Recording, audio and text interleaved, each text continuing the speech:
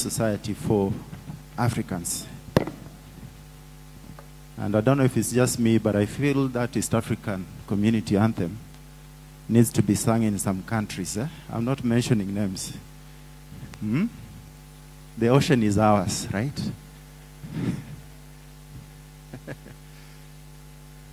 Because we want to work together as the East African community. We'll go straight away to opening remarks, and I would like at this point to welcome the director, Benjamin Avusebwa, who's going to talk about the future of the Kenya Statistical Code of Practice, KESCOP, and the adherence to statistics standards and the emerging role of KNBS in the data ecosystem. Karibu sana, Director Avusebwa. Round of applause, ladies and gentlemen.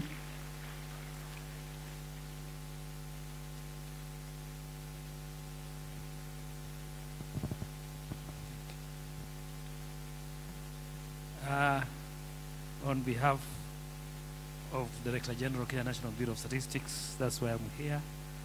The Board of Directors, Kenya National Bureau of Statistics, Dr. Amanja,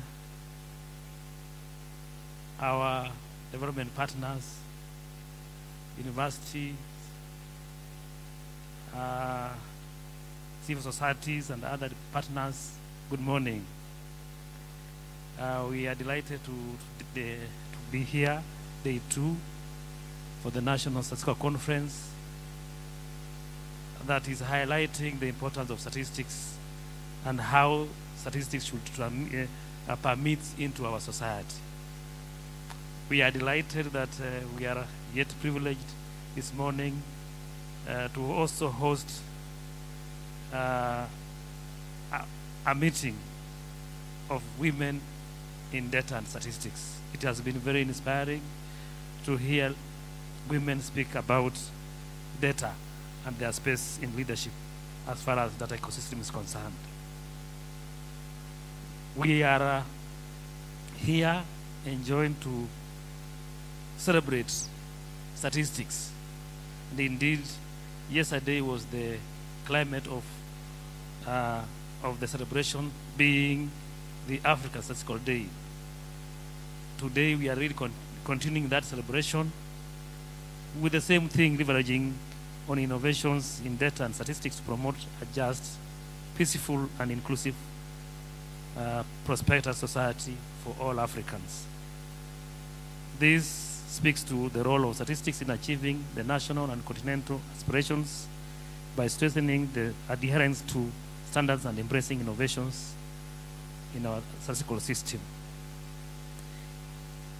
In KNBS, we, in collaboration with all our stakeholders, we want to promote the issue of quality statistics that are embedded in the production of statistics wherever it is being produced within the data ecosystem. In that regard, we partners, we have developed a guideline on how to ensure that quality of statistics is embedded in producing of statistics. That guideline is what we are calling the Kenya Statistical Code of Practice.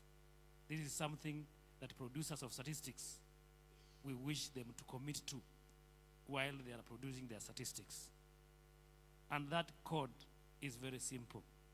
It is based on 3 pillars. One is quality.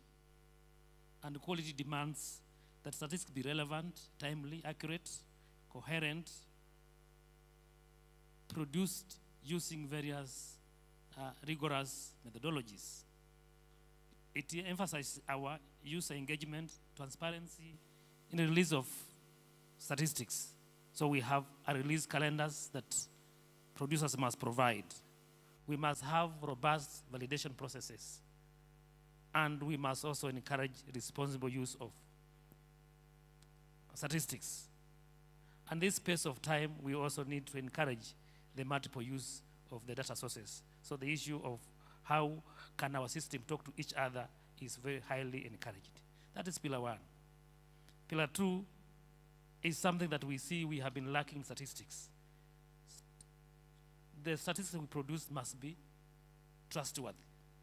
So trustworthiness is a very key pillar in producing statistics among the producers. So we need all producers, be it government, be it civil society, be it private sector, we need to produce statistics that are trustworthy.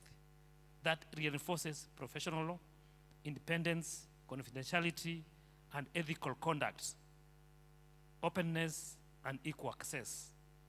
It protects statistics from undue influence and ensures that data is disseminated in a transparent and an impartial manner. Our third pillar under this Kenya Statistical Code of Practice that should be adhered by producers of statistics, because we produce statistics for users, is progressiveness that calls on us to innovate and modernize systems, adapt new technologies, integrate emerging data sources, and strengthen capacity. It acknowledges that statistical systems must evolve with changing environments, ensuring resilient and adaptability and continuous improvement. You will see that should do, and that's why you're talking about AI now, big data analytics, that should be embedded in our data systems to ensure that we progress. So that is the 3 pillars of our code of practice as producers of statistics. Quality, trustworthiness, and progressiveness. So ladies and gentlemen, this is the future for us. We are here, and we are delighted that this is what we already started practicing. You can see KNBS on its part is ensuring that it's bringing on board all producers of statistics. We are working together as a team and encouraging each other that data, as they said yesterday, is the new oil. And this oil, we need to ensure that we give it to, make it available to others that don't have that oil. So thank you very much. I want to believe that as we continue these celebrations, we'll encourage each other to be able to be more responsive to each other and encourage to have this network so that we can make our Kenya great. Thank you. Thank you so much, Director Benjamin Abusebwa. I'll hand over to my good friend, John Walubengo, from the Office of the Data Protection Commissioner to speak about data ethics and governance, data protection, principles of open data, and fulfilling commitments to protecting personal data in the age of AI and open data. I believe there are some slides, so you could load them. Thank you. Thank you, Davis. As we wait for the slides, I just want to say, Board Chair, I'll ride on the protocols earlier set by the director and say, good morning, everybody.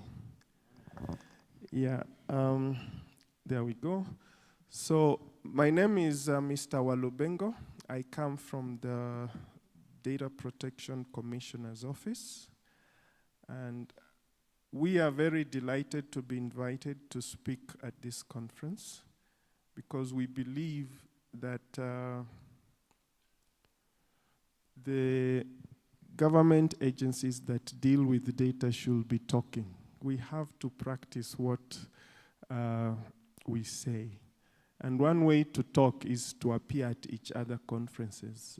This morning, there's another conference from my ministry. Our agency is under the Ministry of ICT. And they are also having a data governance conversation across the other side of Nairobi, where I'll actually go to immediately after this session. So I was asked to speak about data ethics and governance, fulfilling the commitment of protecting personal data in the age of AI and open data. Quite a mouthful, but when I read it, I felt like, and this is true, when people see the data regulator, they imagine that we are here to stop people from collecting data, from sharing data, from exploiting data, so to speak.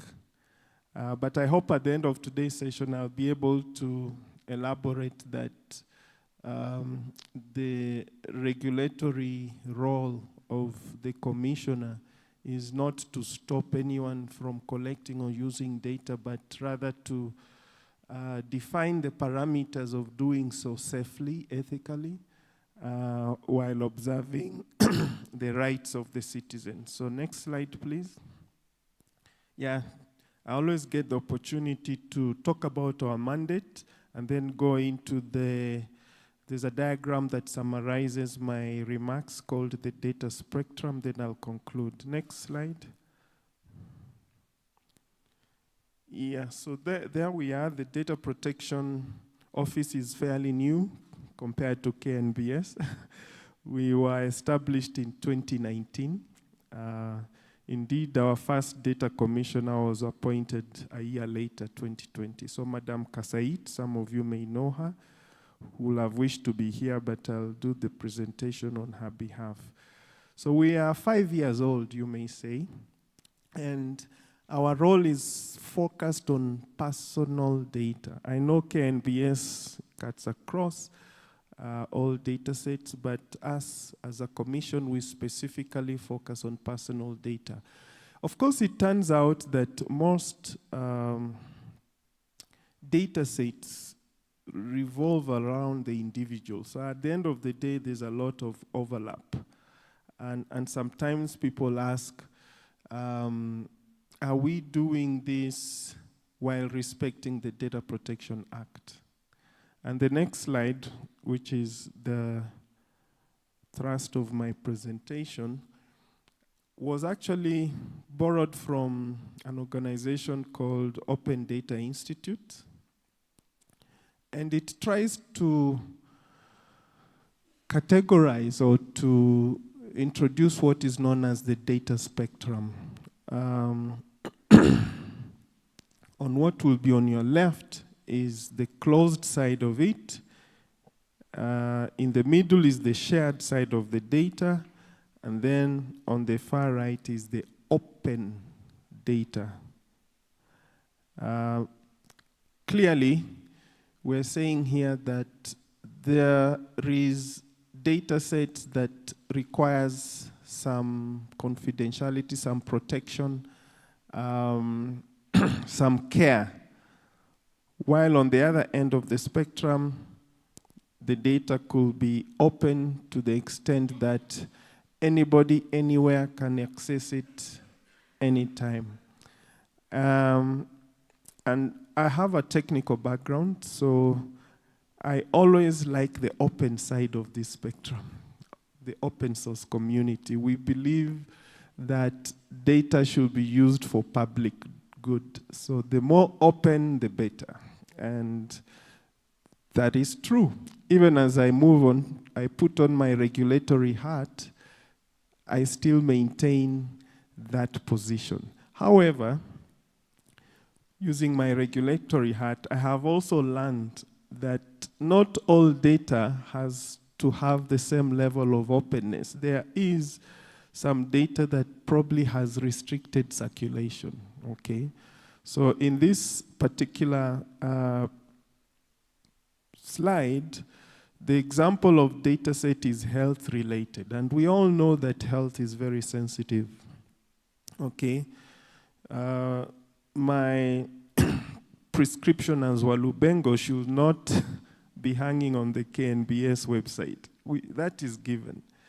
So the data protection regulator is big on the closed side of the data.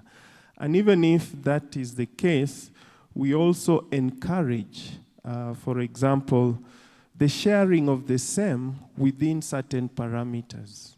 So on that spectrum, you are going through the shared side, so such that even if it's personal data, there's a framework to facilitate you to share it. So if you are researching, if you are a researcher at Kenya National Hospital, and you have data sets of patients, and you want to compare notes with a researcher in America, you should comfortably do so and not imagine that the data commissioner would clamp down on you. No, data commissioner will only provide a code sharing protocol such that you can facilitate that exchange. Okay, so that needs to be very clear, that as regulators, we are not there to stop data sharing. We are there to define the parameters for data sharing. The other thing, of course, is the emerging tech like AI. I mentioned I am a techie, so I know as a developer, one would want to access a generous amount of data anywhere, anyhowly. Because the more data those algorithms inject, the more accurate they become. And there's provision for that. We are not saying you can't do that, I repeat. We simply say you do so in an ethical manner. So if we have developers in the room,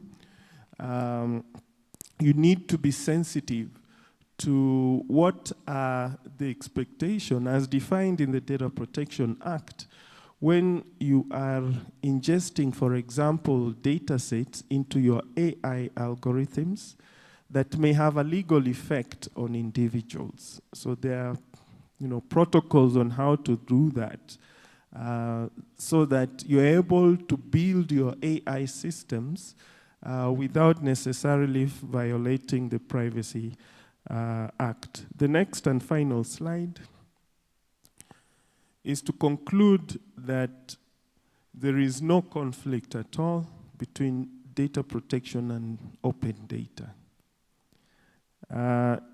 as long as you understand the category of your data and which rules apply. So data categorization, data classification, and each of them have a different rule sets that you abide by, and you should be good to go. With those few remarks, I want to thank KNBS for the invite, and I look forward for the next one. Asante. Thank you so much, Olubengo. We'll quickly transition into a panel discussion. And I would like to invite Dr. John Olukur, who from the Strathmore University. Thank you once again for volunteering to moderate this session. And the panelists, Communications Authority, Lydia Sitienei, National Commission for Science and Technology, NACOSTI, Dr. David Ngigi, and the Global Partnership for Sustainable Development Data, Karen Bett. Welcome.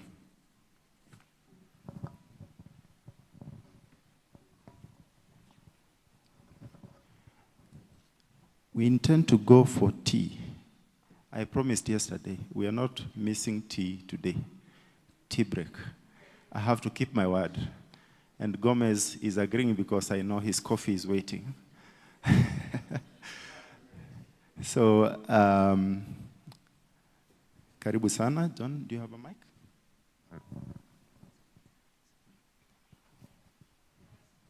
Yes. Over to you. About 35 minutes, and then we'll be good. Thank you very much, MC. Now, when you talk about ethics and governance, I think we need a whole day. And it's just wonderful that it's just coming after the speech from the Office of Data Protection, Olubengo. Thank you very much for doing all that justice.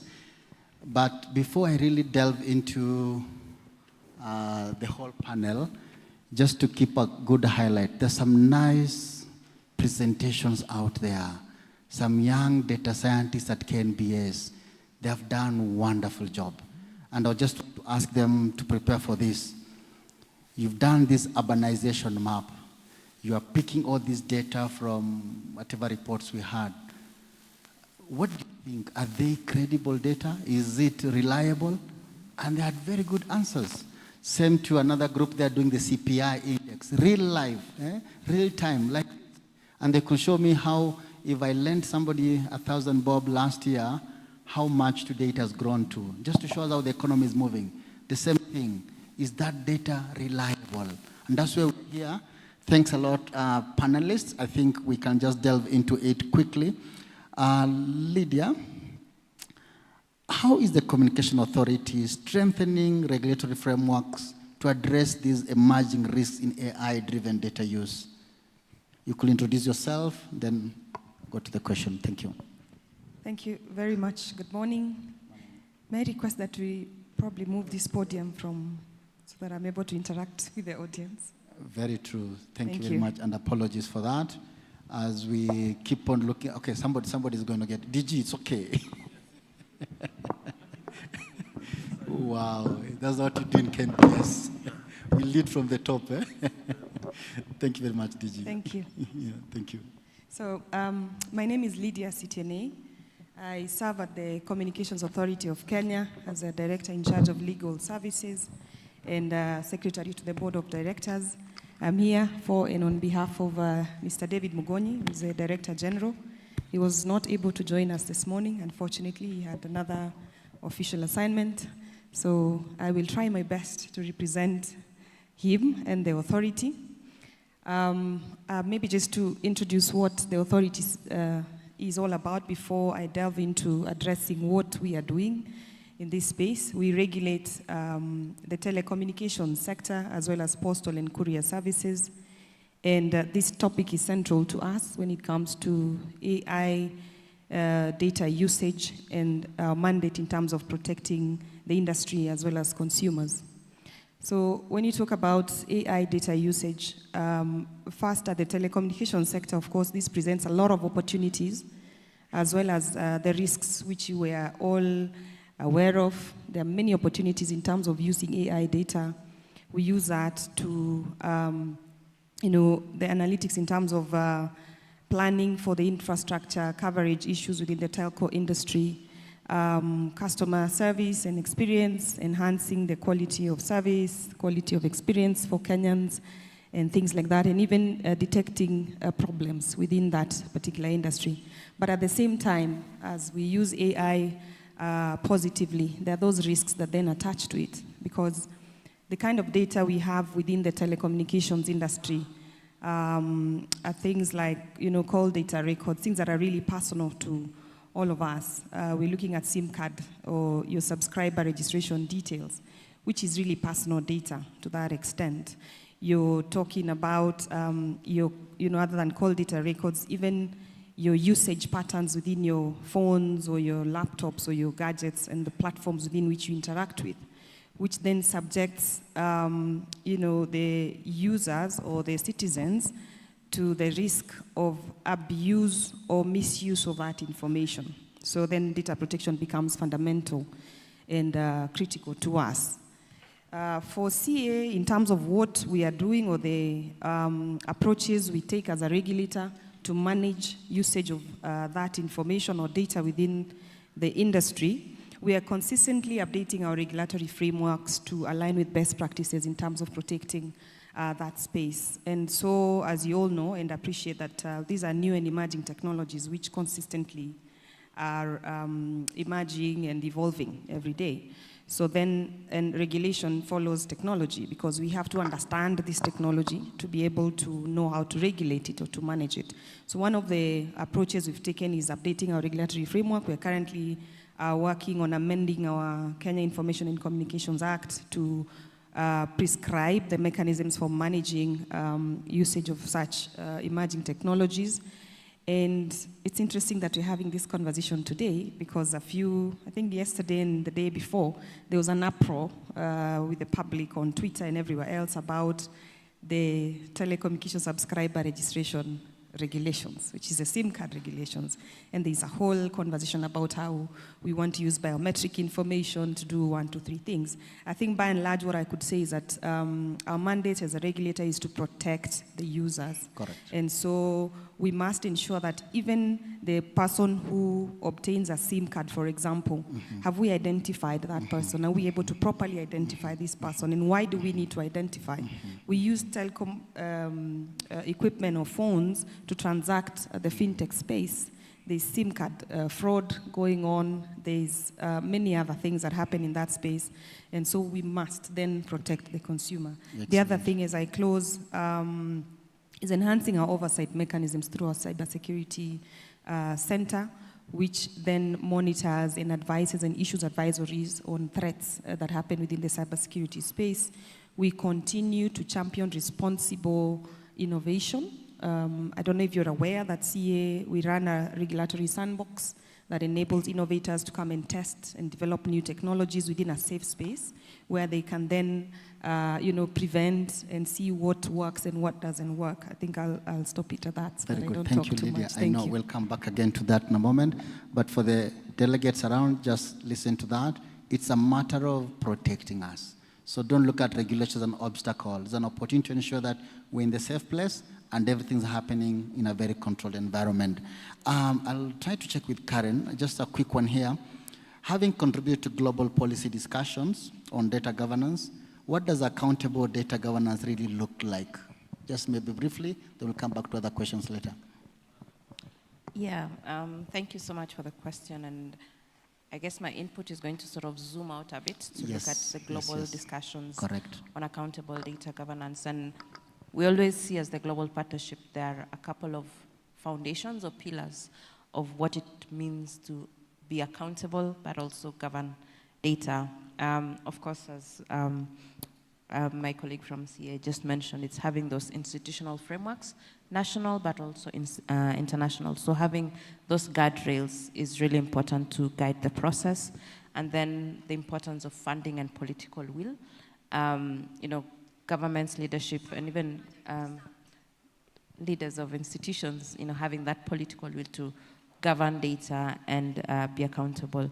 And I think going straight to accountability is really having those feedback mechanisms, consultation mechanisms, using the systems to get reliable access to reliable information and making real-time decision using the data. So it's sort of moving right from data production, data management to data use. That's where you start seeing that it's really accountable and decisions are driven by data. And I think ultimately, accountable data governance is thinking about people from the word go, whether it's to protect them or to be, to serve them. So really people-centric, bringing those voices that often are not heard, marginalized groups, into that discussion around how the data is governed, and those communities having the agency, having the power, having the voice to really also shape how their data is governed. And it feels like it's sort of taking us back to the KESCOP that Mr. Benjamin just mentioned. The Kenya Statistics Code of Practice is really about quality, trustworthiness, and progressive. And that is what accountable data governance is. Thanks a lot, Karen. I think you've just captured one key important point there. In the era of big data, it's the whole issue of veracity, trustworthiness. And at the end of the day, we generate data as people, and we are the same people who are supposed to consume it. And that's really very true, that we need the guardrails. And from the global perspective, why should Kenya be left behind? That's where we need to go. Let's look at the research perspective now. So, Dr. David Ngige, NACOSTI. How can NACOSTI ensure that research institutions uphold ethical standards in data collection and its use? Thank you. On behalf of the National Commission for Science, Technology and Innovation, NACOSTI, let me take this opportunity to thank you, the organizers, for having us here. Yes, indeed, the ethical standards are very critical. NACOSTI exists as a regulator in the space of science, research and innovation, among other responsibilities. But indeed, for us to ensure that this ethical standard, the ethical means of collecting data and use, one of the mechanisms that NACOSTI has in place is issues of research licensing. You're supposed to license each and every research that is being conducted in this country, both Kenyan and non-Kenyan. And this is one of the mechanisms to ensure, one, issues of integrity, data integrity, national security, and all those aspects. So indeed, we have that mechanism to ensure each and every research. Are we able to have license all the researchers in Kenya? We still have challenges in there, because currently we are licensing about 12,000 research per year.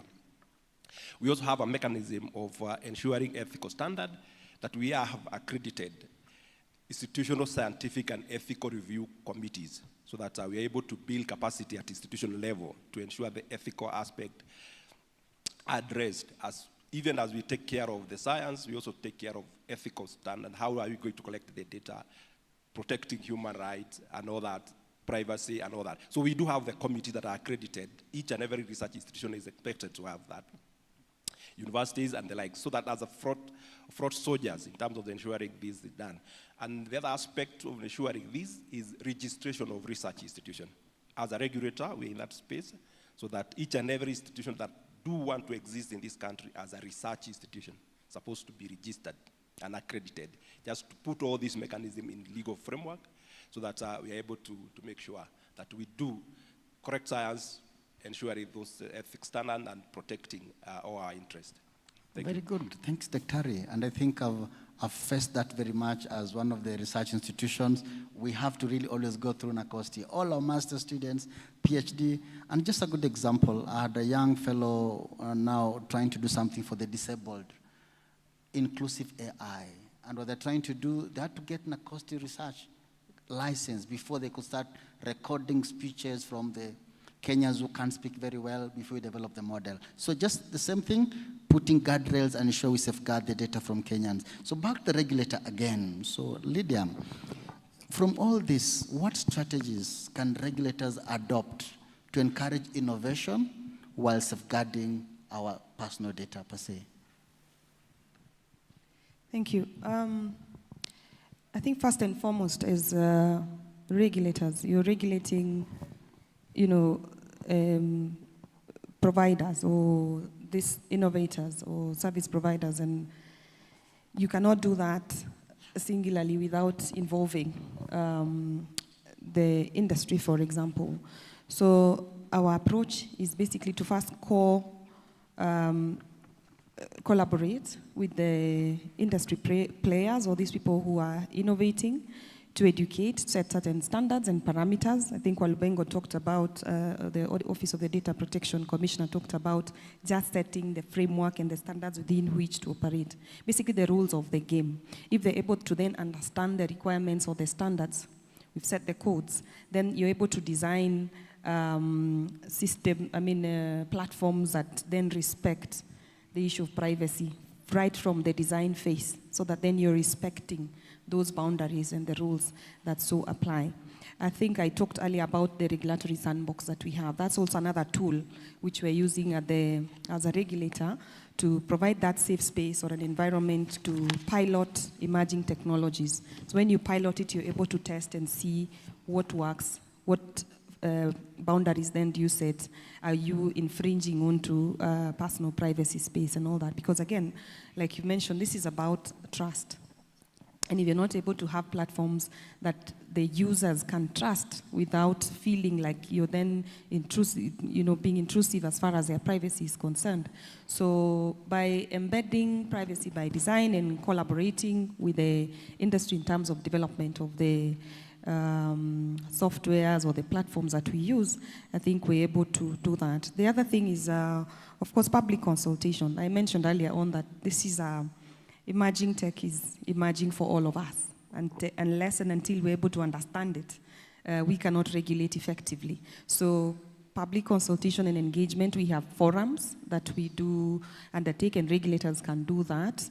Innovation hubs, we have sensitization exercises that take place, consultations that happen at that space, just to make sure that we actually able to get as much feedback as possible, as much suggestions as possible, to be able to even design standards or codes. The other way is collaborating even at the international level, global level.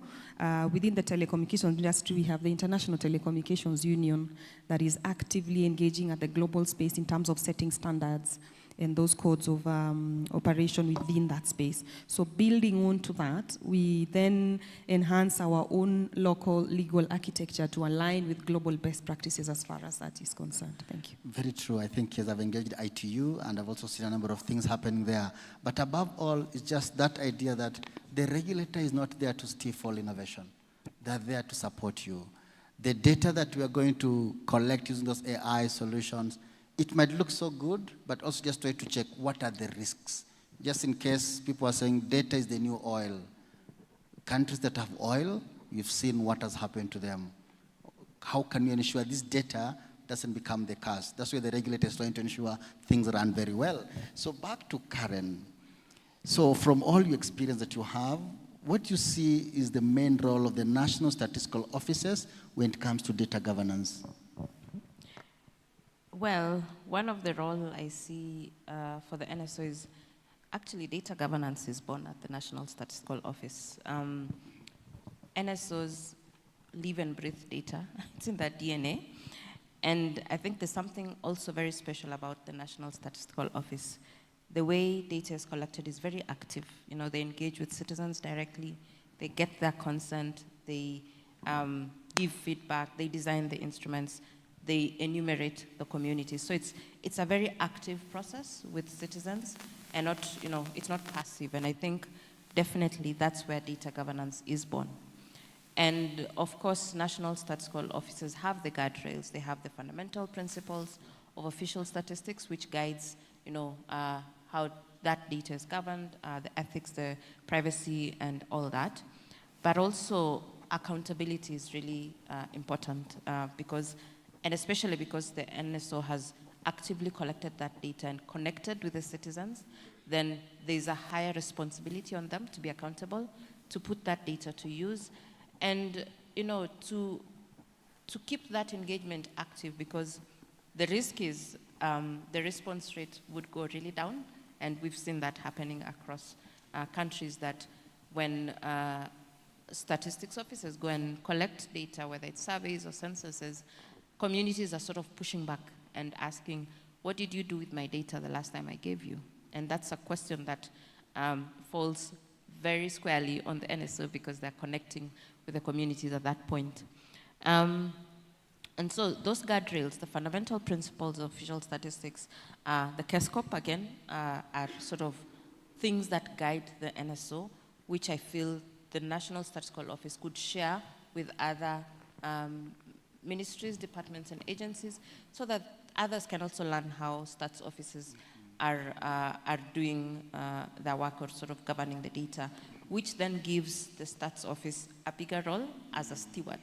So not just the collector, but actually the steward that can shape, that can guide the quality, that can build that trust or help others learn how to build trust with citizens and with government, and to really promote that progressiveness when it comes to data collection, data use, and data governance. Very true. I agree. I fully agree with you, Karen, because at the end of the day, the National Statistical Offices, having put all this data available, people want to trust it, and they want to have the confidence. If I'm going to make decisions out of it, then I'm sure it's all well taken care of.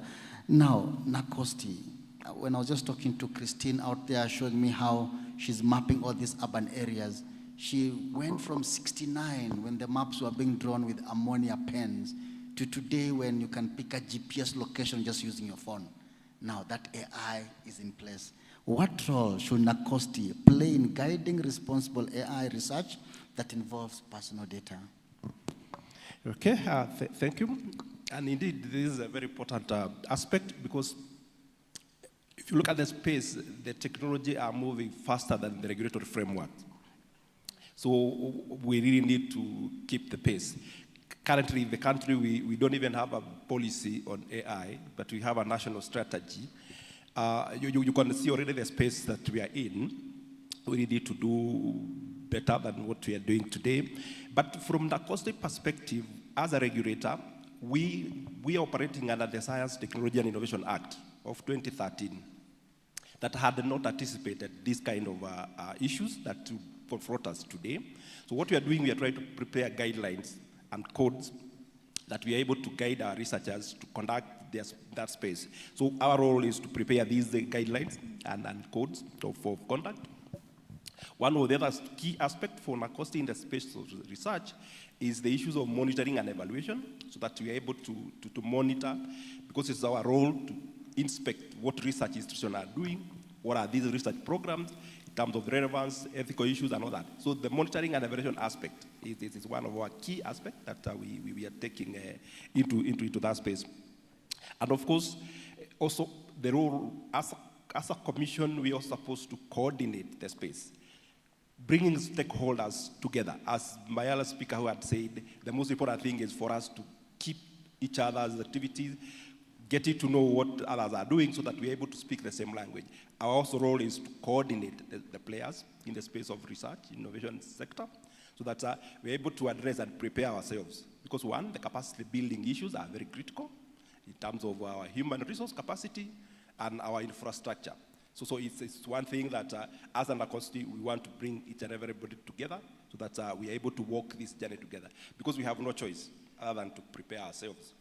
Human capacity is critical, infrastructure that we are going to display in there for us to harness the potential of all these emerging technologies.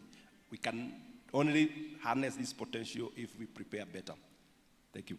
Very good, very good. I was just consulting to see if I'm allowed to get questions from the audience, because this is a topic that involves all of us. Just one or two questions from the audience, please. The mic will come somewhere there. Because it's something that really touches all of us, and as Dr. Rio was mentioning, reg always lags behind technology. So reg tech and innovation, they're always chasing each other, and not only in Kenya, all over the world. Yes, madam. All right, thank you, and thank you to the panelists. My name is Christina Julu. I work with the Open Institute.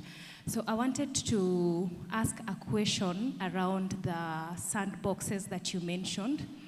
And being in the space where I am, I appreciate the role that sandboxes play in the regulatory process. But my question is, even as you set this up, how many Kenyans are aware that this is existing and what they can do within the sandboxes? Because we appreciate the role it plays, but very few people know that this opportunity is actually out there and they can make use of it. Thank you. Thank you very much. I think that goes to Lydia. Yes. Can you take one more before we answer? One more? Very good. Okay. Thank you. My name is Dr. Fidelis Mukudi from Cooperative University of Kenya. My question is on the regulatory frameworks of the use of AI generated generated content and such like things. Who is responsible for the harm that is done by AI generated tools? Is it the one who came up with it, or is it the one who is using it? And how is the regulator taking this into consideration that it is safe? Daktari, that's a very hard question, but I hope my panel will try to crack it. I will start with the easy one. Lydia, let's start. Okay, thank you. Thank you, Christine. A very fundamental question, indeed. Is the public aware of such platforms that are available? We try as much as possible to sensitize the public through, we have many forums where we engage. But I hear you in terms of the fact that in reality there could be a lot of potential innovators who may not necessarily know. There are quite a number of forums that have been taking place in terms of innovation. We had the Connected Africa Summit. In such platforms, we try to popularize this sandbox as much as possible in terms of informing the public. The information is also available on our website. There's a link to it. There are guidelines to how you can actually approach the authority for purposes of accessing usage or bringing in your innovation into the regulatory sandbox. But from the look of your face, like that's the website. So how many Kenyans really know how to get there? So yeah, we consistently try through our local social media forums, handles, our platforms as a regulator. I think we'll make more intensified effort to perhaps publicize that. We'll leave our contact. I have my colleagues with me here if you're much interested in that. Maybe we can take more ideas from you on how we can make this known to the public. Yeah. I just read her lips. She said you'll talk after this. Okay, very well. Thank Kenyans, you. Kuongea nyuma ya tent. Tuonane nyuma ya tent. Good. I'll attempt to respond to the other gentleman, Fidelis, who asked about the harm that arises then from use of such tools.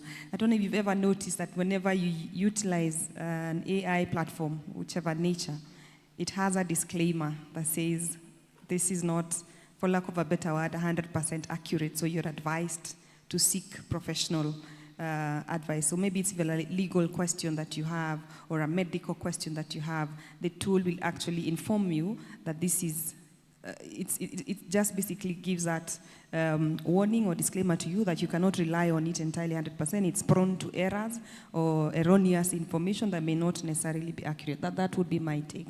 So it's not to be utilized entirely to solve problems. It is just to enable us or facilitate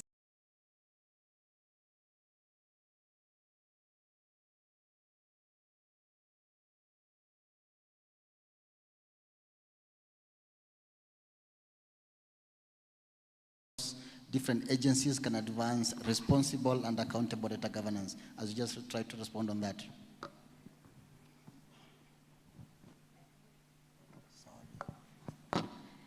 I feel has been sufficiently responded to by the regulator on AI, but I think on the sandboxes, it's quite new in the data space. I know it's been active in the fintech and space much more, the use of sandboxes. Now we're seeing it more and more prominent in the data space. So I think with more, of course, communication, having those knowledge brokers as well, that sandbox methodology or approach could be further utilized and maximized by the data community. Just in terms of partnerships and learning, I have about 4 points. From what we've done at the Global Partnership, just bringing together governments, different governments together, different institutions together, you don't need to reinvent the wheel. Some countries, some institutions have done some work around data governance, and there's something to learn from each other. I've found it really powerful when you bring countries that share borders or share territories together. We call it South-to-South learning. You find that there's a lot that they can learn from each other. They can sort of understand the models that they're taking to data governance and other data topics. And with that, it also creates that safe space that, you know, you're a government in Tanzania, I'm a government in Kenya. You know, let's have an open and very candid conversation on what are the challenges we are both facing and how can we navigate. So just fostering learning across borders, countries that share borders, countries that share territories, there's a lot of learning that can flow there. And in the, you know, the interest of catching up, sort of building that peer pressure, building it in a nice way, of course, but just building that peer pressure across governments on the importance of data governance also leads governments to take action and do something around data governance. It's, of course, important to be aware that when we tend to see data governance as a regulation rather than a process of engaging with communities, the risk is that we might actually end up closing data rather than opening it up. So it's also how we package it, that we're not regulating because we must close all the data. We want to regulate so that you're safe, but also allow data to be open. And I think referring to Mr. Walebenga's point just now, that data should be as open and as necessary, as open as possible, as closed as necessary, is the way to go. I think just as the last point, data governance is a journey, it's not a destination. I wouldn't say that we've fixed it all just by having the laws in place or you know, whatever practices are there. So it evolves. There are challenges that come up daily, and we are aware of that. I think last but not least, and I remember one incident where we were talking about SDG data gaps, and we're looking at the Kenya's SDG indicator framework, and we had some people from academia in the room, and they were sort of looking and saying, well, it looks like Kenya is not reporting on suicide rates, for example. We in academia have that data. So how do we let the data flow? And it's sort of looking at NACOSTI now, because you already have those frameworks and systems on academic data.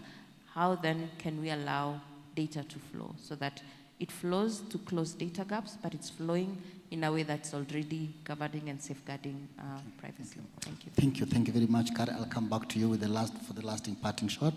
So, Dr. Ray, as we close with your parting shot, just try to also address this. What emerging ethical challenges in scientific data use should policymakers anticipate in the coming few years now? Great. I think in the advent of these emerging technologies, there will be various number of issues that we need to really do anticipate. One of the things that I will quickly think of is the issues of privacy issues and re-identification of the data subjects. Much of the data we do have is anonymized, but with this machine learning, we're going to confront those aspects of privacy issues, data being retraced to the owners, that what was not intended, the issues of algorithmic biasness, because definitely that's the space we are going to find ourselves. Some other communities, some other subjects or communities being discriminated, because particularly some of the issues that we do have today, like the issues of the precision medicine, if we're not handled well, this we really need to prepare ourselves, because this could end up widening the gap in terms of discriminating some other segment. We really have to be ready for this. Some of the other issues, like the issues of intellectual property right. Today, the laws identify how we protect our IP, our intellectual property, in terms of the copyright, patent.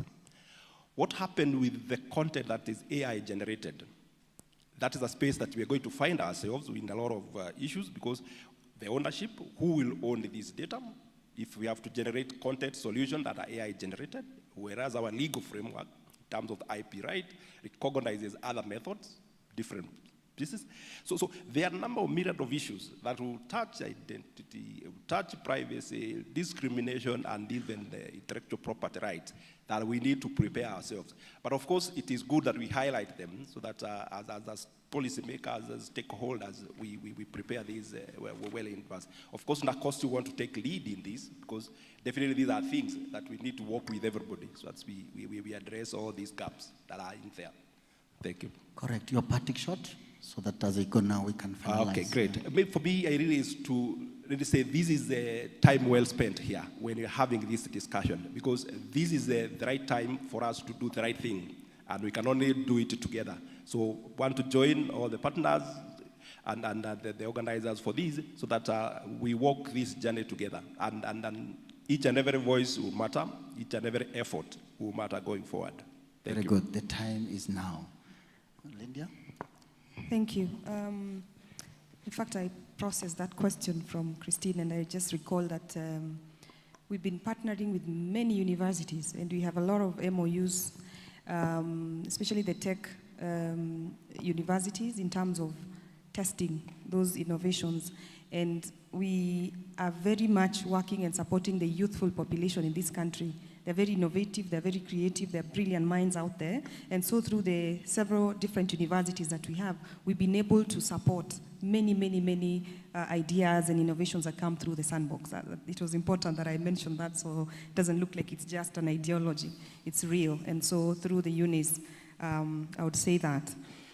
I think for me, bottom line, as regulators, we must ensure that we are not, again, creating a lot of fragmented regulation as far as this space is concerned. So the idea is to harmonize policies and bring them to speak to each other so that we don't overburden the public with too much regulation. So it's important that then regulators are able to come together and perhaps come up with cross-sector standards that apply. Because again, from the public sector perspective, AI, cuts across many sectors. When you look at the e-commerce platform, when you look at health, when you're looking at e-government services, as far as we're concerned. So then how do we harmonize as regulators? We have the Office of the Data Protection Commissioner, we have CA, we have the research regulators here.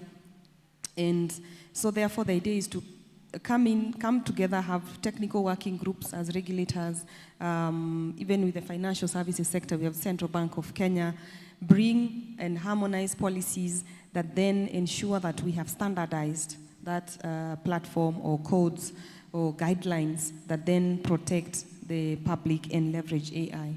My parting shot would be AI for good. Let's use it for good. It can be harmful, but it can also be for good. Very true. AI for good. Karen, parting shot, please. Yeah, I feel my predecessors have said all my points. But I think the 2 points, the reason we talk about data governance, innovation, it's about serving people.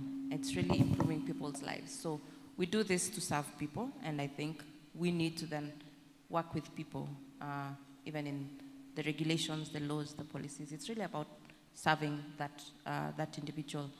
And the importance of collaboration, whether it's formal ways of collaboration, the legal frameworks, also the way to the informal mechanisms, the networks, the social networks, the interaction offline, if I would say, not official. But those are the things that really inspire change and build that political will.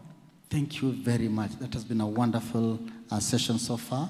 Just to emphasize a few pointers here, governance provides the how, ethics provides the why, and should we. Ethics informs governance. Governance enforces ethics. Take that and always try to remember, when it comes to data, it's not just about collecting, it's not just about analyzing, it's not about decision making. Now data governance has come into place. Whatever you are picking, are you going to utilize it well? The time is now. A journey of 1,000 miles starts with, my Chinese friends I can see in the room, it doesn't start with one step. It starts with a plan. One step towards where? You need to know where you're going, and then you can make a step towards that direction. And then they say also, a life begins at,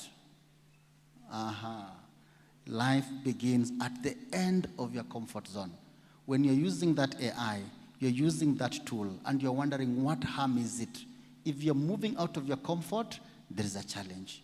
Remember, ethics informs governance, governance enforces ethics. Thank you very much, my dear panelists, and thanks, delegates, for just persevering, not rushing for tea, and to listen to us. Thank you very much, and let's continue the conversation. Thank you. Thank you so much, Dr. Olukur and your team. I think you're going to take a photo of the panel. Meanwhile, ladies and gentlemen, it's time for a quick tea break, 15 minutes. The VIPs, you know where to go. The rest of us is tea, I believe, and mandazi waiting for us. I don't know if mandazi is there for sure. But whatever is there, please partake it. We have about 15 minutes, and then we'll get back so we can try and recover some time. But thank you for your patience, and we can proceed now.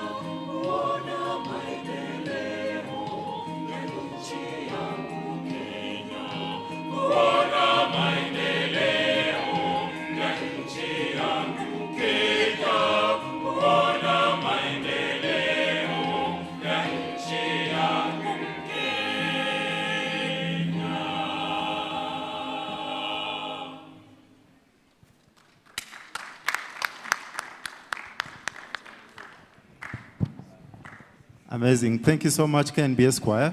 Are you for hire by any chance? Ladies and gentlemen, you can also hire that choir. You can hire the choir. It's actually rhyming. Thank you so much. We truly appreciate. How many of us are interested in citizen-generated data? By show of hands. Citizen-generated data and community-led innovation. Show of hands, like you've had tea. Today, there's plenty of energy. That's just about 50% of the room, right? How many of us are interested in emerging technologies, transforming statistics?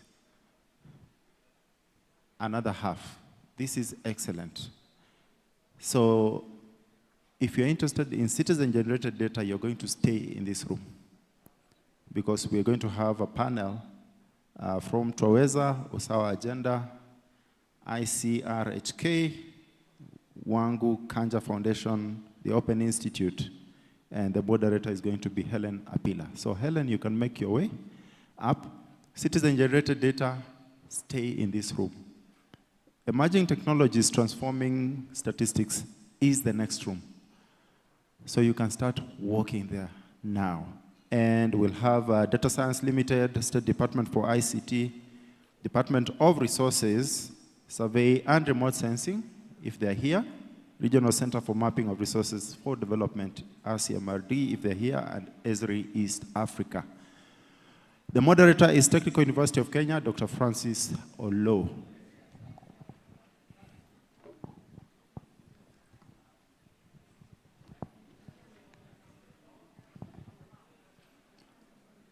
Helen, your panelists. So let's have James Sierra from Toweza, Dr.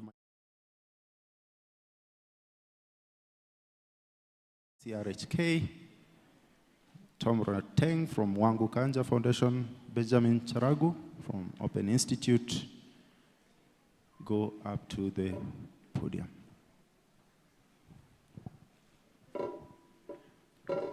There are microphones right where you're seated.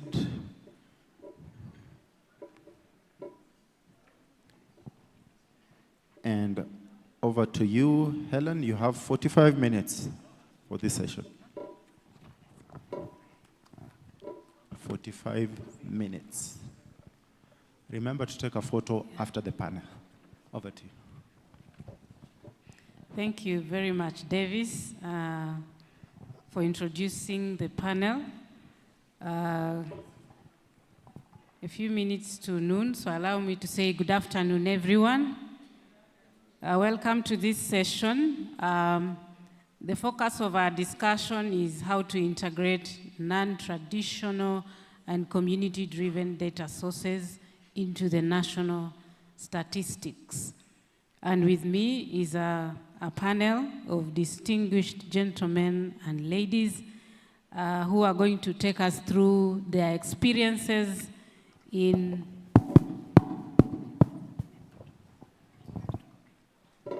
They are going to share their experiences and best practices, as well as some of the gaps and initiatives that we can take.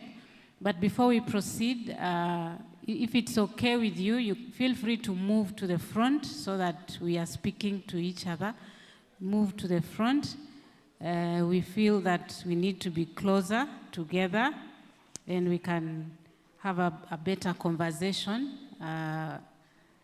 compared to what we used to do during COVID. So let's utilize that opportunity. Let's move closer and exercise that, appreciate that gift of being in the same room. So allow me to just invite our first speaker to take us through some of the initiatives that they have implemented. But most importantly, why citizen-generated data is that in the past few years, since we started as a country to report on the Sustainable Development Goals, there were notable data gaps that existed within the national indicator framework, but also as a country, when we are monitoring progress, there are indicators that do not have national statistics to use for reporting. And with that, the country, through the National Bureau of Statistics, adopted the framework of citizen-generated data, and they also developed a validation criteria to validate data that is generated by non-state actors, specifically civil society organizations. So the individuals that are in front of me are going to take us through that process with lived experiences. So I'll start with Mr. James. From your engagement with the Bureau, which community-driven reporting channels have been effective and are reliable in revealing some of the insights that have gaps in official statistics? Over to you, James.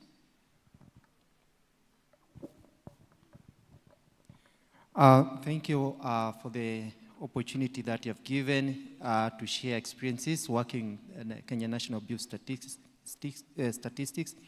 especially when dealing with citizen-generated data. There are various ways or reporting channels which are critical, and I'm looking at it from two dimensions, both qualitative and quantitative data, because when I look at quantitative data, it's quite structured.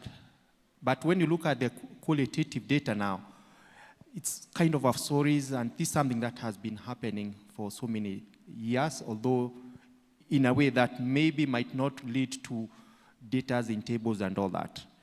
And in my opinion, it depends, and I would want to embrace a hybrid model that involves all these methods. For instance, we have SMS, WhatsApp, digital platforms, social media, and all that.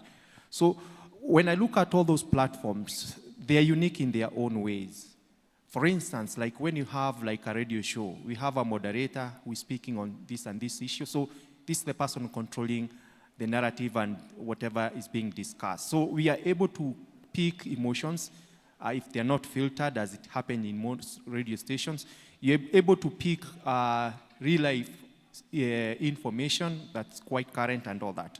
Now, when it comes to SMS, we also look at different platforms and residents like urban and rural, and mostly happens in the rural area. It's quite limited because in most cases it's a one-way traffic and all that. The same thing when it comes to radio calls, there's also the use of vernacular, so people are able to express the emotions in a better way. And besides that, we have like conversation where people, it's a two-way traffic and all that. Then you have like digital diaries, whereby you collect kind of longitudinal data. So you are able to pick information longitudinally, following a household, be able to pick highs and lows and all that.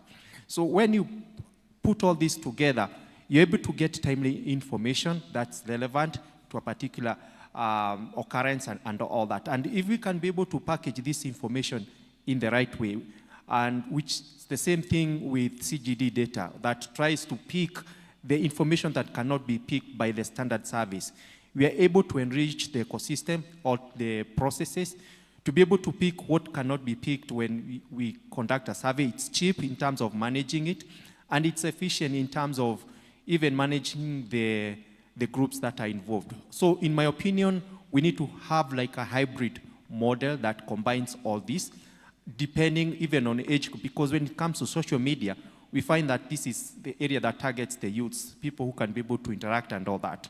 And we can be able even to do geofence and all that. So it depends on which area or the kind of data you are targeting. Thank you. Thank you, James. A quick follow-up on that, Dr. Manyasa, I'll come to you. You have dealt with data that relates to education and specifically classroom experiences from the children and learners and the feedback mechanisms. So how has that been able to officially fill the data gaps in the national system? Thank you. Thank you for having me, and thank you to our audience for choosing to stay in this room, because there was an option to choose another room. So we generate data on foundational learning, and being a citizens organization, we have the flexibility that the government does not have. And I'll give an example why we have this flexibility that the government does not have.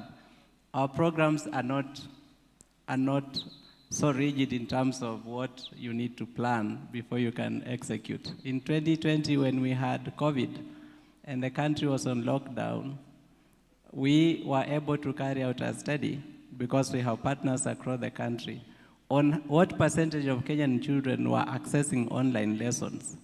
And at that time, we had a conversation in the country on whether to open schools online.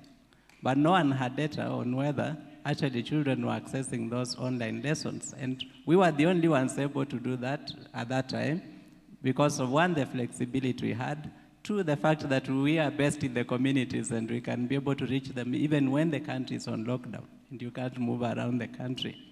So that flexibility is important.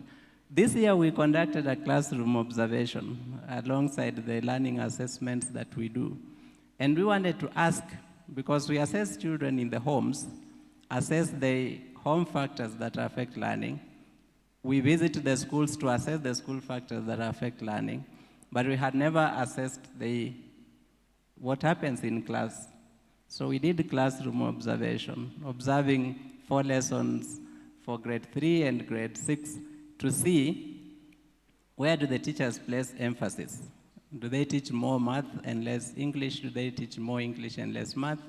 And we are analyzing that data now to see how can we be able to explain the differences in learning outcomes between literacy and numeracy? Is it on the basis of what happens in the class, or is it on the basis of the attitudes learners have toward these subjects? Is it the staffing in those schools?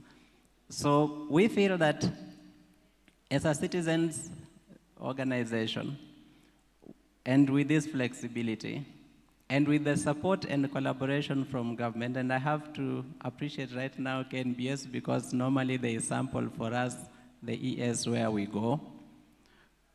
That helps to create a mechanism that will fill gaps in the data that the government is able to generate. We do this with more regularity than the government does. Our data is more frequent in terms of what we generate. We are also able to get a triangulation of a multiplicity of variables, because if you look at learning outcome data that is conducted, for instance, by NEC, is done in school. It is not in any way linked to the home factors that may be affecting that outcome. We do it at home and track the learner to the school, and we are able to triangulate those factors. And so I think that citizens-generated data has importance because of the manner in which it is generated.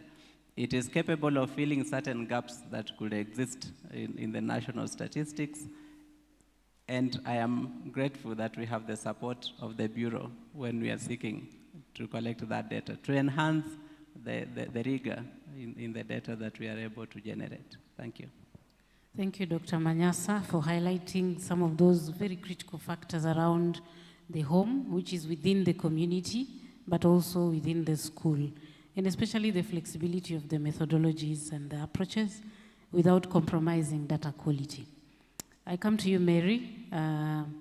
You have been generating data around health, and if you can share with us, what are the insights in terms of some of the key indicators that you have been able to collect data to cover the data gaps in administrative data?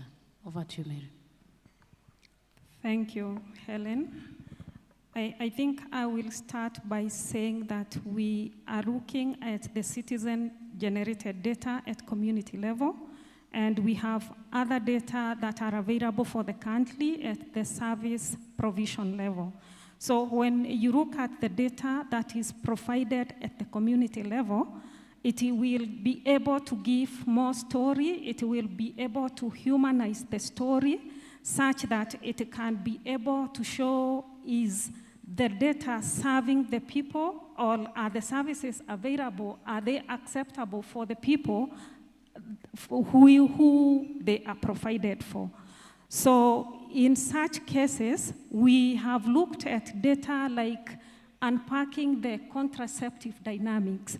When you look at the service statistics, it will be able to tell you who are the new adopters, who switched, and who continued.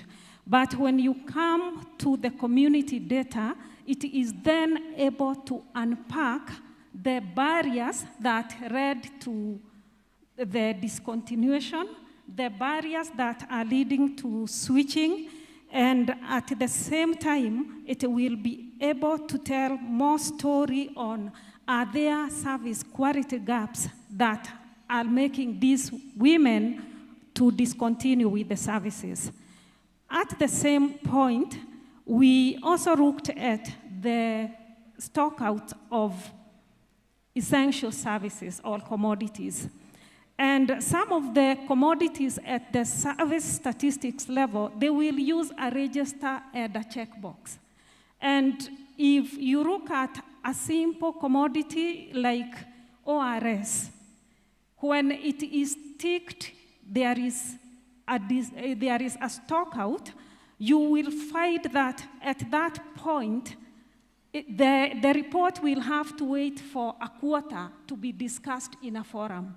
But at the community level, if a community health promoter reports that a child in that community has passed on because of diarrhea and because there was no ORS at the facility level, then the decision makers are able to come out very fast and act on it and provide for the commodity.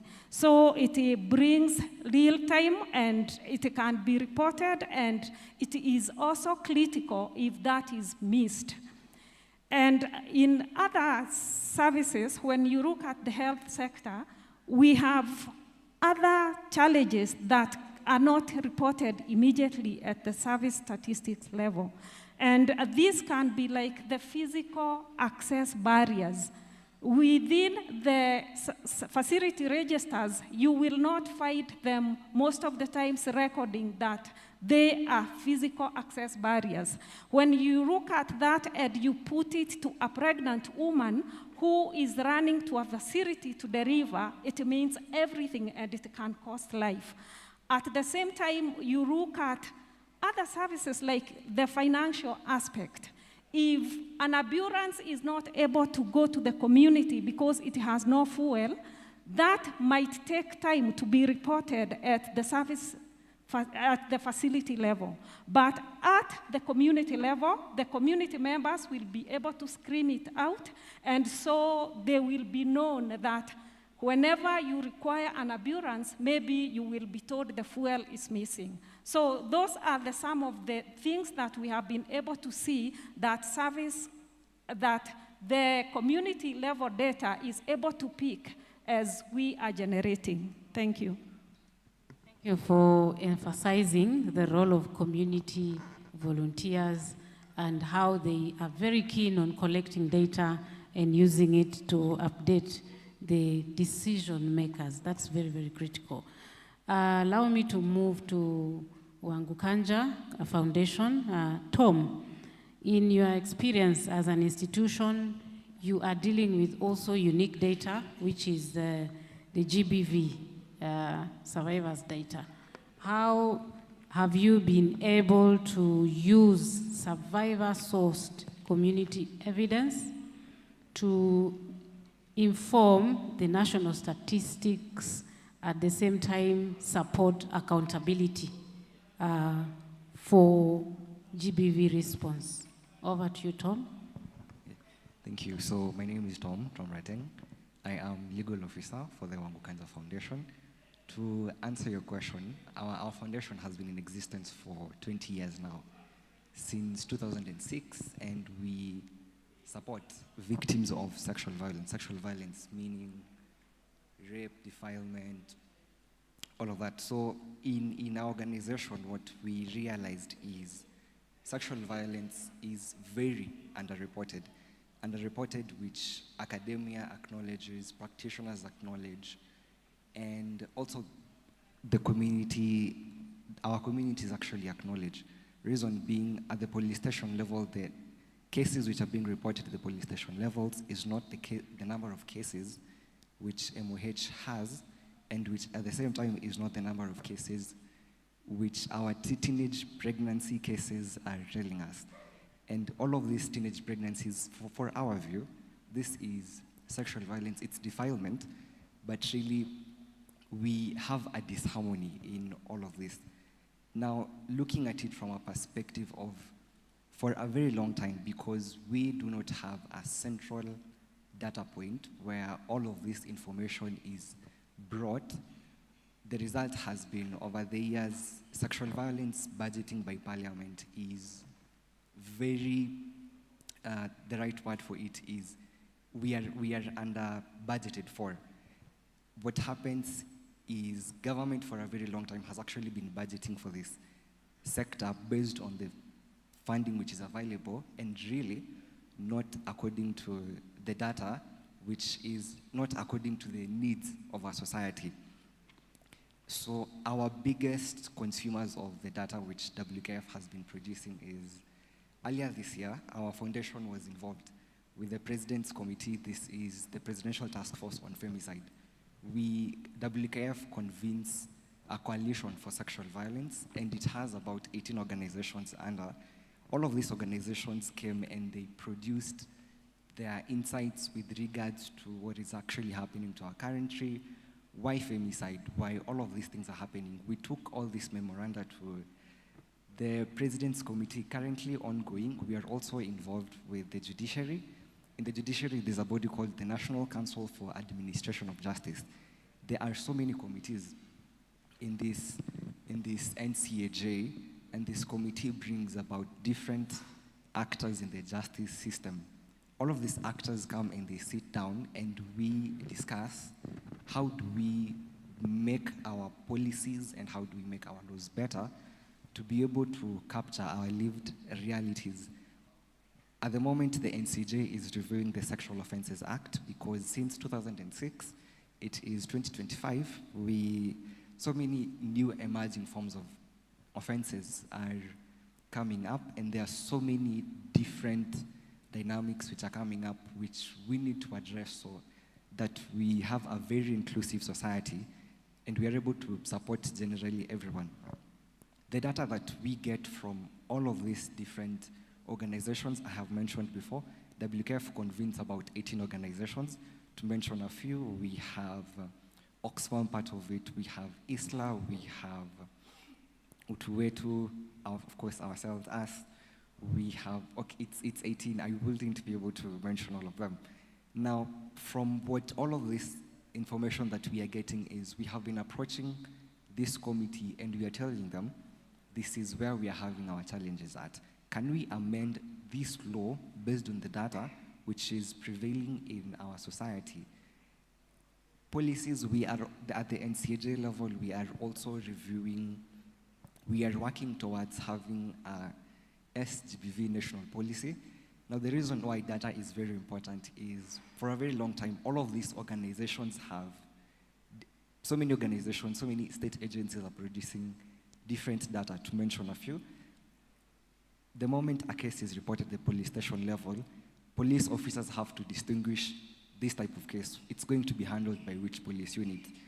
For example, sharing of nudes, which is very prevalent in Kenya, it's very unfortunate, will be handled by the cyber crimes unit. Now, the data which the cyber crimes unit, they produce is not the same data which the anti-human trafficking, HTPU, yes, they produce as they handle all of these children. It's not the same amount of cases which our gender officers in the police stations are producing, and we have crossed that level. It's not the same amount of data which our hospitals are handling. It's not the same amount of data our judiciary is handling. All of this data, we now bring it together and to inform policy so that policy and law has to be data-driven. Now, for the question about how do we support accountability, is that one approach which we saw it very effective. We have seen it in other organizations, and it was an opportunity for WKF to look at is maximizing partnerships. Partnerships, we have an MOU with KNBS. It is at its advanced stage. Now this MOU, in the MOU, we clearly defined what we want to achieve. We wanted to achieve a centralized data repository for sexual violence, the data, the architecture itself where all of these state agencies feed their data into KNBS. KNBS is very neutral. So many people don't trust, there are so many agencies, so we wanted a very centralized point, easy for everyone. And then, in addition to this, we are maximizing on the technical capacity that KNBS, they have. This technical capacity includes giving us technical officers to help us analyze the data, to validate and accredit our data collection tool. At WKF, we have Kobo Collect, and we have a toll-free line. It is 1519, and also to give us these technical people to generally help us solve and see all of these different points. So yes, that's what our approach we're taking right now. Thank you. Thank you very much. You have highlighted very critical issues. We have mentioned in the partnerships and collaborations, the memorandums of understanding with the Bureau are very critical in providing technical capacity. We appreciate that. And of course, you have mentioned the issues of under-budgeting and financing within the sexual violence interventions. And also you are emphasizing the need for centralized data points. And I hope that as a country, we will eventually achieve that in a few years. I think the new forms of GBV, you mentioned femicide, you're also talking about the technologically facilitated GBV, which we are going to also need to have a separate discussion on in future. And of course, most importantly, the issues of the legal frameworks. And that takes me to my next speaker on the panel, and that's Benjamin. Benjamin, Open Institute is a member of the Technical Working Committee on Citizen-Generated Data, and you have been a champion in the process of validating citizen-generated data. What are some of the standards that are required, but also what are the gaps that you have seen that have made some of the data that CSOs bring forward not pass the criteria? Over to you, Benjamin. Yeah, good afternoon. My name is Benjamin, as Helen has mentioned, from Open Institute. I'm Director of Partnerships. So I think that already sets me up to talk about the partnerships that we're already having as an institution with KNBS and other partners. We've been privileged to work amongst other peers as well, to engage in the development of the quality assurance framework with KNBS, which basically helps us to manage the data that is coming from citizen data or other non-government data sources that then is made to sort of sit in a way that it can be used officially. So the criteria has been developed in a way that the data that is collected meets certain areas or issues. That way, then it can be used either officially by KNBS or national members, or even the teams as well from our end who work with us in the various aspects. We work with the counties primarily to help them, standardize the data that they currently have. They do generate data, especially administrative, and they do use that data, or they need to use that data for planning and for budgeting. Working with them, we've been able to co-create policies. We've been able to co-create tools that help them manage this data in ways that is meaningful for making certain decisions within and without their respective areas of work. So counties like Kilifi, the one that we currently working with, is able to showcase, even from a dashboard that we developed together, the data that they've been collecting and what it is that they're using it, and citizen-generated data as well coming on board, where they have embraced data coming from their stakeholders or citizenry, and being able to use that to support the work that they're doing, right? So using the frameworks that are already in place and the methodologies of maybe data collection and the tools that have been developed to sustain that data collection and usage of it has been one of the things that I can say has successfully been done. We can see that also scaling up to other counties as well. We've signed an MOU with Homa Bay, and we are going to be seeing citizen-generated data, the county data, all coming into a place or a platform that we can now appreciate the power of data, as we are calling it, to make better decisions, and being able to also lean on the framework that KNBS is doing, so that we're able also to use that for official, or for at least picking that data to make better decisions from that particular level.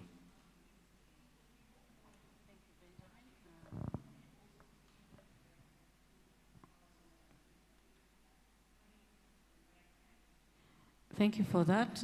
You're highlighting also, most importantly, the issue of the dashboards, and also thank you for bringing up the counties, how you're supporting them in the partnerships that you have. I think that's a very, very critical component of the work that citizens can engage in. The data that once it's in a common platform, then everybody in that county, as well as outside the country, can access that information. I will go back to Dr. Manyasa. From where you sit, we have spoken about things that work. I would like to hear from you, what are some of the gaps and what are the challenges, probably, as well as what recommendations do you make? So, we know a number of things. One, that data defines narratives. And narratives allocate resources and power. So data is political. Because data is political, one of the gaps in citizen-generated data is making sure that the data is actually credible. There is still a credibility gap. There is still a lot of people saying we have conducted a survey, and that survey has been done in one district. So if you have conducted a survey on dietary habits of Kenyans in one district, if you generalize about Kenya, you're likely to be way off the mark, right? So those are gaps. One is credibility of that data in terms of the rigor of the methodologies involved, and two, is the scale. What is the scale of a lot of the work that is being done? And is that scale sufficient to make us make the claims we make based on that data? I think that that is important for us to do. There is a third issue that remains a gap, and that is the funding of this research. And I work in a civil society organization, and I have worked there for the last 10 years. And if you're not careful, you can actually be engaging in research every day that leads nowhere, because you are undertaking research that is funded at any given time. People come with money, they tell you, we want something on this, you do that. Another one comes, they want something on something else, you do that. But there is no coherence in this research, and so over time, your reports cannot speak to each other over time, because every time you're changing methodology, you're changing the area of focus, and you're coming up sometimes with even contradicting conclusions from your own research. And I think that those are still gaps that we need to fill. But if we fill those gaps, there is a lot of value in what this data is capable of doing. I'll tell you, for instance, that Kenya is signatory to SDG 4. And among the indicators of SDG 4 is to report the children aged 10 who can read a certain level. At grade 3, Kenya we report at grade 3.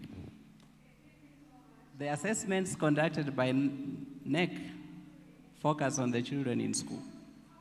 And there is no one with data except maybe ourselves that cover children out of the school who are age 10. So if we only use NEC data, which is the official data, it will only be reporting on the children who are enrolled in school and are aged 10. We will not be able to cover all the children in Kenya. So the data we provide can actually fill that gap, because we assess children from the households, and we assess all the children regardless of their schooling status. So we have data on all the children, unlike the official data that has only data on children in school.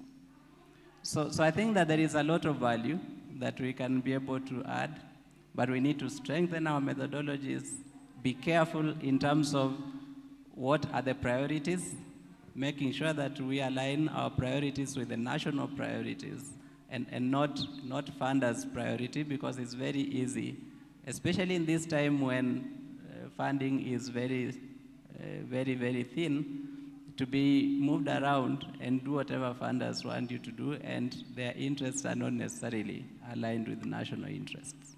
Thank you. Thank you for highlighting the need to strengthen our methodologies, but also most importantly, the data that we collect, does it speak to the needs of the country? So that we are not collecting data for other people's priorities. Back to you, James. With all the technologies that we are adopting, especially as we increasingly adopt AI and a lot of platforms, and we are also talking about how the citizens are quickly engaging and adopting this. What have been some of the challenges, and how do you recommend this can be addressed?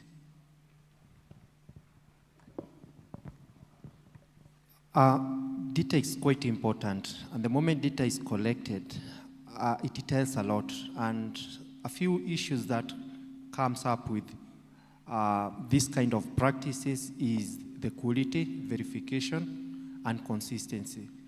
So it's important whenever you have this kind of processes to ensure that whatever you collect is of quality. It's in harmony with what has been done before. And there are procedures that have been set up, like even at tool development, which is, I think, something classical. Look at jams and all that, doing pilot and all that, because even with CGD data, we have such things. There's also verification, especially when you're using tools. We have advanced. We have like tablets and all that. They are those jams, ensure that they are working perfectly. Even at, when you go out there, you can do back checks and all that. And especially when it comes to the AI tools that develop using those platforms, we have also to look at consistency. And we have also to utilize some methodologies, maybe statistical, to check on issues to be with outliers, whether they are there. Duplications, which is also another common issue in terms of the quality of data that is collected.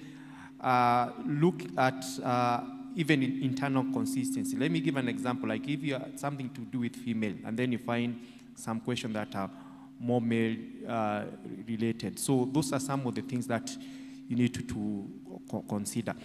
There's also another way to verify whether accuracy of the data.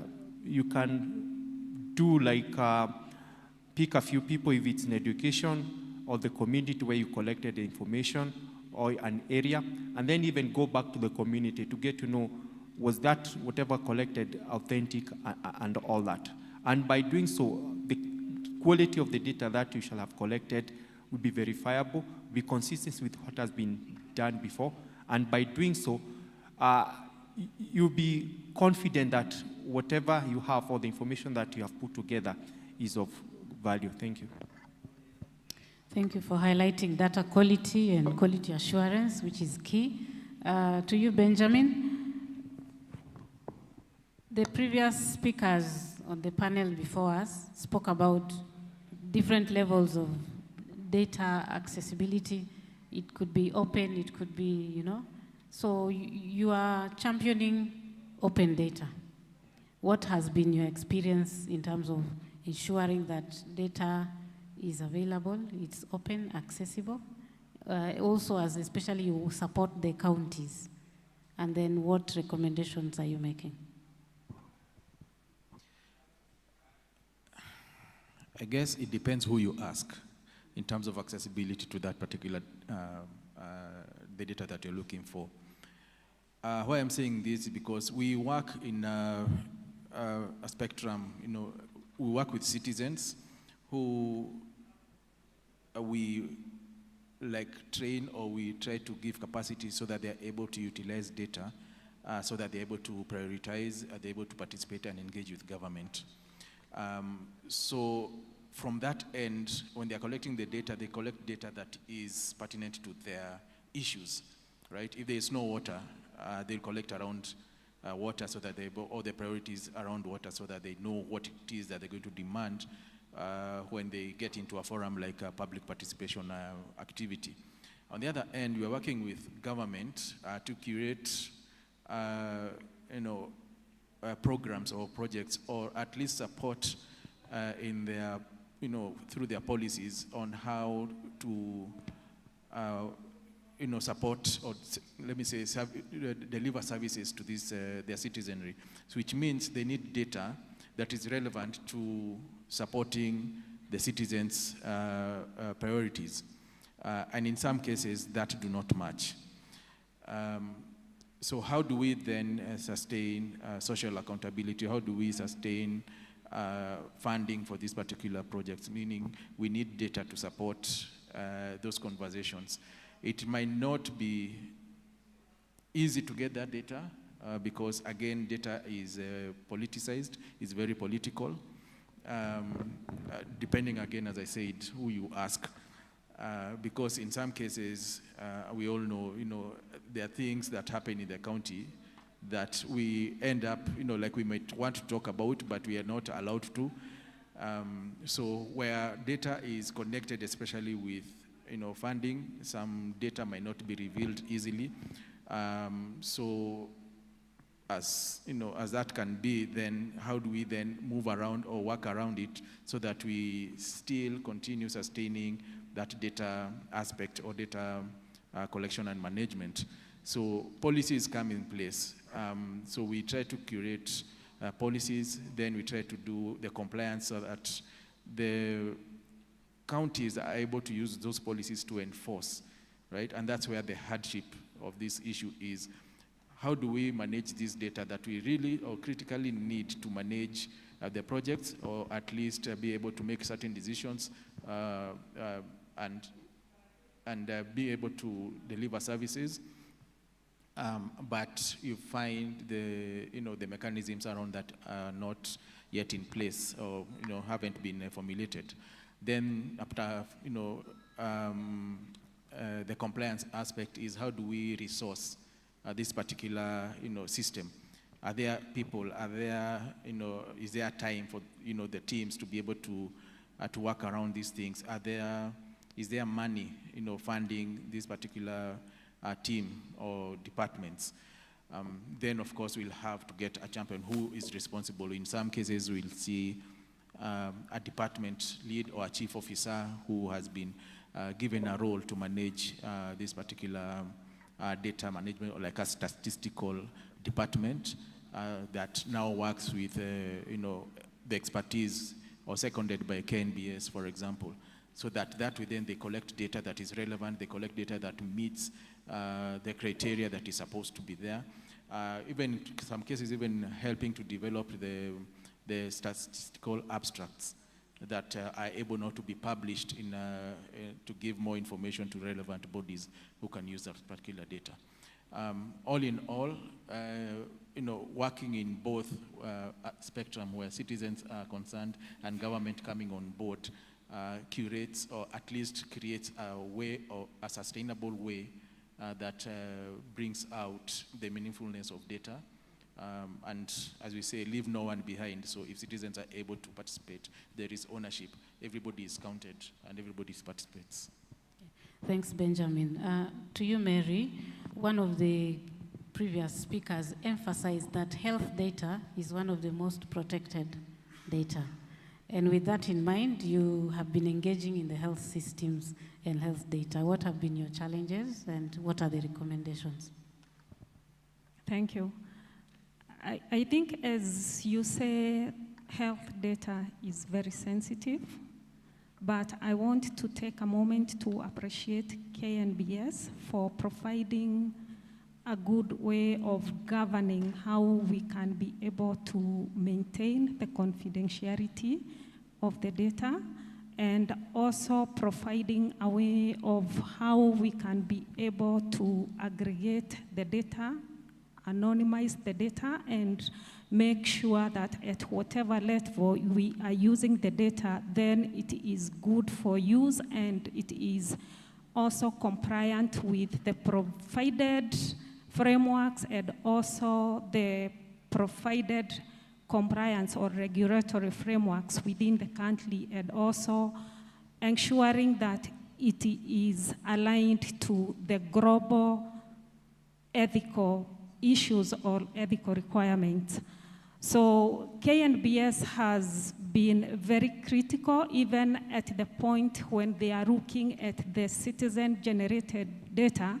The criteria is very clear on what do you need to have and what do you need to do to make sure that the data is well aligned.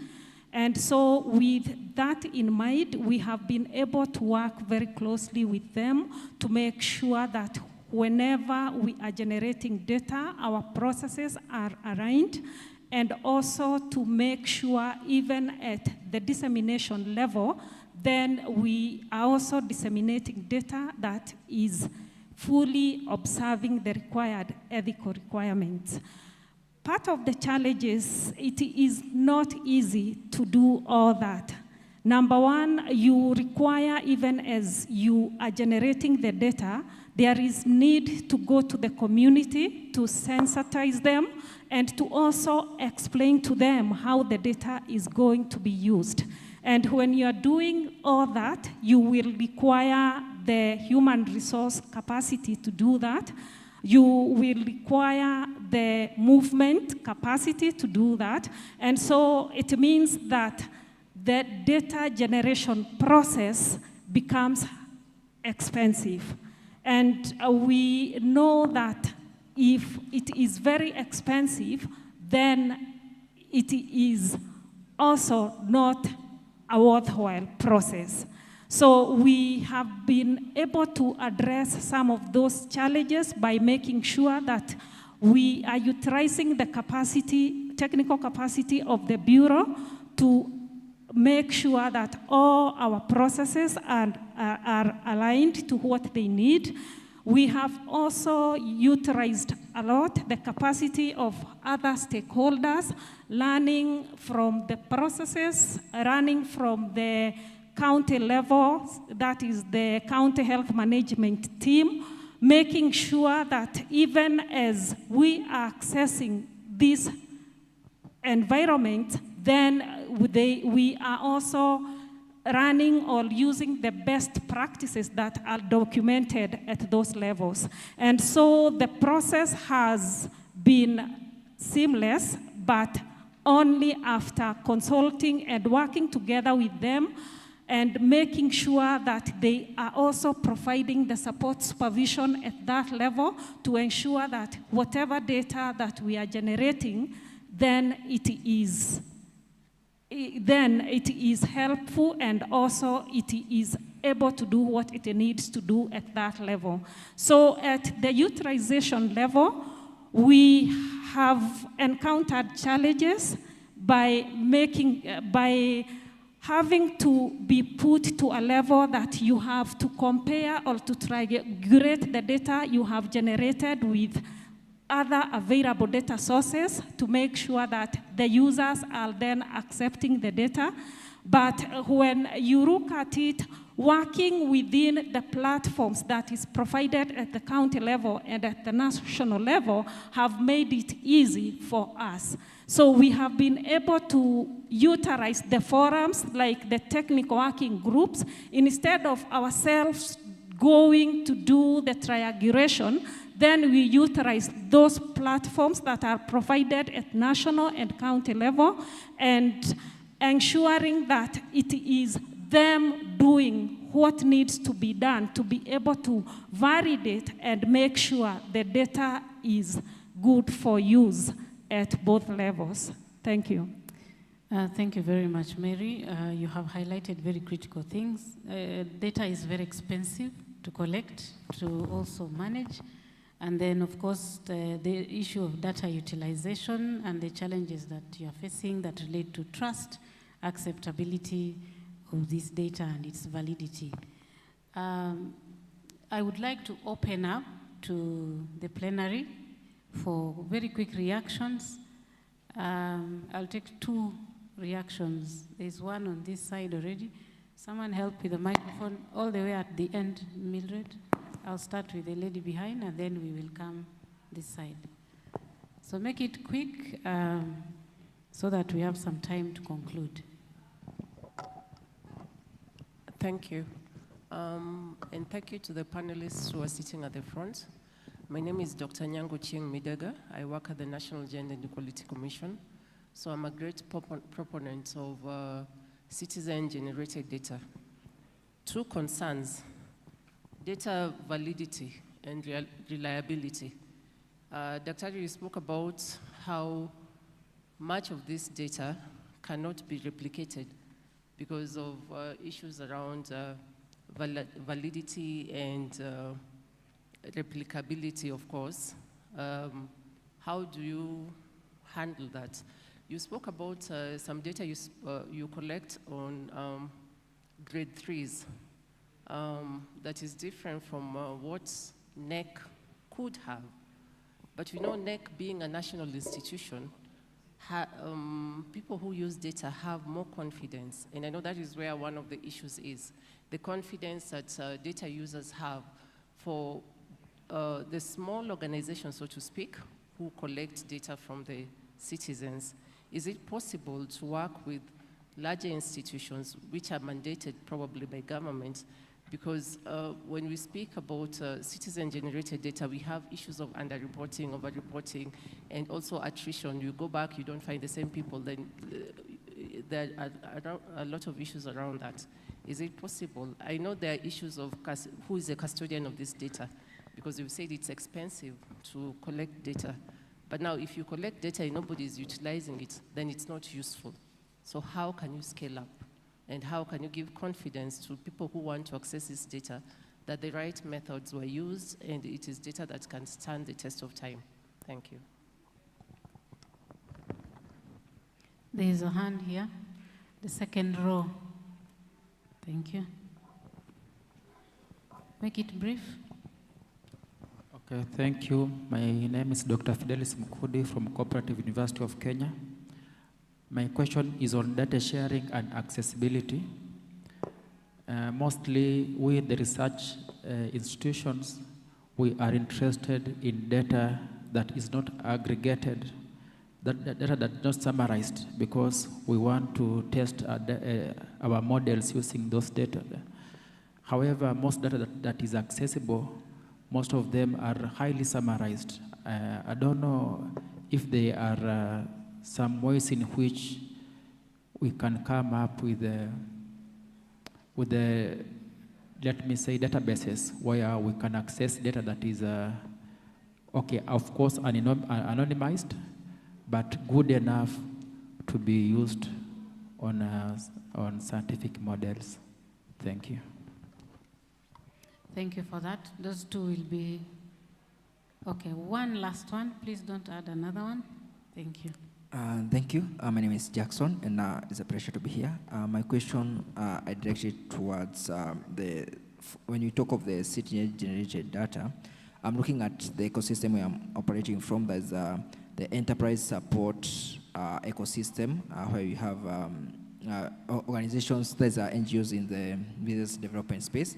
And one thing that we have experienced is that in most cases, you find the kind of data that different organizations in the space are generating, they are on rescue towards maybe just that organization are using it. And I do believe that in terms of what we do, maybe supporting the micro, small, and medium enterprises, this data could also build into the data that the Bureau of Statistics is using to generate there's some of its reports, like the economic survey and the statistical abstract. So how best are such organizations also able to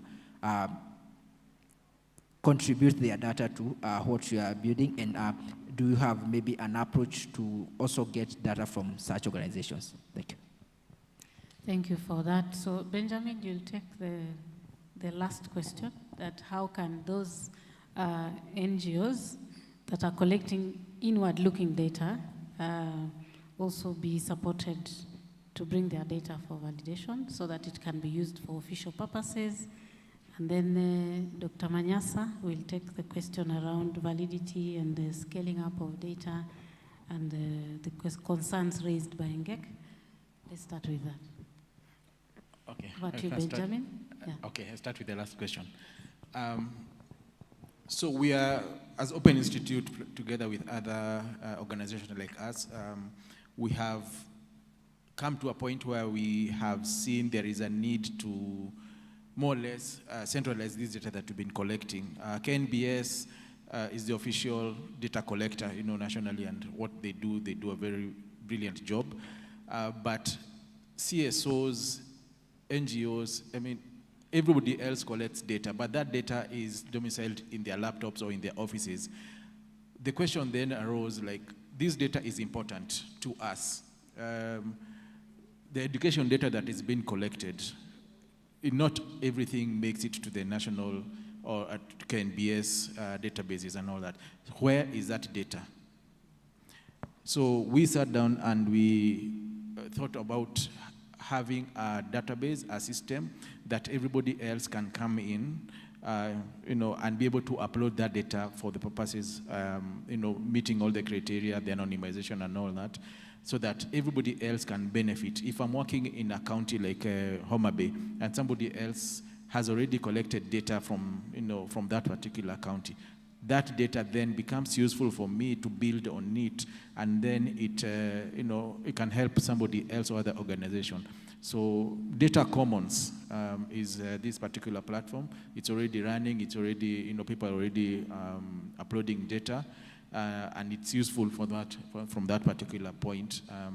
Plus also that we've been also working with KNBS to, as I mentioned earlier, to propagate the frameworks and the policies that are already currently established, so that everybody gets into the fold, and they're able to use the data so that they're able to make better decisions and be accountable in every way that is there. Thank you, Benjamin. Dr. Manyosa?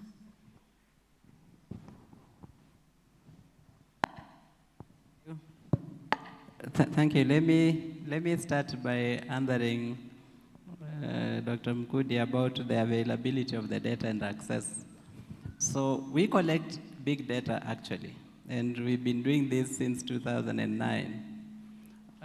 Only recently, KNBS came up with the framework within which citizen-generated data can be validated. And I can tell you, 6 sets of our data collected in 2021 and 2023 have been validated. And once that process is complete, that data will be available through a link on KNBS's website. So that is going to make that data available.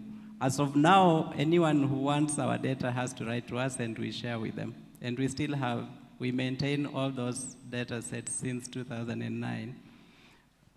I can confirm that this data is used. We track annually the usage of our data. And one of the things I can mention to you, if you looked at the concept note for the Citizens of the Future program that Safaricom has just launched, they heavily rely on our data. They have cited. The ministry has a policy now. Previously, we were cited in the National Education Sector Plan, but now the Ministry of Education has a policy not to cite non-official data. So they use our data, they refer to it, but they cannot cite it. I can confirm that they listen to what we say a bit, because for a very long time we said no one knew how many learners we had in Kenya. And at some point we were told we were being alarmist, but now the ministry has gone out and confirmed that they actually didn't know how many learners we had in Kenya. So this data that we generate is being used. We track, we have a register of who are using. It's being used by graduate students. It's being used by private organizations, and Safaricom is an example. You can get it in their documents, their strategy documents, and it is being used by government anonymously, because the policy now is not to cite. But we submitted some of this to the Presidential Working Party, and some of the things we submitted based on that data can be traced in that report. In terms of us having some data that NEC does not have, it's not in competition with NEC. It is actually complementary.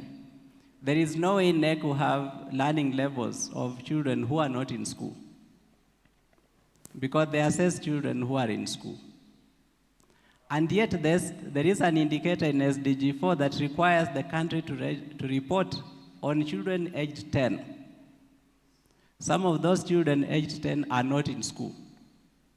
and NEC cannot capture them in the assessment. But we capture them in the assessment because we assess in the home. And we assess all the children who meet a certain minimum age criteria. So like this year, we assessed 49,000 children across Kenya. We went to 41,150 households in all the counties across Kenya. We are still analyzing that data. We will produce the report on the 26th of January next year. So do we have this data that we can argue is of good quality? I think yes, because the previous data sets that we have subjected to the validation process by KNBS have been validated. What we have collected this year is still to go through the process, because first we have to produce the reports before it goes through the validation process. And I think that as we think about all of us plugging these holes that exist in official statistics, because those holes will continue to exist, partly because of the planning cycles of government. If you're looking at census data, it's 10 years. If you are looking at K, the HDS data is still durations. We can generate this data and subject to the standards that have been provided by KNBS and help make sure that the quality is good so that it can plug those holes. I mentioned about challenges of utilization. One other thing that may not be documented but is useful is utilization of this data by communities, because we generate the data using citizen volunteers, and the data is used in the communities to make decisions away from the documented policy processes and academic processes. My moderator is looking at me. Let me stop. Thanks. Thank you, Dr. Manyasa. We have to bring this session to a close so that we allow the other team to also take the next session. So I'll ask for a quick one sentence closing, and I'll start with Tom. One sentence in your closing remark.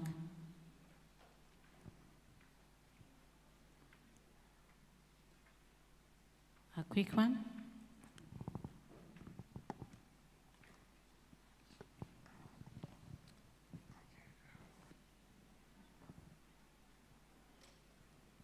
Okay, Mary.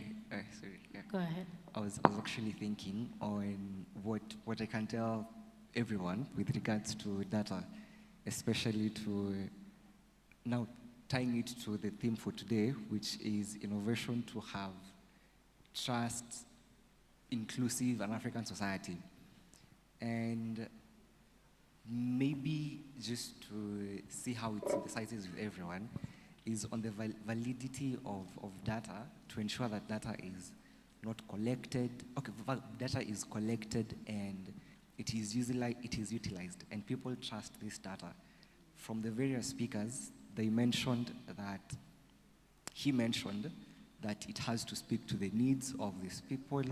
He spoke to the same in law. We'd call it public participation. In the NGO, especially for sexual violence, we'd call it survivor-centeredness, in that through the whole process, the people we are going for to get the data from, they have to be acknowledged, they have to participate all through. They are the ones who are going to validate this data. Kenyans are the ones who make these laws meaningful, validating it through public participation. It is a good way to encourage. We can mostly have, let's call it principles on how we collect this data for. Yes, but that's it for today. Thank you. Thank you very much, Tom. I will consider the voice of the youth as a very strong voice that will take us to the future. And with those remarks from the youngest panelist, allow me to bring this session to a close. There is a QR code on the screen. Please scan it and register for today's session, but also for future engagements. And then also in the same code, you'll find a link to also register for dinner. So there is a dinner this evening. If you plan to participate, please register using the same code. So please join me to thank these panelists by clapping for them as we leave the stage.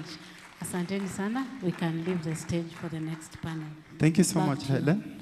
Much appreciated. And we'll do the traditional photo so the panelists can line up on the podium. As they do that, we are going to have the session on artificial intelligence in population data systems here. If you are interested in AI for population data systems, it's going to be here.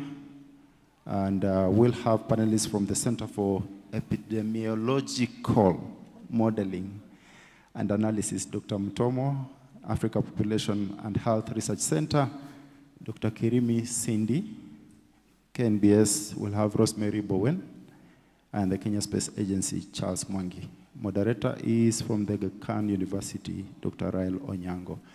In the next room, if you are interested in inclusive data, making the invisible visible, kindly transition to the next room.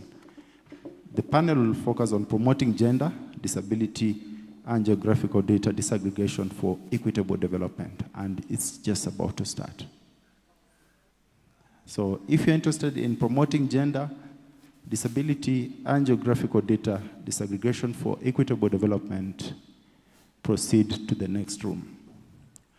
We'll have lunch at 1:30 after this last segment. So let's have those interested in AI here. Dr. Rael Onyango up on the podium to kick off the session.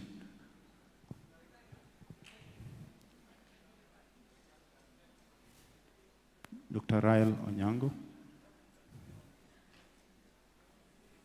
from the Aga Khan University. Are you here?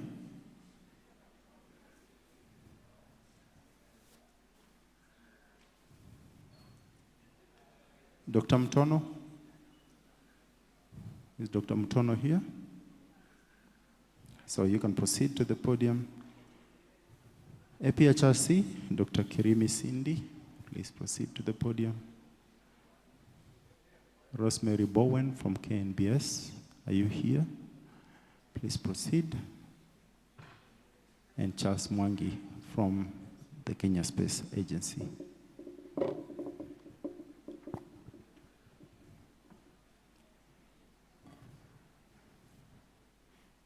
The big question for me is, do we have the moderator of that session now that I have the panelists? If not, okay.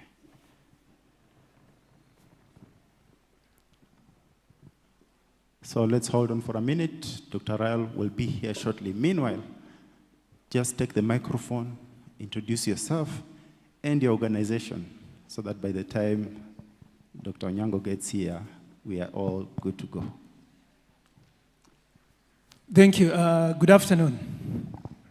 Good afternoon again.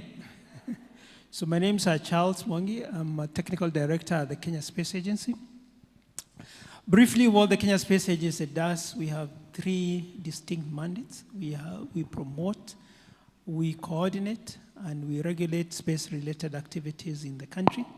And our role is essentially, in these conversations, is to drive the utility of satellite imagery and related data for decision support. And happy to join this distinctive panel.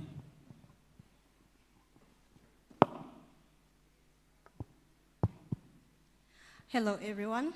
My name is Dr. Rael Onyango from Aga Khan University.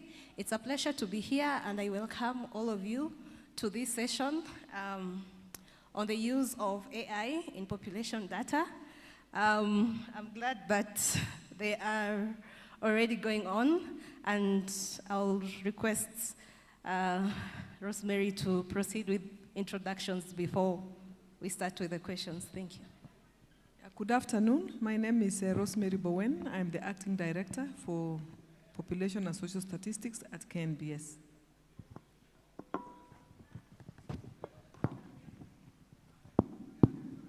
Good afternoon. My name is Mutono Nyamai.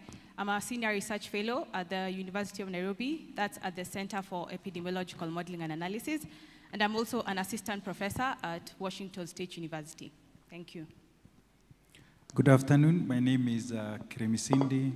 I work for African Population and Health Research Center, It's one of the biggest research institutes in Africa. We are in 35 African countries with more than 400 individuals, more than 100 PhDs, and we're based here in Nairobi. The headquarters is in Nairobi, and we also have a West African office in Senegal. I'm a program manager there. Thank you. Thank you for the introductions. I will jump to Daktari. Please don't put on your microphone down. So we acknowledge that AI is very vital in population data systems, and within APHRC, perhaps could you shed light into how AI-powered population data systems transform planning and delivery of public health and social services in Kenya, which is vital for the population health in our country. So thank you so much, and thank you for also putting me on the spot to be the first one. I really want to frame this into simple realities in how we in Kenya and in Africa, we plan.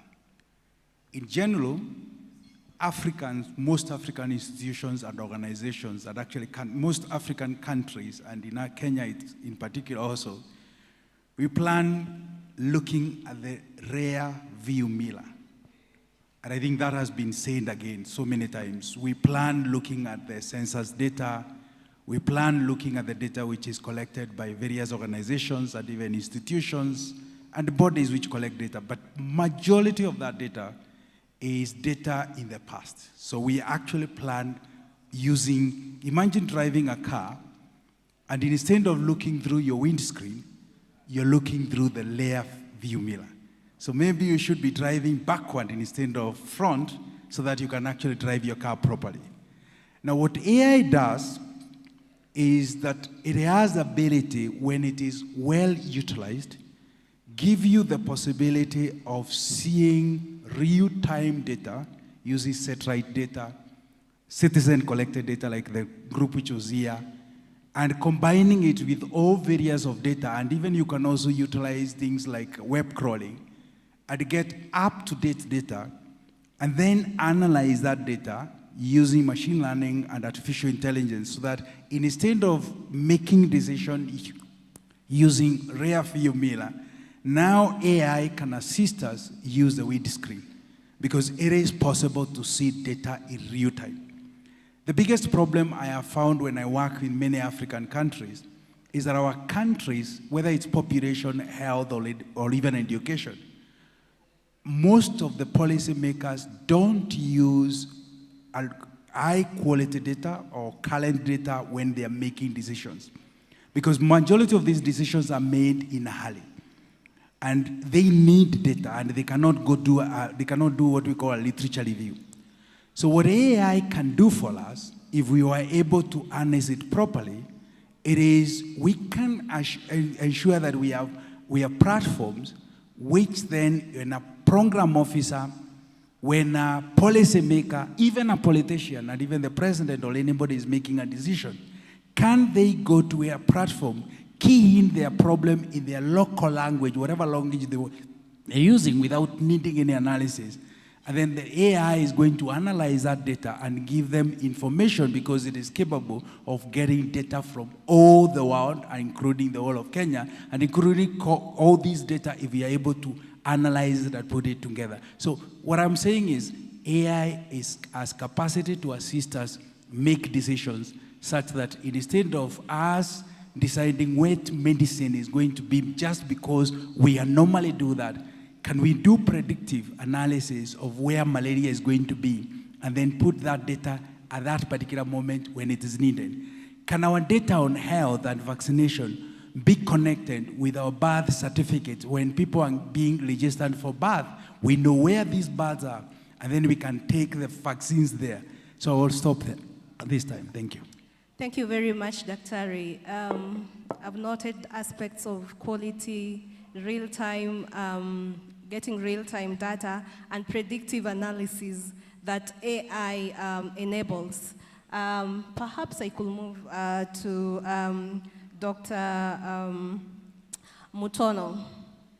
I will ask the same, not really the same question, but perhaps how does CIMA, where you work, apply AI and machine learning techniques to not only generate data, but to generate granular data and at a lower level for the population to help perhaps forecast the health indicators in order to support county-level decision-making and national decision-making and planning. Thank you. As we've, as mentioned, I'm from the SEMA, which is the center at the University of Nairobi, and we closely work with the Ministry of Health and also with the Ministry of Livestock and Agriculture. And the aim is to enable make informed decisions, and informed decisions have to be made at a granular level. We all agree that survey data collection is expensive, and it's sometimes not powered all the way to a really lower level, like a ward level or lower, but decisions have to be made at that low level so that we ensure that we spend well, and two, we guide the decision makers to the place where the risk is at. So how we do it, we first use the data, the baseline data that's collected from, for example, the Kenya Demographic Health Survey that's done by the Kenya National Bureau of Statistics, and also the routine data that's collected from the Kenya Health Information System, which is from facilities. And with that, we employ Bayesian machine learning frameworks to be able to see where the need is at. And an example is on measles, where from the Kenya Demographic Health Survey, it was able to show the coverage of measles vaccination for different counties.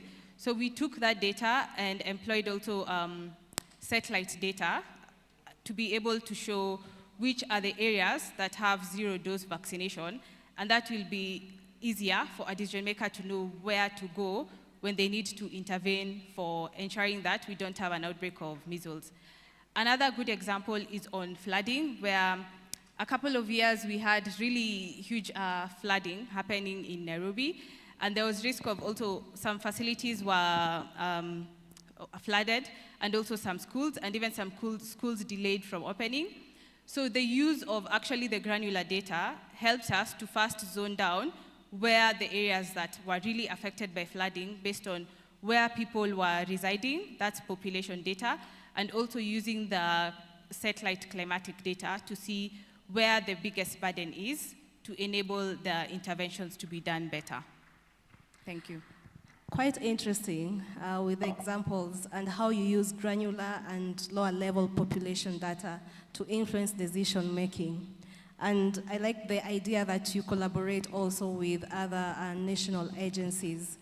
So there is the linkage between academia and government with regard to decision making based on granular data. I wish to move to our Director, Population and Social Statistics from KNBS. What practical steps could KNBS take to embed AI and data science within the national census and the survey operations to enhance data accuracy, speed, and predictive capacity that one of us already mentioned? Thank you very much. We have the census coming in 2029.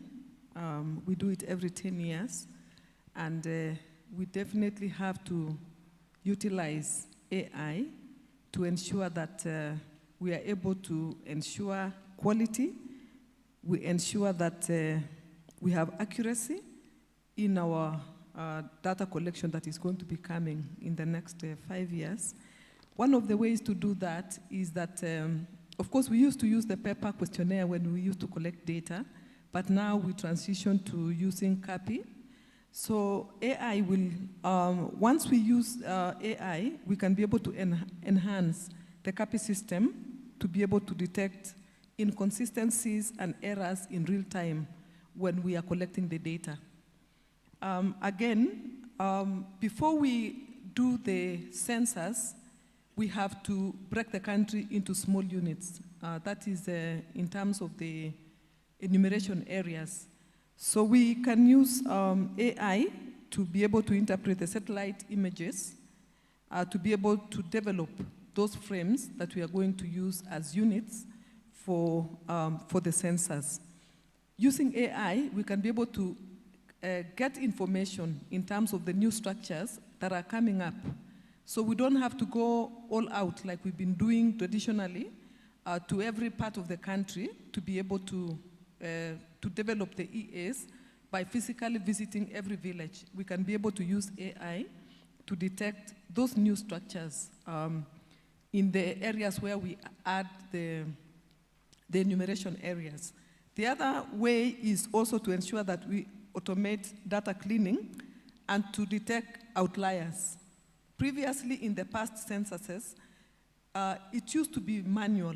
And for you even to detect an error, you had to dig through a heap of census questionnaires. But with AI, we can be able to detect outliers when we automate the data cleaning process. The other way, of course, is to be able to relate surveys that we do and the census that comes with admin data, which means the kind of data that we have will be rich and we'll be able even to be able to compare the data sets.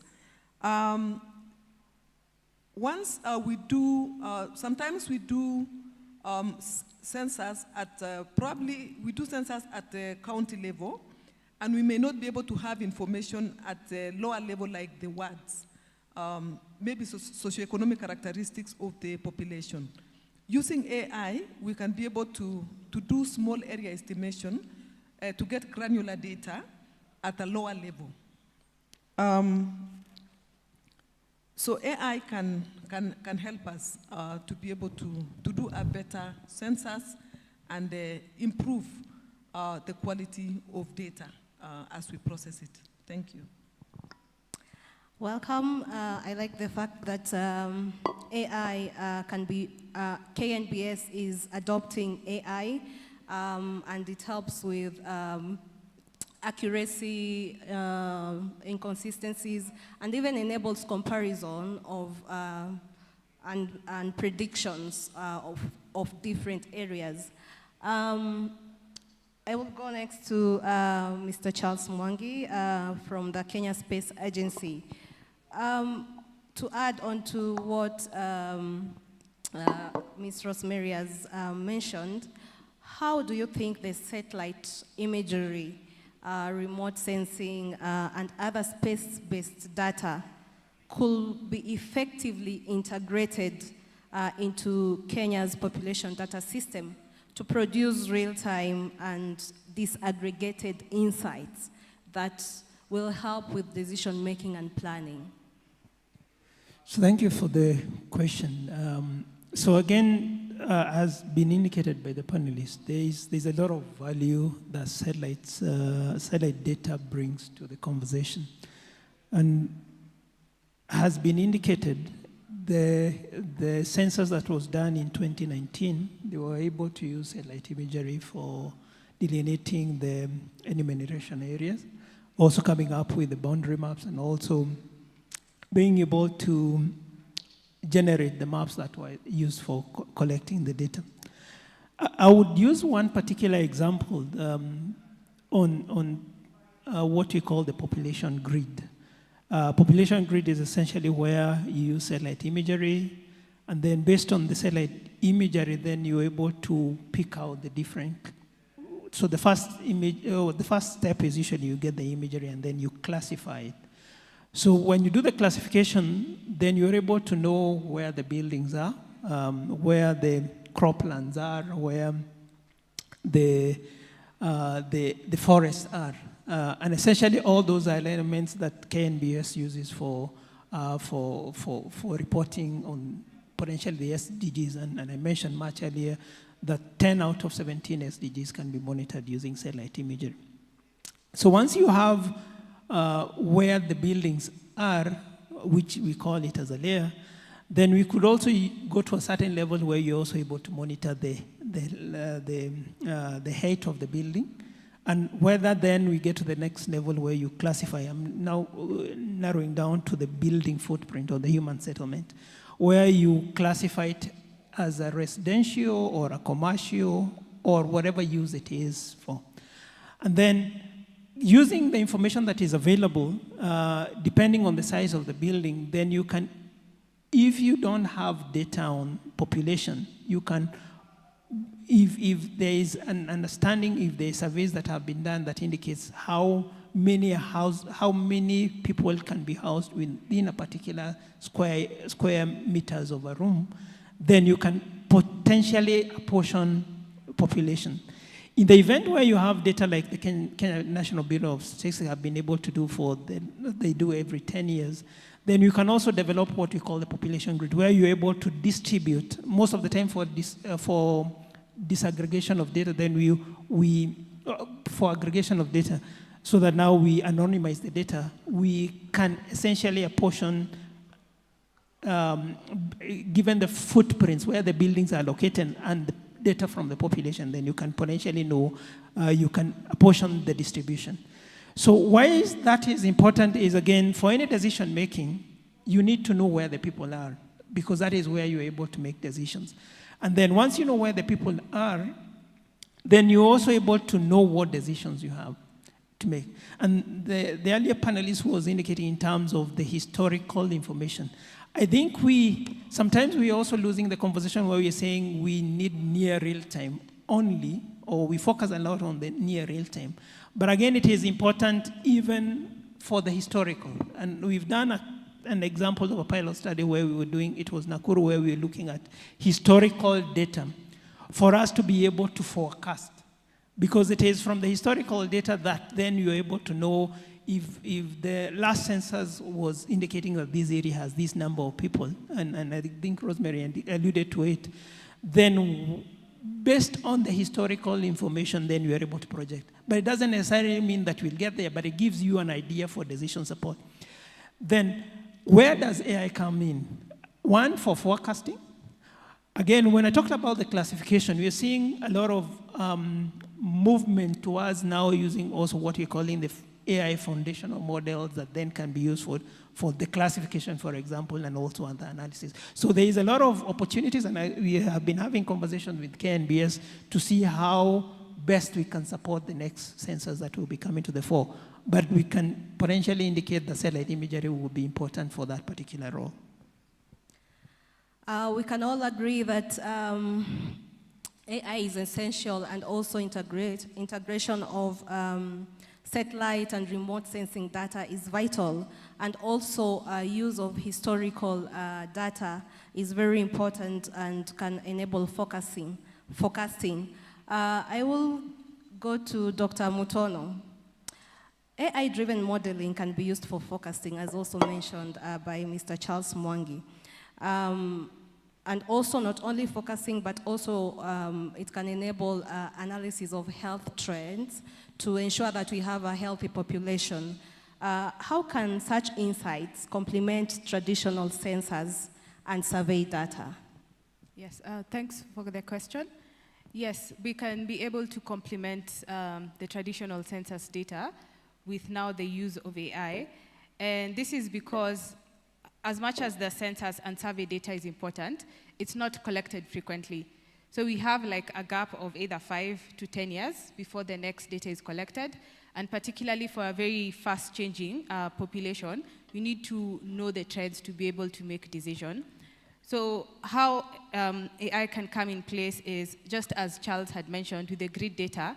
And a good example is the grid data from WorldFop, where they use the census data and overlay information like the satellite data, the nighttime lights, the phone data, to be able to know the number of people residing in a 100 by 100 square meters. And that granular level data is able to help, one, when there's an outbreak, to be able to see how do you contain the outbreak. And two, when you have an endemic disease, then you can be able to make trends of how, if we intervene in this population at a granular level, then how is the trend over a certain period, so that we don't wait for just census to tell us this is where we are at, let's say with our coverage, or this is where we are at with malnutrition, but we can be able to make the trends using AI and complementing it with climatic variables, socioeconomic variables, all these which are collected both from the KNBS and also from the satellite imagery data. Interesting. Can I still stick to you a bit? There is the power of collaborations, and also like when getting insights, both from remote sensing and also like academic institutions. So do you think universities and research institutions play a role in developing and perhaps piloting these AI-enabled innovations for forecasting? Do you think universities, and what role can universities and research institutions like UN play in developing and piloting and training perhaps training institutions and individuals to allow for appropriate and effective forecasting using AI? Thank you. So one of the critical things that universities and research institutions play is, one, they develop a critical mass of people who are able to actually make it sustainable in terms of generating data and using AI to make informed decisions. And secondly, they bring in the research and development aspect, where before an output is commercialized, then we have that space where it's already researched, developed, and the peer review process helps it to ensure that it's of quality. And three, they also provide the incubation aspect for these tools. And I remember the morning panelists mentioned about the sandboxing, and where they work with universities to be able to make this incubation before they're commercialized. And the collaborative aspect is not just on the AI and academic institutions, but also the ones who generate this data. For example, like the KNBS, because we closely work with KNBS, and also the data that's generated like the Kenya Space Agency, so that it's not like one house that has all this, but a collaborative effort that we are able to make informed decisions and ensure that the decisions that are made by decision makers move away from mental models, but more towards evidence-based decisions. I like the fact that there is an opportunity for incubation, and while testing and co-piloting AI frameworks and models, the aspect of incubation is very important, because with the research and academia, you will really get down to research outputs to implement them, and they can guide you, and through the iterative processes, then we can be able to do more predictive analysis. Interesting. I'll go to Dr. Kirimi. I will come to ethical issues with regard to AI. What ethical and policy frameworks are needed to protect privacy even during incubation and to safeguard vulnerable populations in the use of AI and big data for demographic and health research? Thank you so much. I just want first of all to say that ethics is extremely important, and it has been said again and again and again. Whenever you collect data, you have to carefully think about the ethics of any data, because data makes decisions, and it makes also perceptions, and perception makes reality. The difference between when we talk about ethics, and this is sometimes which trouble me a bit, is a lot of the time when we think about ethics, when we train our people about ethics, when we also teach about ethics, we actually look at the ethic models in the West. And the ethic models in the West is slightly different, because ethic models in the West are based on individuals. That means you can collect individual data, which makes a lot of sense. When it comes to Africa, ethics is not only individual data, but is also communal. Because if you are to collect data and take the satellite data we are talking about, and you map an informal settlement, or even you map our slums in a different way, the way you utilize that data matters a lot, because sometimes that type of data can be used against that society. They can go, you can map them, and we then find that they have been moved. I want to use the correct word, moved. So what that means is that ethics has to be very careful in how we collect what type of data. Then when it comes to population and health, that is also the other big problem. And I just want to touch a little bit on data centers. One of the things I've been working on in the last 4 years is asking ourselves, the data Africans collect, we in the university research institution, where is that data? A lot of the data collected, when you talk about the agricultural data, much of it collected is with the Firestar somewhere in Rome. Collect about clinical trials data, where is it? Somewhere in the US and WHO.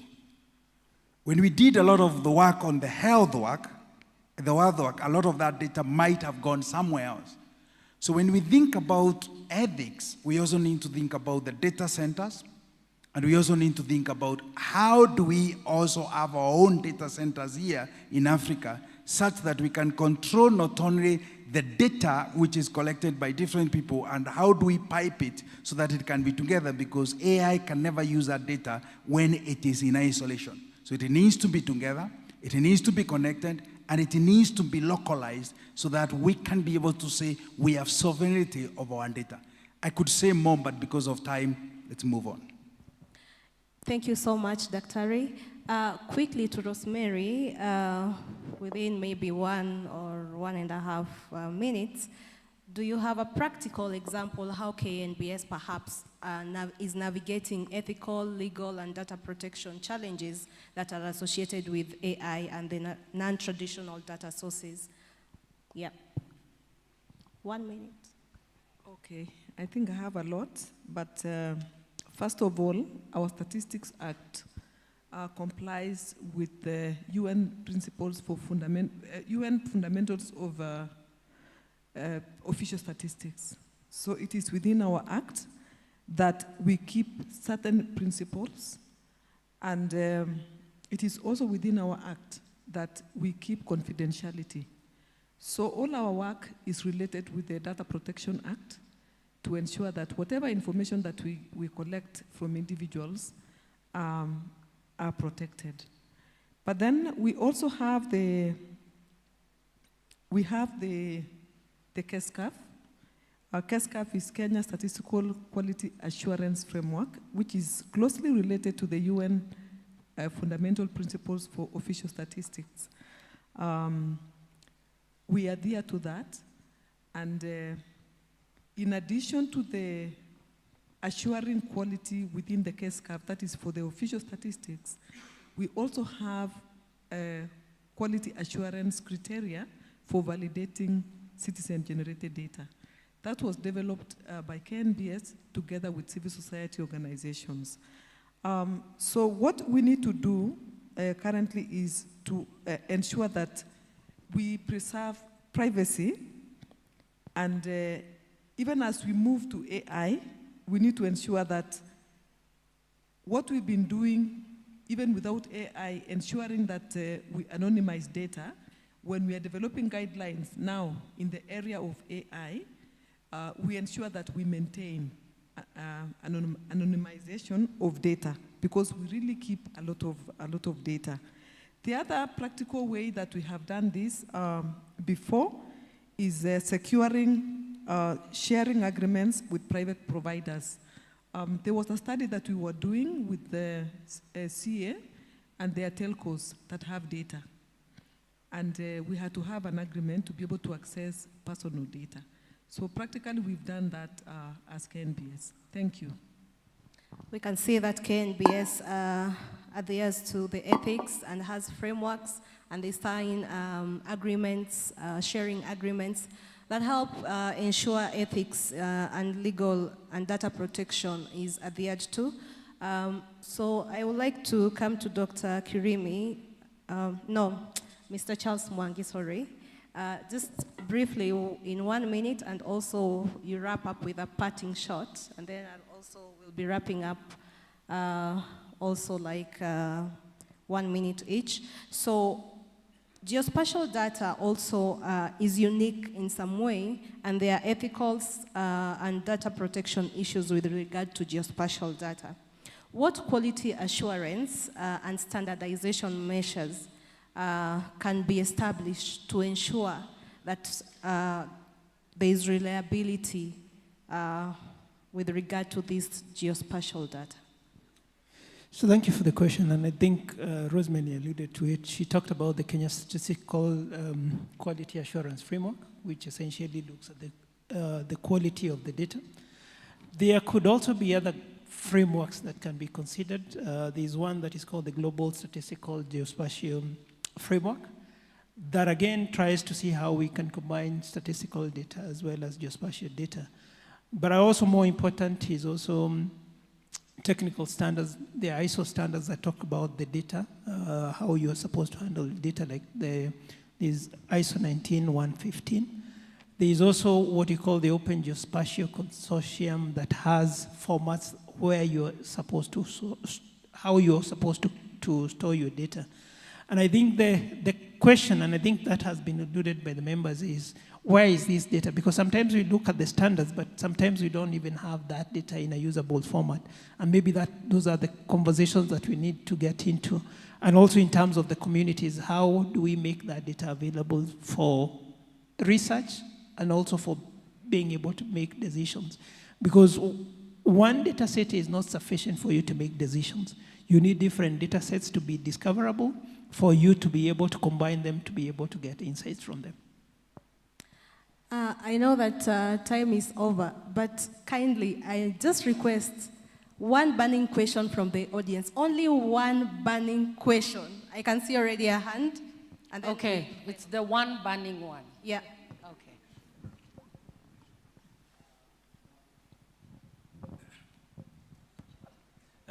Thank you. My name is Dr. Francis Ayuka. I work at the Equity Group Foundation. I was just listening to the conversation, and it struck me that we have very many different data sources. However, one thing that is clearly a gap is the linkage. And I was just thinking about our studies and looking at the Scottish longitudinal study, which collects data from the censuses, from vital events, linking them to your health records, to your education records, and also to area level data, spatial data generally. In the Kenyan context, are we thinking of such a thing where we are able to link a certain sample of population where we have all this longitudinal data and follow them over time, so that even by the time we are gone, there are people who will still be looking at their data and are able to analyze a range of variables from that. Thanks. Thank you very much. Anyone who wants to jump in and answer? I will quickly, just a comment from the dimensions that she's raising. I think one of the major issues that we need to address is the data infrastructure. Because sometimes just because you have your data in a computer doesn't mean that that data is helpful to any other community. And I think Kirimi indicated in terms of how is that data available. And what he's alluding to is data being available today and being available tomorrow. And I think one of the things that we have failed as a community and also in government and also in the private sector is how we are able to store data today and tomorrow, so that now, not necessarily because we need to use it, because someone else might be able to need to use it. And what he's talking about is combination of different data sets. And if we get to the level where we are able to develop systems and we attach value to data, then it becomes much easier into the future generation to be able to make better decisions. But as a community, we have to agree that data is important and take ownership for that data. Dr. Mutono? Yes, just to add on to that, as we improve our infrastructure, the other important thing we need to keep in mind about data is trust, because someone will share and collaborate with you in terms of data when there's the trust and there's a mutual understanding between the two. So as much as we talk about collaboration, we need to ensure that we have trust and healthy collaboration so that we work towards better decision-making processes, because whether we provide the data or not, decisions will be made. So it's just to ensure that we help make the right decisions. Okay, a parting shot as you wind up, Ms. Rosemary. Okay, mine is just to add on the answer that has been given. There was a conversation yesterday about using population registers in future. I think the target is 2035, and because traditional census is very expensive. And the conversation was that there is an ongoing initiative between the, I think, CRS and the National Registration Bureau, the one that is dealing with IDs, and also the one for immigration, to be able to integrate the databases so that we know that we are dealing with the same population and they require services in the entire government. And we know that if there is integration from birth and also for death, and also when somebody is taking an ID, it is possible to be able to integrate those services. And the conversation yesterday was that there is an ongoing initiative to ensure that all these registers are integrated, and that we have just one identification number for one person from birth to death, or until when they migrate out of the boundaries of the country. Thank you. Welcome. Dr. Kirimi, do you have a parting shot? 1 second.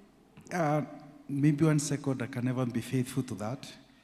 But I just want, even 2 hours, I may not, but less than a minute.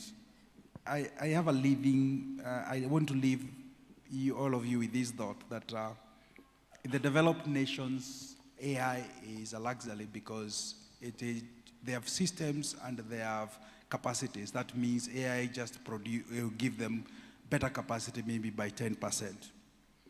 Whereas in Africa, AI is not going to be a luxury. It is a necessity because we have a young population, we don't have systems, we don't have a lot of things and capacities, and the AI can be the multiplier that we need to bridge that gap. But for that to do, we need good data, we need good governance, and we need the African ingenuity and the ability to utilize that data to the best possible way using AI. Thank you. Thank you. If I can wrap up, AI is a necessity in population data.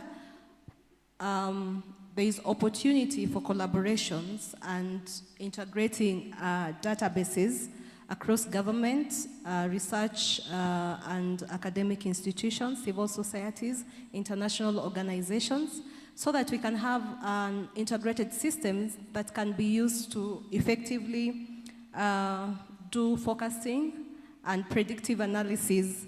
And this can help solve issues to do with planning and effective planning and decision making in a timely way. And I think we'll leave at that, and the discussion continues during lunch hour. Thank you, Dr. Rachel and Tim. A big clap, please, for the panel. Thank you very much. Very interesting, important conversations on the use of AI in our population data systems. It is now 1:43. As the panel rises to take a group photo, It is now 1:43, which means we are required to be back here at 2:42. Okay, 2:43. So we need exactly an hour for lunch.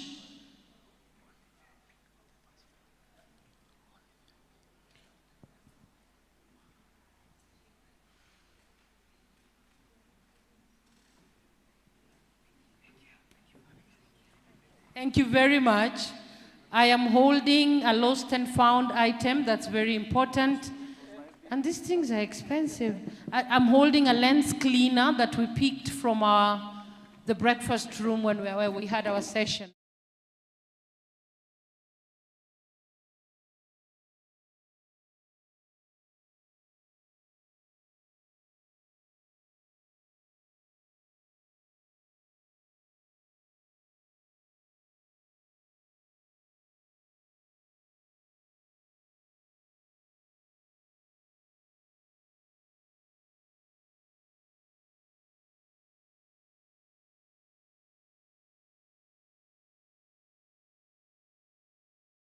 Stretch up, it's helping you. Let me tell you something. When COVID came, it taught us to be nice to our lungs. The people who are putting down their hands are having problems. So let us try again. Stretch right up again.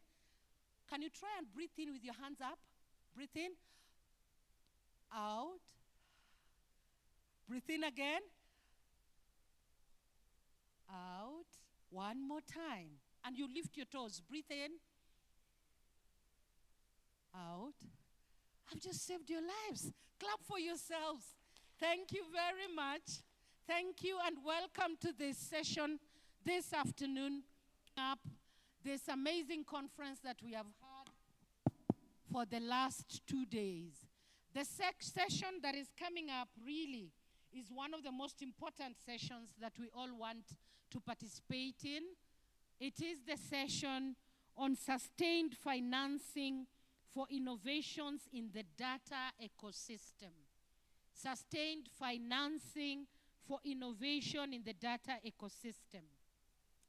This is the panel that will take us to the very last segment of our conference, and the panel that really incorporates quite a number of the interests, suggestions, issues that were being brought up about how we can sustain the push for the aspirations we all have in our data and statistics ecosystem.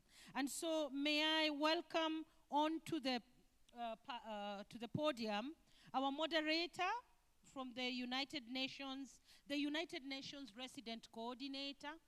Are you here? Yes, sir, you're very welcome. The United Nations Resident Coordinator. Now we have our panelists, a representative from the National Treasury. Are you here? From the National Treasury. From the National Treasury. They are normally very punctual. They never want to delay with your money. The National Treasury, so I'm hoping that they will join us as we start off. We actually also need a representative from the World Bank who is here already. Thank you very much. Please take up the podium. And a representative from the National Research Fund. From the National Research Fund. So one more time, I will look out for the representative from the National Treasury. Oh, you're here. Thank you. From the National Treasury. From the National Research Fund. Okay, thank you very much. Thank you very much. I'm still crossing my fingers for the representative from the National Treasury. Thank you very much. So this is a panel that will focus on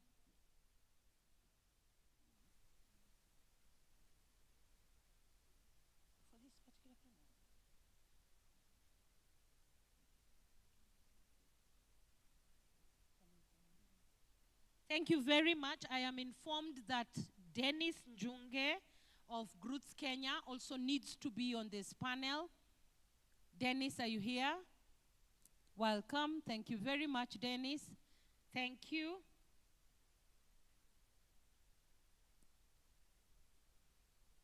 And our moderator is Mr. Julius Chokera. Am I right? Yes, sir. Thank you very much. So I am told that we can proceed.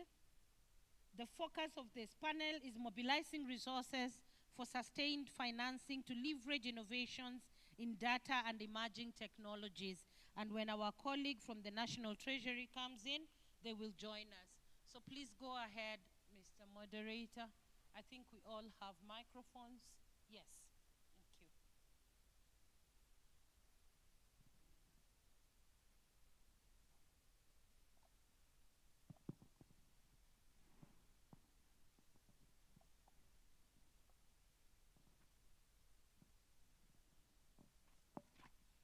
Good afternoon.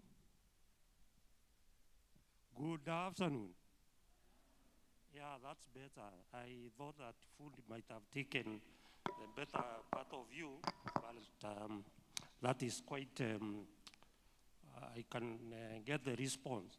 And then, of course, I can see there are very many chairs which are empty. I don't know whether we call it the mortality rate has gone up. I don't know what has happened.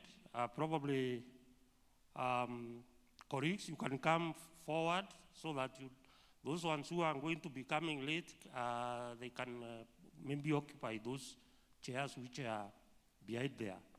Yeah, my name is Julius Chokera from United Nations Resident Coordinator's Office. I'm a development coordination officer or an economist. Those who don't know what UN Resident Coordinators Office do, we are coordinators. We coordinate the 24 UN agencies, which are resident domiciled at the UN Kenya. So we are not implementers. The resident coordinator, you can call it a secretariat. It's the secretariat for the UN, especially the ones which are domiciled here in the country. Now, we are not going to, since the National Treasury, I'm told, is the National Treasury coming? Yes. Hopefully, the National Treasury is coming. Then, I think the best option is definitely to go to, we will start our conversation starting with the World Bank. Then from the World Bank, we go to the GROOT. Yeah, Dennis from GROOT. I think what we can do briefly is to have an introduction so that you can be able to know who is actually at this, who are your panelists, as we are just buying a bit of time to see whether National Treasury can join us. So we will start from World Bank. Welcome. Thank you so much, Julius. My name is Ndwati Karaoke. I'm a senior economist with the World Bank working on statistical capacity building, but also poverty measurement. Thank you.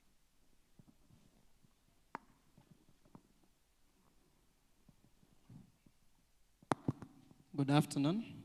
Good afternoon. Good afternoon again. My name is Dennis Njunke. I work for a women's rights organization, a national organization here in Kenya called Grassroots Organizations Operating Together in Sisterhood, commonly referred to as GROOTS Kenya. At GROOTS Kenya, I do lead programming work, and I also do lead the data work stream. We are supporting a number of counties, particularly to grow their data capacity and enhance that. Thank you so much.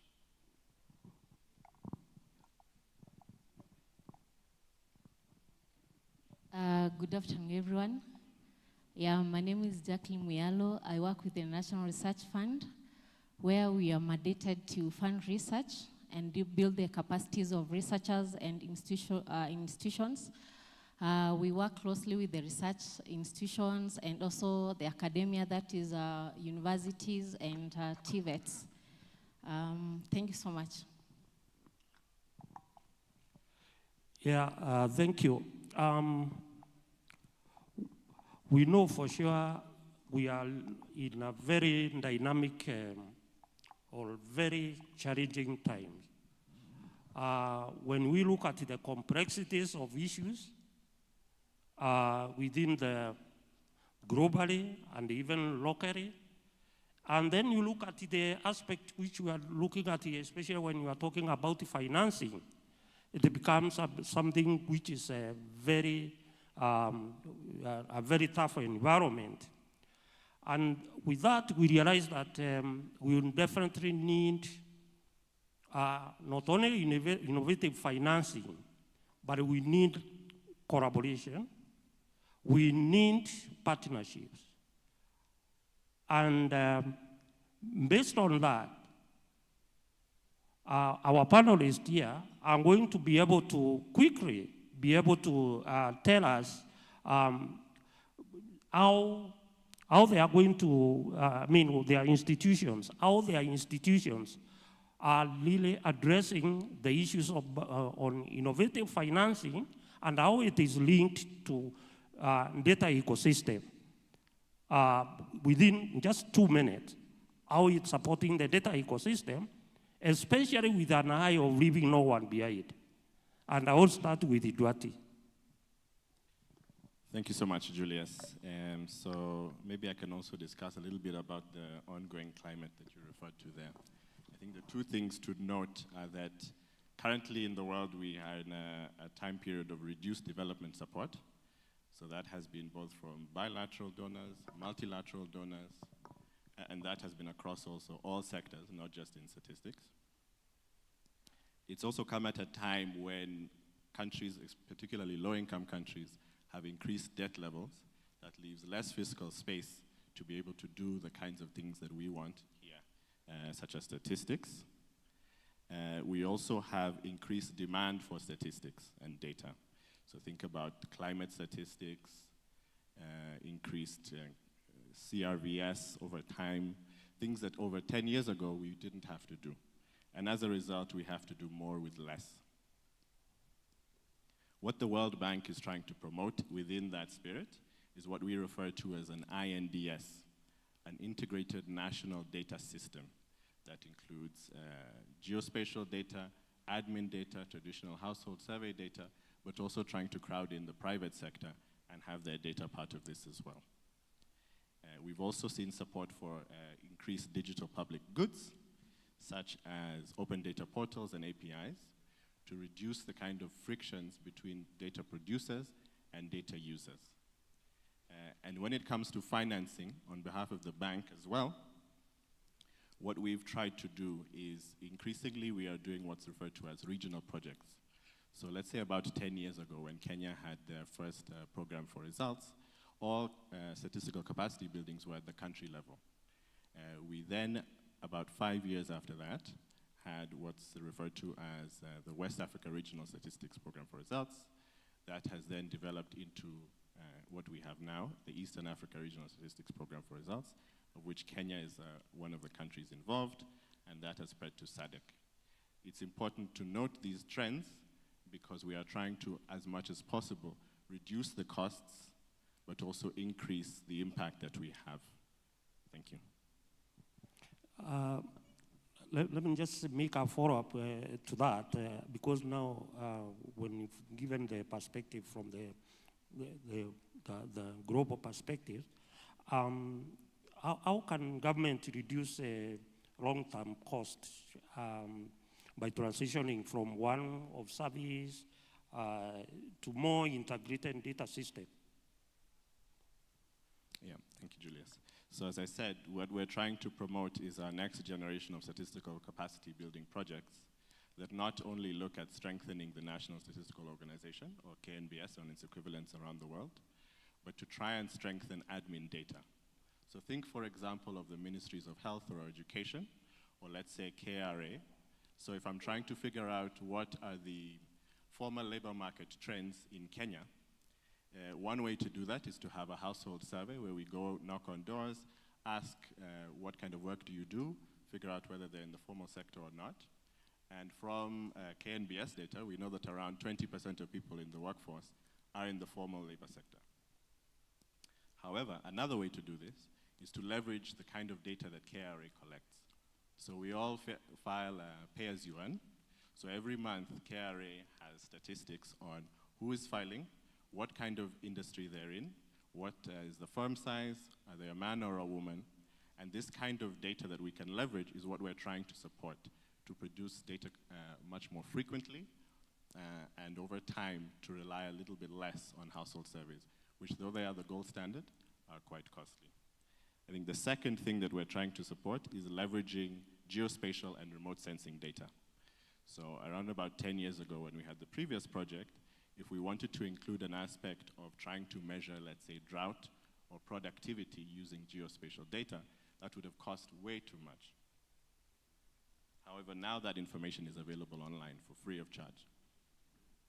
So I think what I would try and promote and ask KNBS to try and see whether this is something that is feasible is within our annual agricultural reporting where we say that productivity has changed by X and by Y, can we include some information as to why? Can we include the geospatial data that tells users exactly what is happening exactly in the climate or in productivity to better understand these patterns? And then lastly, it's maybe the not so exciting area, but we're also trying to promote interoperability, again, to strengthen admin data. So when we think about counties all collect taxes from businesses. However, a lot of the time what we found out is that they code these businesses all differently.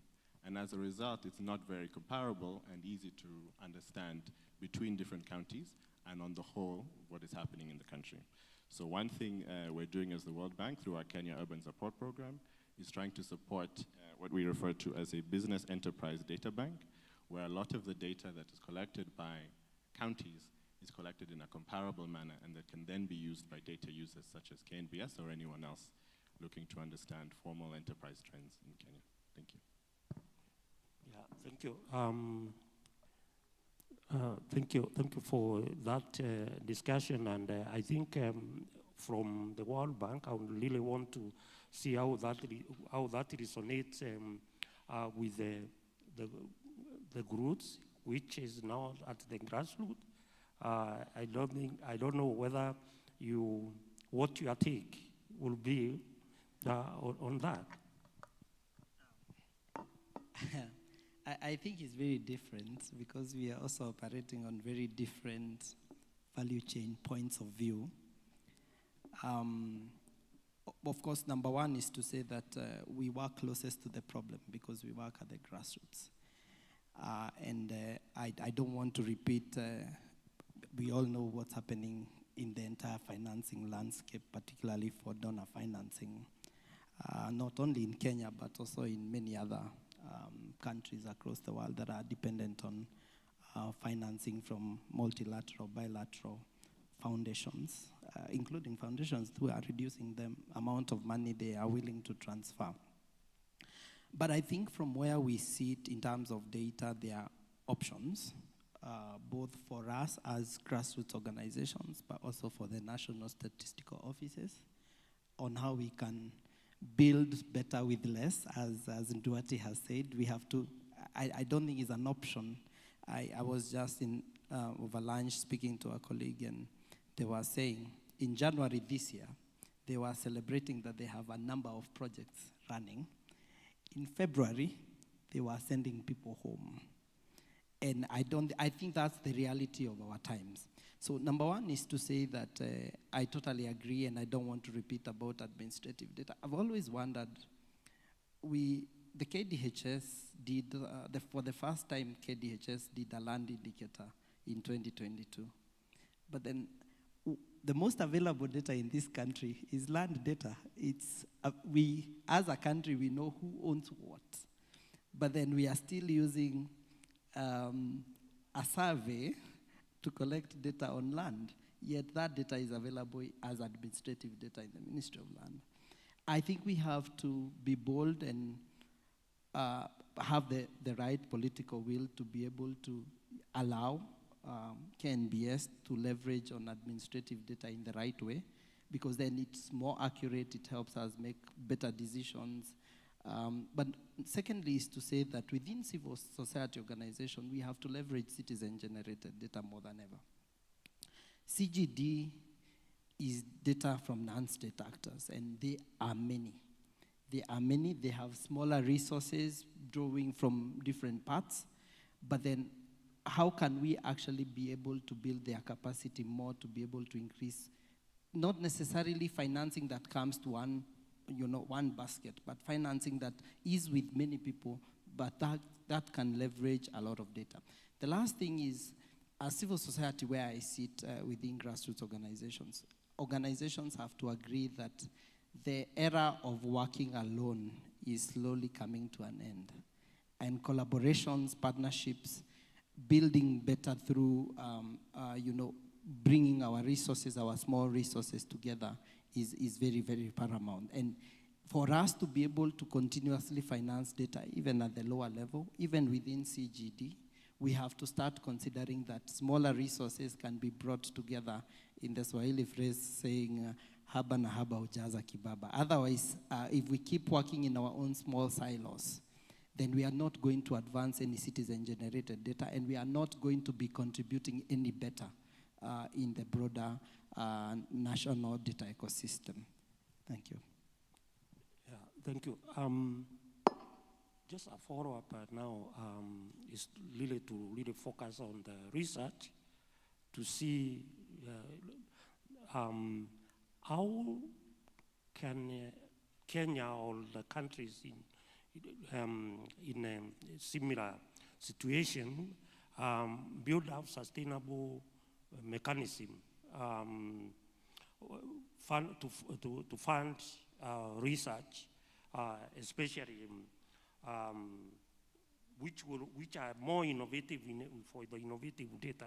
I think that probably you can be able to take up and see, to tell us maybe how do we build a sustainable mechanism to fund this innovative data mechanism. Thank you so much for that question. I'm going to respond to that from a perspective of a funder. As I mentioned, National Research Fund, we are a funding agency, and we are established under the STI Act of 2013. In that STI, we have 3 agencies. The sister agencies, we have the NACOSTI, I think they were here in the morning. Then we have NRF, where we normally fund research. Then we have our sister agency called Kenya, that's Kenya National Innovation Agency, where they commercialize the research outputs. So to come back to the question, I think one way of sustaining that, we need to adopt a blended financing model where we bring on board the government, the private sector, the industries, and also the researchers to the private sector, so that we can establish the public-private partnerships on financing, because we all understand financing is not an easy thing, and funds are not always available. But when we combine these efforts as state actors, we manage to fund this research. And this one will also reduce the aspect of expecting or over reliance to the government as checker. I know most of us who are from the government agencies, we normally get the funding from the allocation from the treasury. And I wish our colleague could be here to respond to some of these issues. So we find that sometimes we normally have those delays. And to avoid that, it's good to have this blended financing model.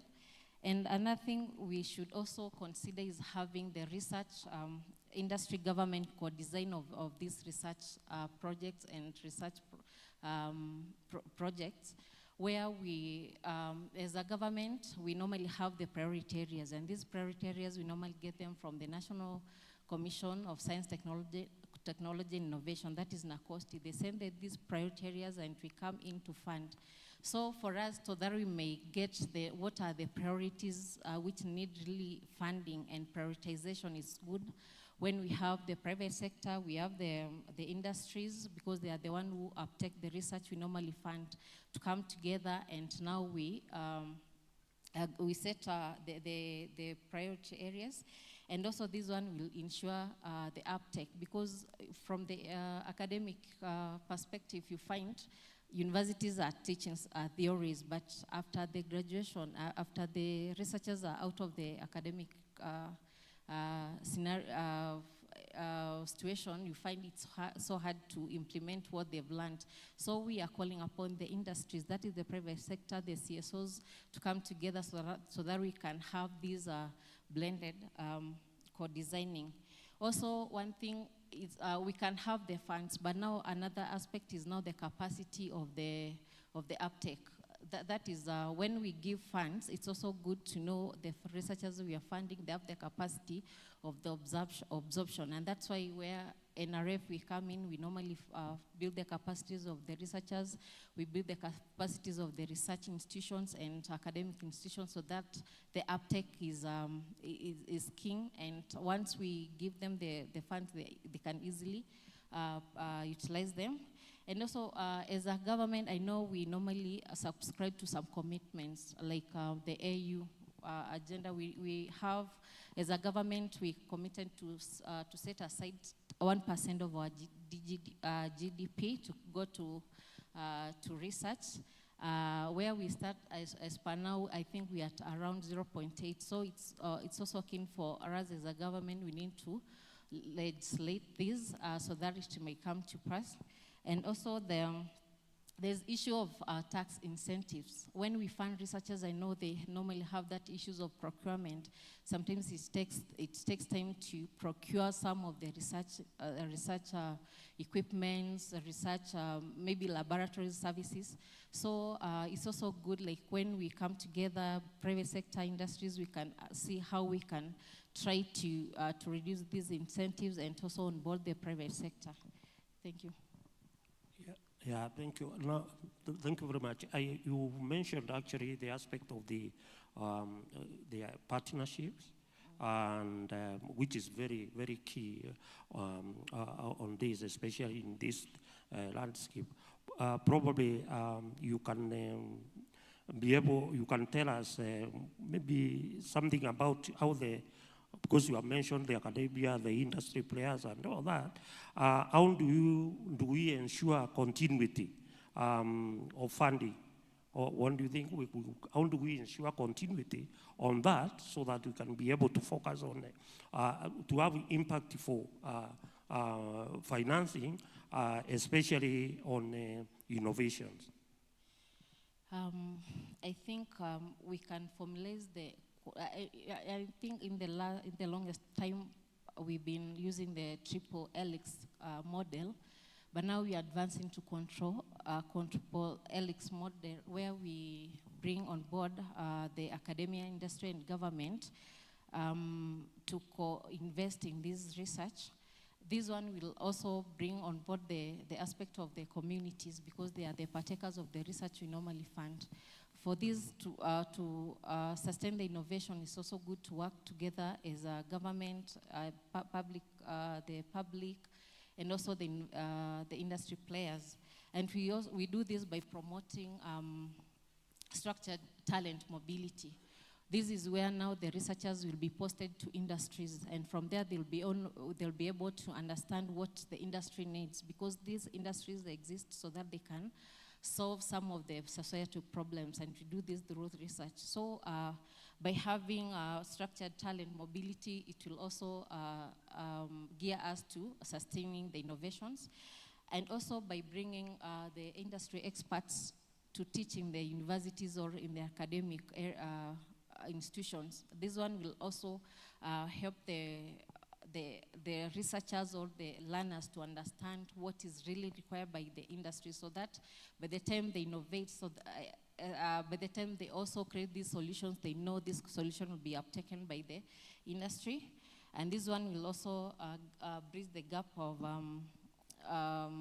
research, like not just doing research for the sake of doing, but it will be utilized to solve some of the societal issues. And also we can do this by also creating a joint innovation and commercialization centers, where these are the state of art. by establishing this one, it will be also it will play as a bridging platform between the industry and also the academia. Thank you. Yeah, thank you very much. I do recognize the entry of Honorable Chanda. I do recognize the entrance of Honorable Chanda, but let him settle before he is introduced.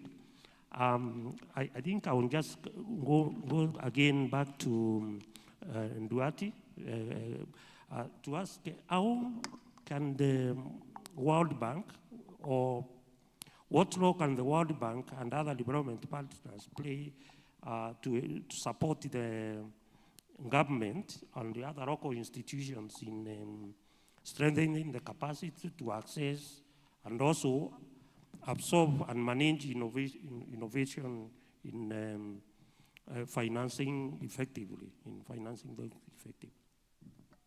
Thank you for that. Yes, so as the World Bank, our main interlocutor, our main partner is always the national government. So actually we don't have a lending program with KNBS, we actually have one with the National Treasury. But other than that, we like to think of our support in three main ways. The first is knowledge. So one is that we help and provide support in costing some of these data strategies. So let's say KNBS has a new NSDS or an INDS, as I referred to earlier, in providing costs and helping to sequentially identify which activities should be priorities, but also providing technical assistance within the admin data sphere. So examples include helping to digitize land records, something my colleague referred to earlier. We shouldn't have to wait for the DHS to understand who owns the land when. If we have digitized land records linked to individuals, given the Data Protection Act and everything else, we can then have aggregated data that tells us about those kinds of things. The second after knowledge is finance, the thing that the bank is the most known for. So in that area, we like to proceed with results-based financing, so payment on the basis of milestones. But we're moving away from just funding and supporting the work of an NSO towards improving NSS capacity and INDS activities. So that is subnational units, funding statistics units within, let's say, ministries themselves, but also supporting the use and adoption of big data. So one thing we're also working with KNBS on is the use of mobile phone data for policy, something that is new in the continent, but has been done in a few areas like Ghana quite well. And then the third area is what we refer to as convening power, so something like this. We are also trying to produce or to support South-South exchanges. So let's say, as I referred to, we have Ghana, who is very good at mobile phone data for policy. One thing we could do, and one thing we're planning on, is having them come and set what, let KNBS know what the examples they went through and any challenges they might have faced. But not just in the production of data, but also in the communication, dissemination, and so forth in these new kinds of data areas. And then lastly, and maybe most importantly, as our colleagues referred to earlier, this issue of working alone must come to an end. One thing I think we could do more as partners is definitely have better planning to ensure that we are not duplicating the kinds of activities we're doing, and we're efficiently maximizing the resources that we have in order to ensure that we can produce the outputs that we need in time. Thank you. Thank you. Dennis, from the, of course, from your perspectives, just looking at how you'll be able to complement, how do you see yourself or the institutions which are actually working at the local level complementing what actually the government and other partners are doing on that financing data? Yes, I think I'll talk about three main areas. Number one is supporting dissemination. I think someone in this forum said that data not used is as good as useless, because then it means that that data was produced but it didn't get a need with other people. And many times, it's not that data is not needed. It's that data is needed, but people do not know how to access that data or do not have the means of accessing that data. Sometimes we underestimate that there are very few communities, including people who we work with, who can access or know how to access the website of KNBS to take a number of data sets. I do, within my work, working with other civil society organizations, I do get a lot of calls. I need data on this. But also the second thing is, which is layered, is what is actually contained in other reports. I think it's reading for Kenyans has not been a very strong suit for many. So meaning that if you ask someone, where can I get data on leadership in this country, both political and, and in other public spaces, probably they do not know which report to go to. So I think dissemination, number one, is one area that civil society organizations can do. Earlier in the year, when the Women Count program that's funded by Gates through the UN Women was developing, and they developed the first set of publications, UN Women actually engaged Growth Kenya to disseminate quite a number of material, including the comprehensive poverty report, an amazing report that had been done by KNBS through secondary analysis of data. So there are many, many reports that are coming out today. There are very few people who know that there is an economic value on unpaid work. It was launched recently by KNBS through the leadership of the DG. So there is opportunities for use of data downstream, but I don't think we do have that. And the more people see the value of data, the more they advocate for more resources to be put in data. But currently, as we speak, I don't think many people have an idea. The second thing I want to talk about is financing of data. I think we've underestimated, as civil society organizations, we've always looked at externally the global north for financing of data. But then we have to think, especially with the current landscape, we have to think about coming back home. And for me, and there are many organizations now thinking about local philanthropy, because we do have high net worth individuals in this country who are willing to invest in impact investments. How are we tapping in that? And one of the organizations we've recently discussed with, they have a model, a very interesting model. They do get some resources from external donors in the global north, but then what they do in communities, because they have this limited money, they ask communities to fundraise within their own communities for a portion of the project, meaning that they are actually giving a matching grant. For example, if the community needs to finance something, then they tell them that you have to identify people within your community who can be able to provide resources in this amount, then we are going to give that. I think local financing is one thing that we have been closed in our mindsets that it doesn't work, but I do think there are many individuals in this country who can miss a meal, for example, and give some resources if it is going to the right cause. The last one is to talk about the private sector, and it's been spoken to. I think Director Avuseva talks about a few years ago, and DG talks about a few years ago when civil society and government could not sit on the same table. I think that bridge has been, broken, and now it happens.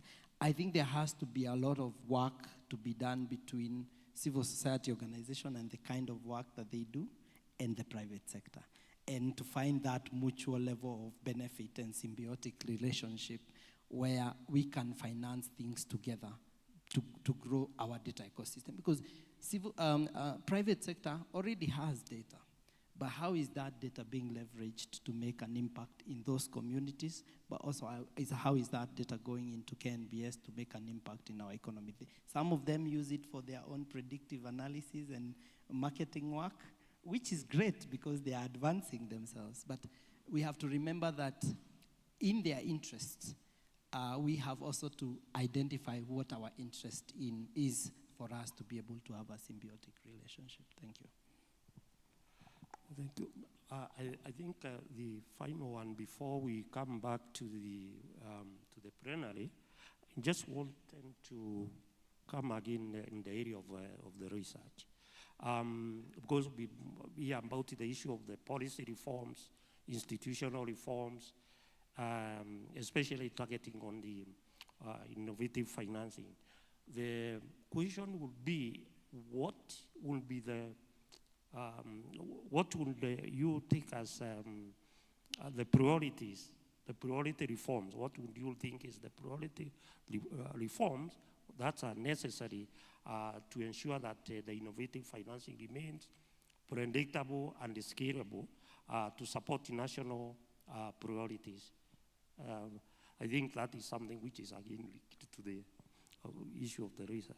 Yeah. Thank you for that. I think one of the priorities is now, as our government should just commit to honor the EU commitment of investing in research. Remember, research is the one which helps us come up with the policies, and if we don't have enough data on research, most of the policies won't be addressing the issues of the common mwananchi.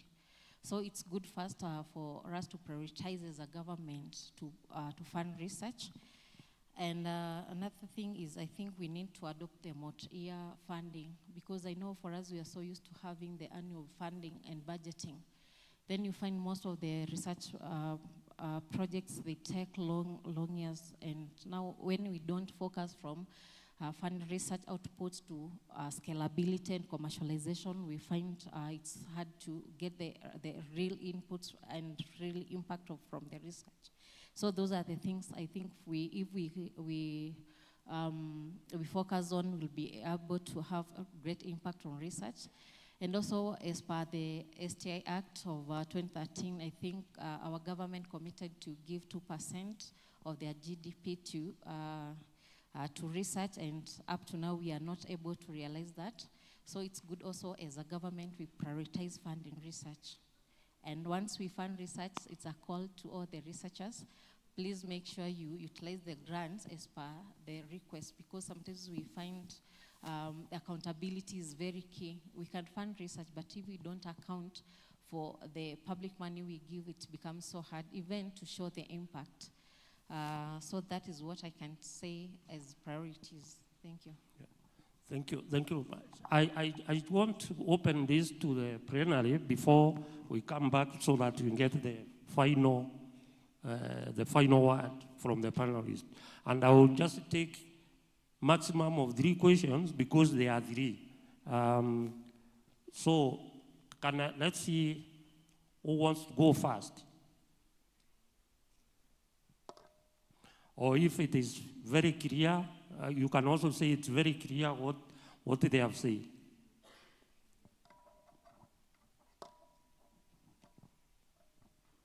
That was a very clear panel. I think we have one more. We have one comment from the corner.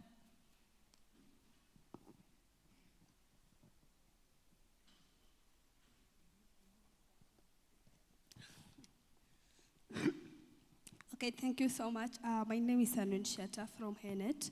I just have a question I don't remember the name. And my question is, how can we correlate the data and resources allocation? And this one I want to direct mostly to health services. How can we coordinate the data that we are having and the resources that we are having, even distribution of resources at the county level, so that when we are distributing, the national is distributing resources at the county level, they are matching with the population that is there. They are matching by the need that is there. How can we just correlate the resources and the data in terms of population and even the need?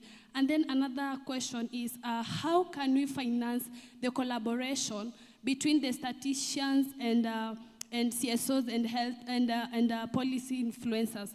Because yes, we are talking about transforming the data into action. But that one cannot be done by data analysts alone or by CSOs. It has to be a collaboration. So that when a CSO is talking about we are losing 355 of our people per week, how does that speak advocacy language so that we can have one language that align data and the needs of the people? Thank you. Yeah, let's have one more. One more, yeah, from. Okay, thank you, Christina Julu from the Open Institute, and I'd like to find out from WHO, from the World Bank, and I'm looking, we've talked about collaboration across the panels, and I think this is a discussion we've had since yesterday, collaboration. But the question is, do you have scenarios, and this is to you because World Bank works in a number of countries, do we have scenarios where we have, quote unquote, a data fund or a data pool? Has this worked anywhere? Are there any practical examples that we can also learn from? Why? Because we have a lot of resources that are segmented on data.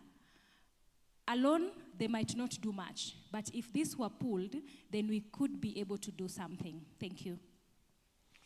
Let's have the last question here, intervention here from the board member.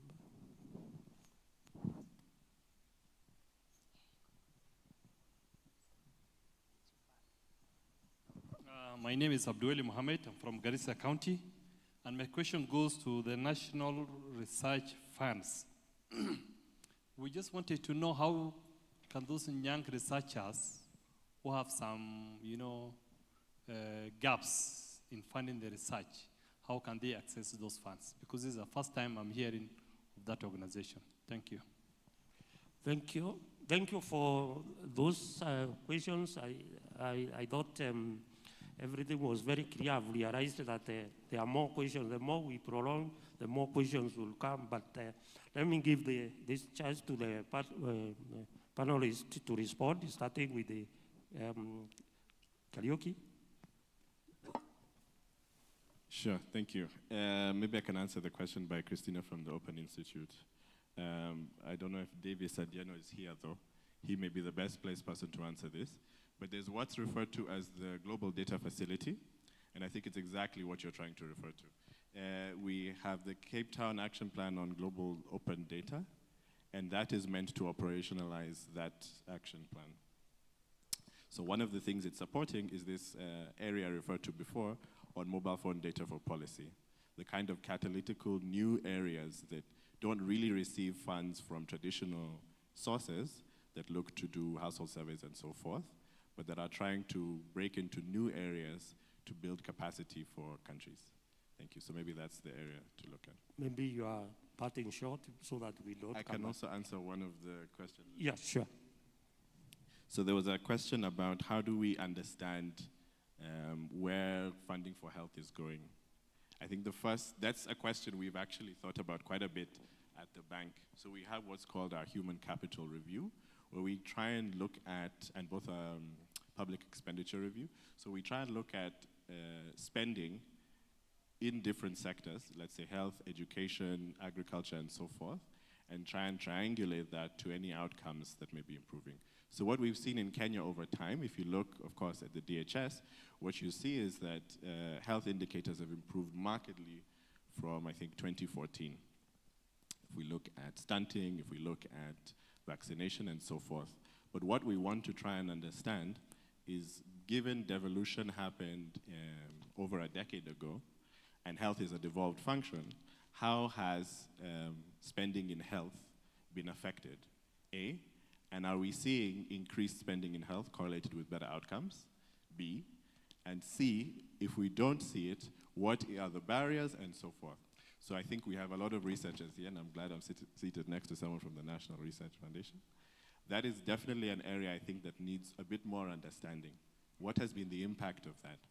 But in terms of population, I know that, and KNBS are a huge part of that. Population is actually one of the coefficients in the formula from CRA giving money to the counties. So I know that at least that's taken care of. But now whether that money is translating into better outcomes and why, I think I'll hand over to my colleague on that one. Thank you. Yeah, please go ahead.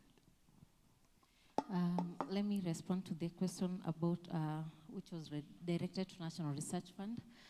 Maybe I can just elaborate a little bit about our organization. As I mentioned, we are established under the STI Act. Currently, we are domiciled at the New State Department of Science, Technology, and Innovation, the one which is under the Office of the Prime Cabinet. Before, we were under the Minister of Education. Our mandate as National Research Fund, as I mentioned, we fund research. And this research we fund based on the national priorities which has been established, and we also try to link the research we are funding with the current government. Like for this case, we fund research based on the BETA agenda, the BETA. That is the current government.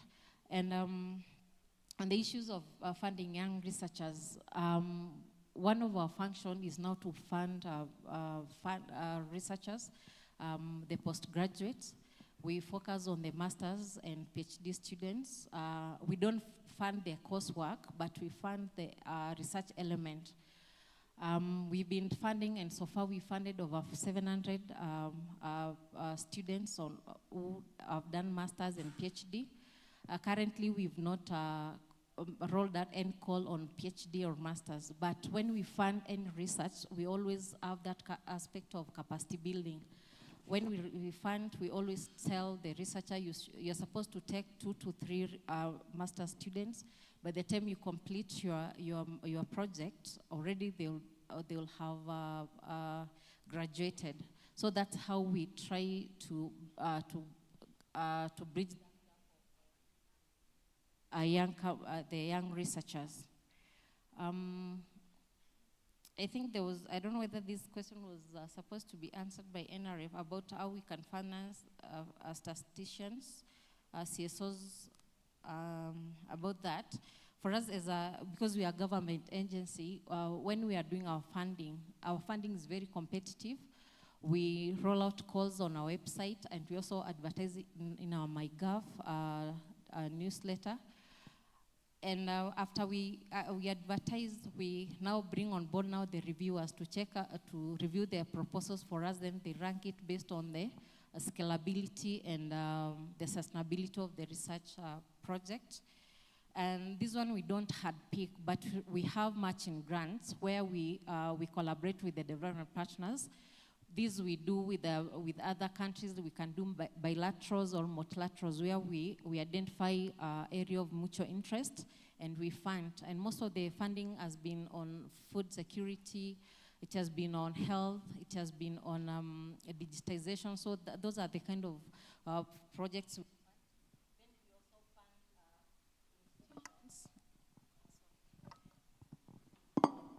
We also have an institutional grant where the institutions write to us, and that is on infrastructure funding.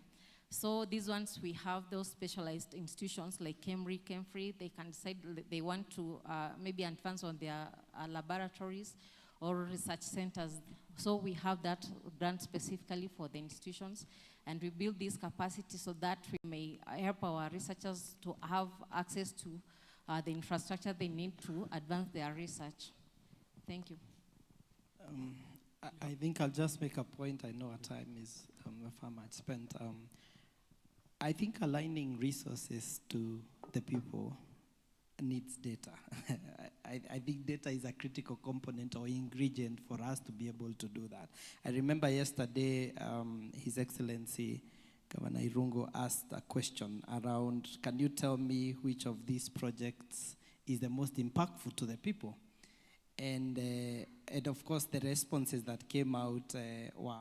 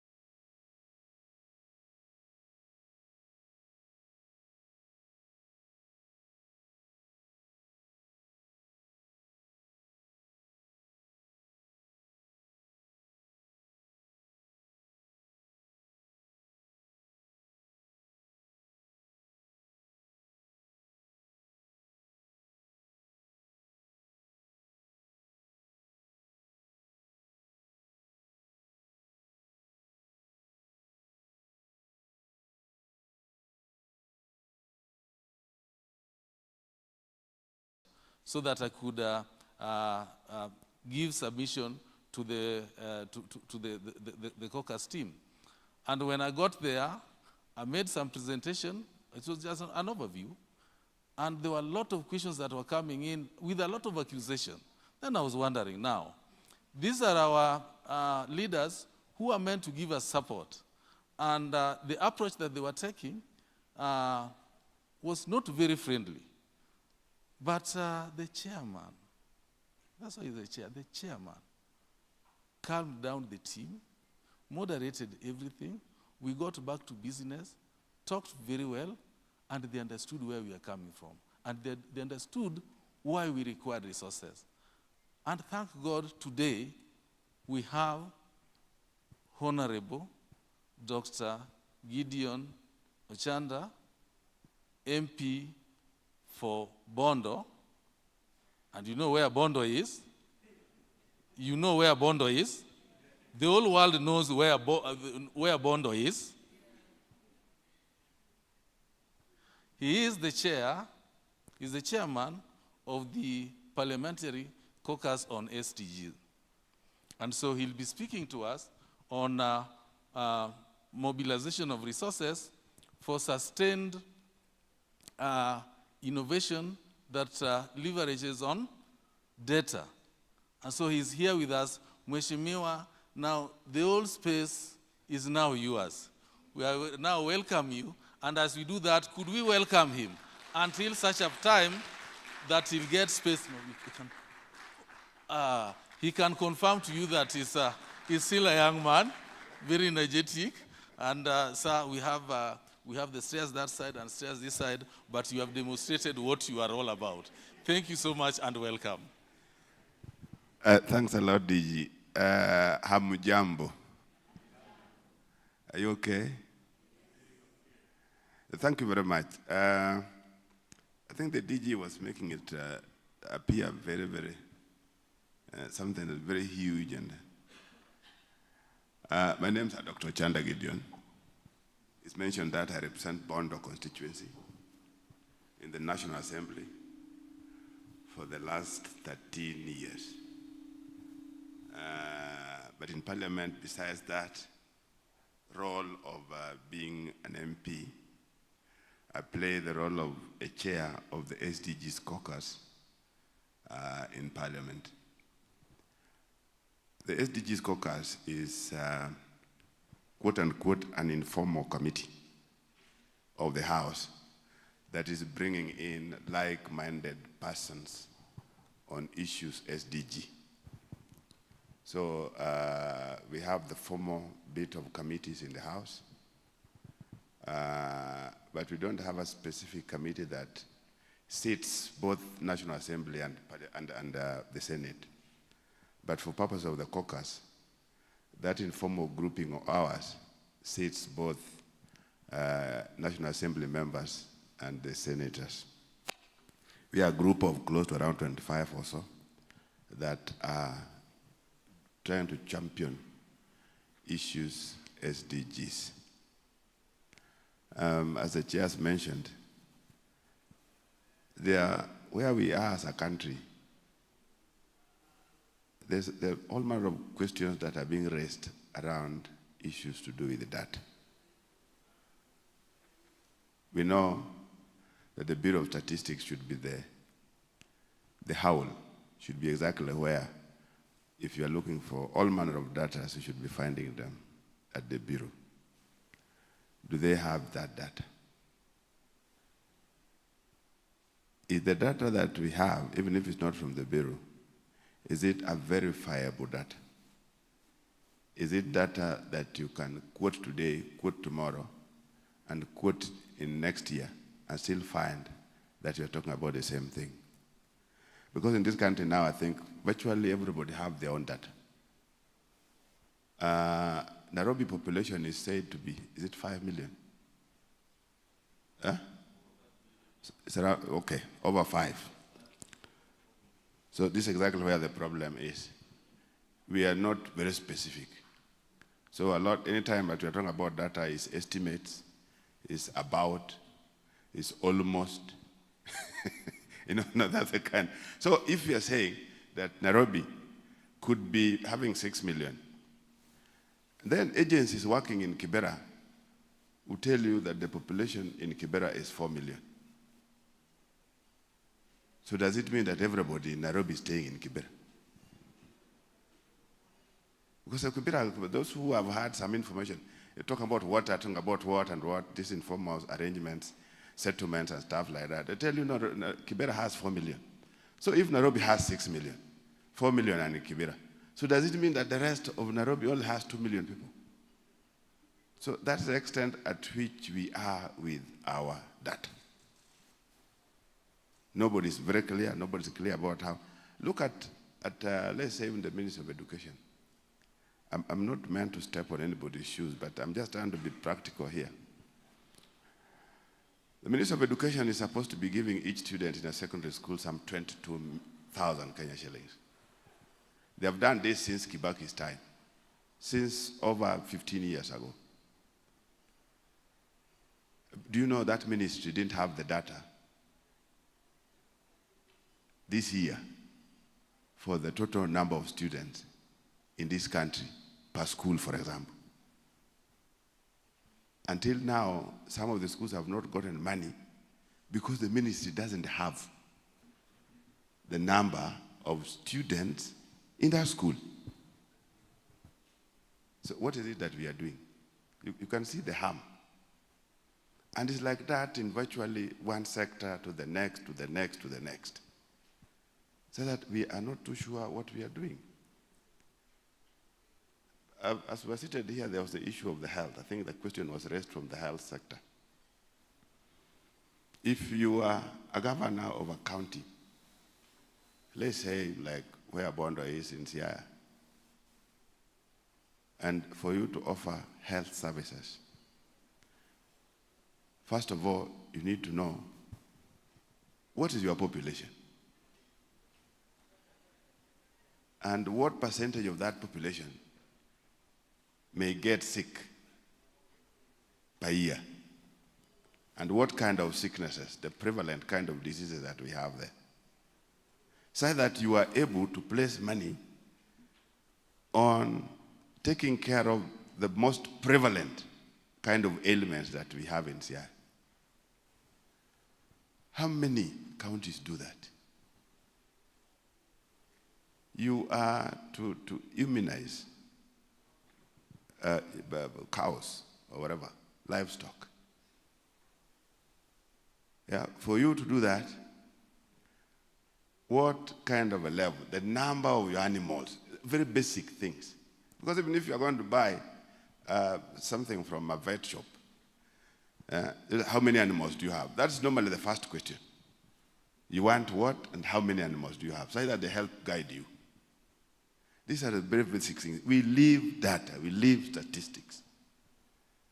And if we are not using statistics to help us, to shape what we are doing, I think we are lost.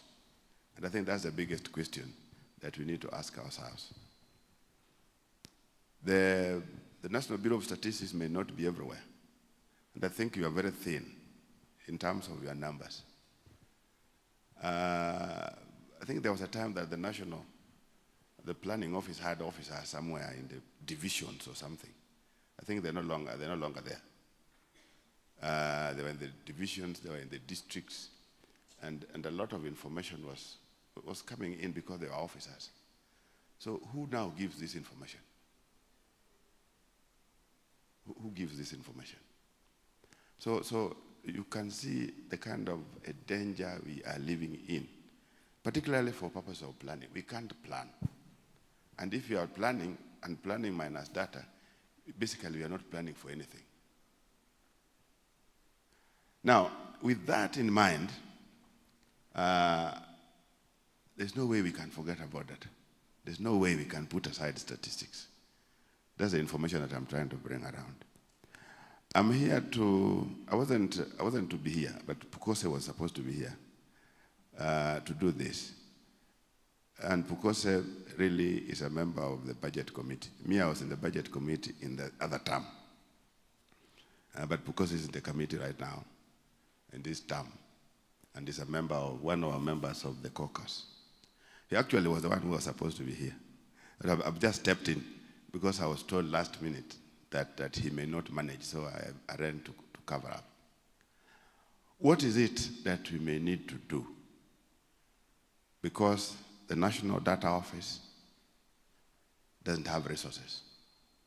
That's the bottom line. Doesn't have resources to do their work. And for sure, it's a work that we need. We need it at the county.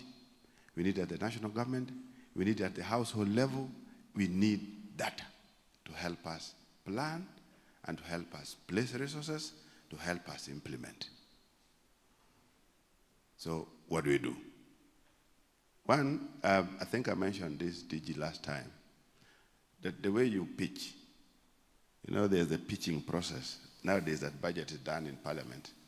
Placement, actual placement of figures is done by the Budget Committee. And before that happens, there's quite a bit of back and forth.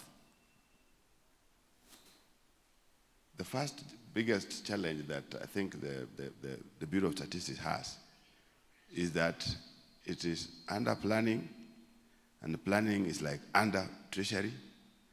And when you are pitching, Treasury is like pitching for the entire nation, virtually on everything else, and forgets about itself. I think that's the first challenge that I think there is. So that they are not able to place money for the Bureau of Statistics. You've remained at some level of support for like close to 10 years, almost standard amount. Yeah? And with that, we are saying you are underfunded. So when you're pitching, like agriculture will pitch, the planning ministry pitching together with Treasury is your disadvantage. I think, Chair, this is something that you may need. I'm trying to tip you for purpose of managing the budget. If you are to mobilize or you are to get resources from the Treasury, I think the bag that Treasury carries is big and cherry. So that's something that I think is important. If you're not able to get actual financing, what then are the options that you may have? And I think, DG, this is where I normally come in from, and I've tried to share it once in a while. Are we able to be a little bit more creative in terms of how we are able to source data? Here we are, for example, national census. The last census was done in when? 2019. So that's the data that we have in terms of the population of the country. It is disputed on one hand, yeah, but yet it's the official data information that we have as at now. You know, these community health workers,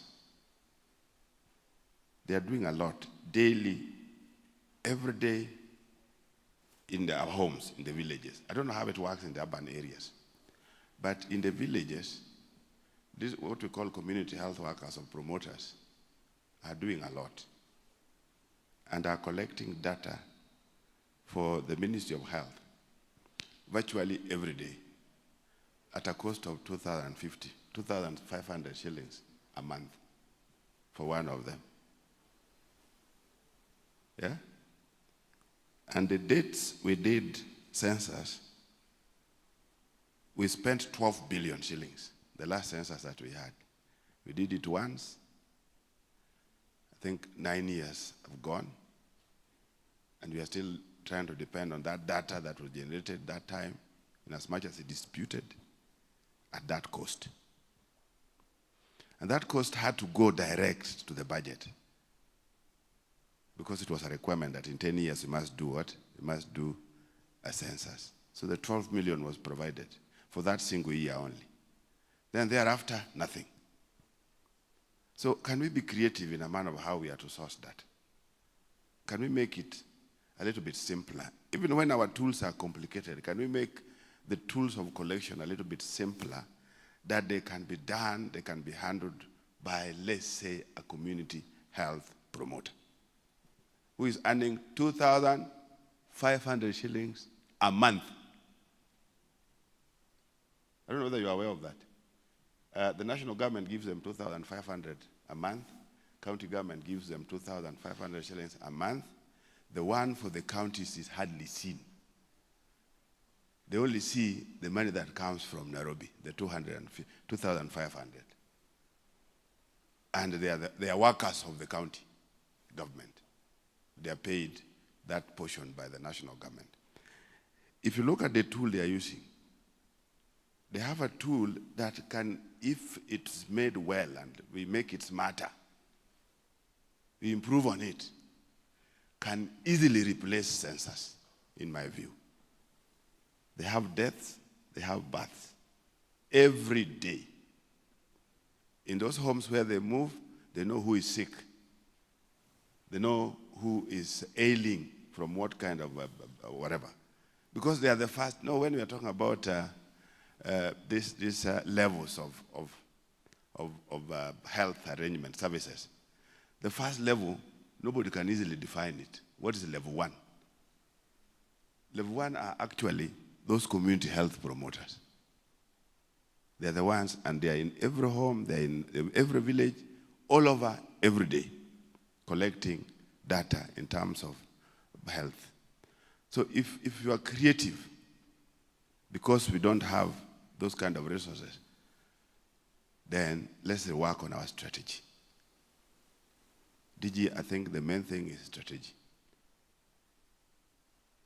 Such that by the end of the day, we have data. The other thing is, all manner of agencies, whether small or big, have their data of some sort. How can we move to help authenticate their data? How can we move to authenticate data that is with an NGO in Kibera? In the process of also trying to correct them that no, there's no way 4 million can be in Kibera if the total population of Nairobi is 6 million. They can't be even half. Yeah, they can't even be half. So can we follow them up in terms of what they are doing? Because I know some they are doing it for purposes of promoting fundraising. Yeah? But can we now follow them up so that we authenticate bits of data that they have? So we get that is being done by somebody in Kibera, another one in Kayole, another one somewhere else. And then we consolidate this data in a way that can help us. Because definitely many agencies are generating data, whether they are governmental or non-governmental. There's data all over. So can we get a way of how to bring these data, wherever they are, to be in a manner that we can verify them, we can authenticate them, and we put them together. We harmonize and have them in a manner that they can be used across when we don't have enough resources for purposes of our main data center, the Center of National Bureau of Statistics. I think these are the directions that I'm trying to raise. We still need money. And sometimes even the money we are able, or we are able to solicit from even elsewhere, sometimes goes unused. I hope you know that, DG, that in the last, I think, 4-6 years, we've lost 8 billion. Is it 8? That was supposed to be in a co-funding arrangement.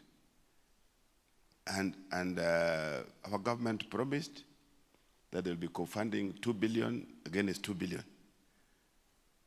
Then we failed to raise 2 billion on our side. The other 2 billion gets lost. Because it's a condition, so those people don't pay. We've lost like 8 billion, 8 or 6, in the last 6 or 8 years. Money that was not ours, which were being given, we were being supported. The Bureau was to get that support. But we failed to co-fund our bit. The national government side failed to give 2 billion per year the way they had arranged, they had committed. So the others didn't give us the money. We lost it. And I think it's lost. I think the whole arrangement is gone. Is it going by this year or next year? It's gone. Yeah. So here we are. We don't have resources. we raise resources and we let the resources fly away, like that has happened before. And me, that one, I've always been saying, that happened because of your pitching process. How the department pitches in front of, because what the budget committee does, when there are indications that you are able to raise money on your own, it's also very easy for them to support you. In fact, it goes like, the more you are able to raise, the more you can be given. The Department of Lands, in the last, I think, 3 or so, 2 years, have been able to raise more money, yeah, from raising revenues from itself. I think last time they were raising almost 20 billion. So when they got to pitch, CS, Ministry of Lands, comes here, no, we only need additional 2 billion to help raise additional 10 billion for you. You see, that's the language that is talked there at the time you are pitching. Immediately, the committee realizes that you are able to raise 10 billion, and you only want 2 billion to bring 10. They'll give you. They'll give you straight away. So those are some of the strategies that you may need to use when you pitch as a department before the committee. And I've seen that happen and happen very easily. Yeah? And if we just make it very clear that no, without data, all the monies that you are placing into departments are not useful, are not helping anybody. Immediately we make that very clear. Me, I want to believe you will get money. And it all depends on how you pitch. Bring all the wastages. Demonstrate to the committee that this ministry wasted this one wasted this one wasted this wasted this. And because we have this wastage will not be there. You cost the wastage. And immediately the wastage is costed. And you present your idea in terms of how you may minimize on wastage, they'll give you money. They'll give you money. So I think may not want to go beyond that, but the most critical thing is there's no way out of data. We must just have it, and we must just have it right. I think that's a common denominator. We must have it, and we must have it right. For us to have it right, it must be resourced. It has to be resourced. Either it has to be resourced properly by the government, or when we are negotiating and soliciting for support from elsewhere, the government needs to give us a proper, practical backup. A commitment that they must make sure that they follow every single day. Finally, is to be creative and to be a little bit innovative in terms of how we are able to source data cheaply, but not doing cheap data. Yeah? I guess we are seeing the difference. Yeah? We get how to make the thing be cheap, but getting the data right, not cheap data. So I think with those, DG, asanteni sana for listening to those bad words.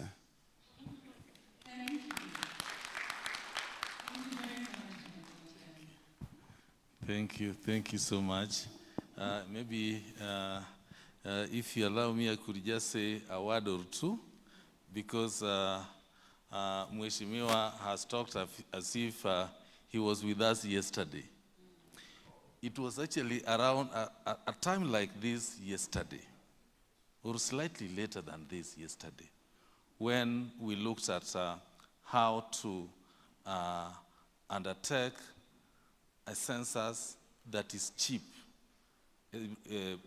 register-based census, which can be compiled using administrative data.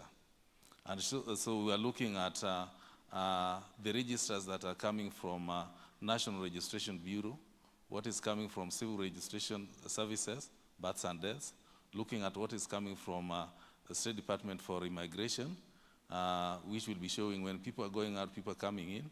Those ones would deal with the factors of change of population. And so if that system works, then we will be able to get our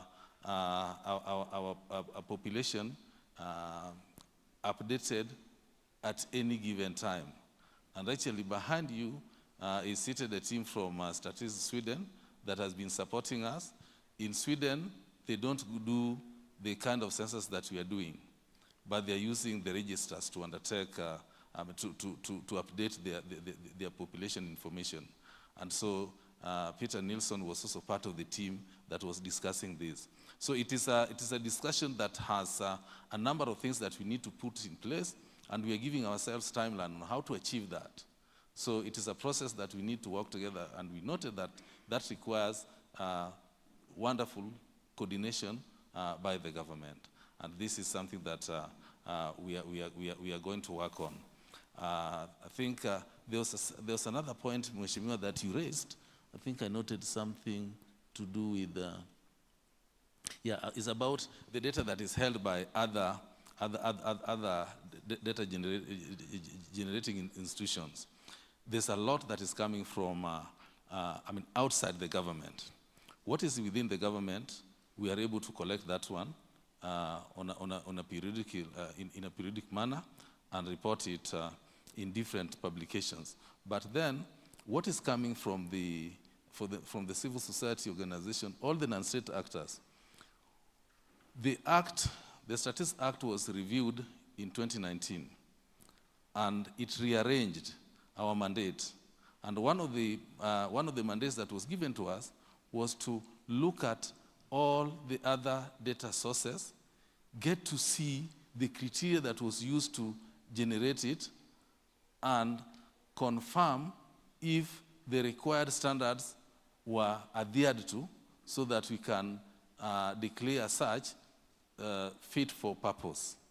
And so we went ahead to look at, we looked at the National Quality Assurance Framework, NCAF, then domesticated it to our case so that we could get the Kenya Statistical Quality Assurance Framework, which was discussed, was it today or yesterday?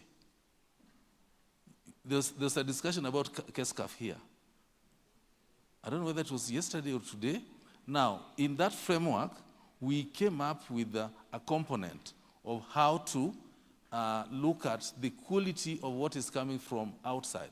And just instead of waiting for people to make mistakes and then we send them back with the data, we are now doing the dissemination, that having then come up with the criteria, are the data producers aware of what they need to do to get us, to undertake data generation in a manner that would meet the requirements. And so that is the process that we are in, and we are also looking at it. So I would say that by what you require us to do, I would say that we are in the right path.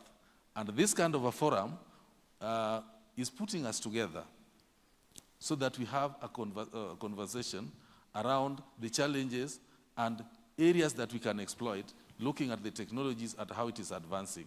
Mheshimiwa, next year, we'll be hosting what we call the Data Festival. That will be from 2nd to 5th of June 2026. And it will be bringing a number of statistical operators around the world.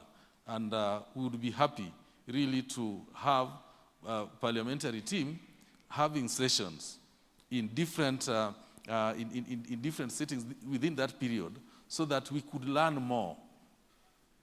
We could learn more of what is expected of us and how we can go about our businesses. Thank you. That's what I really wanted to share.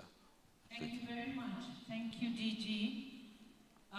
And thank you again, Honorable Ochanda, for me.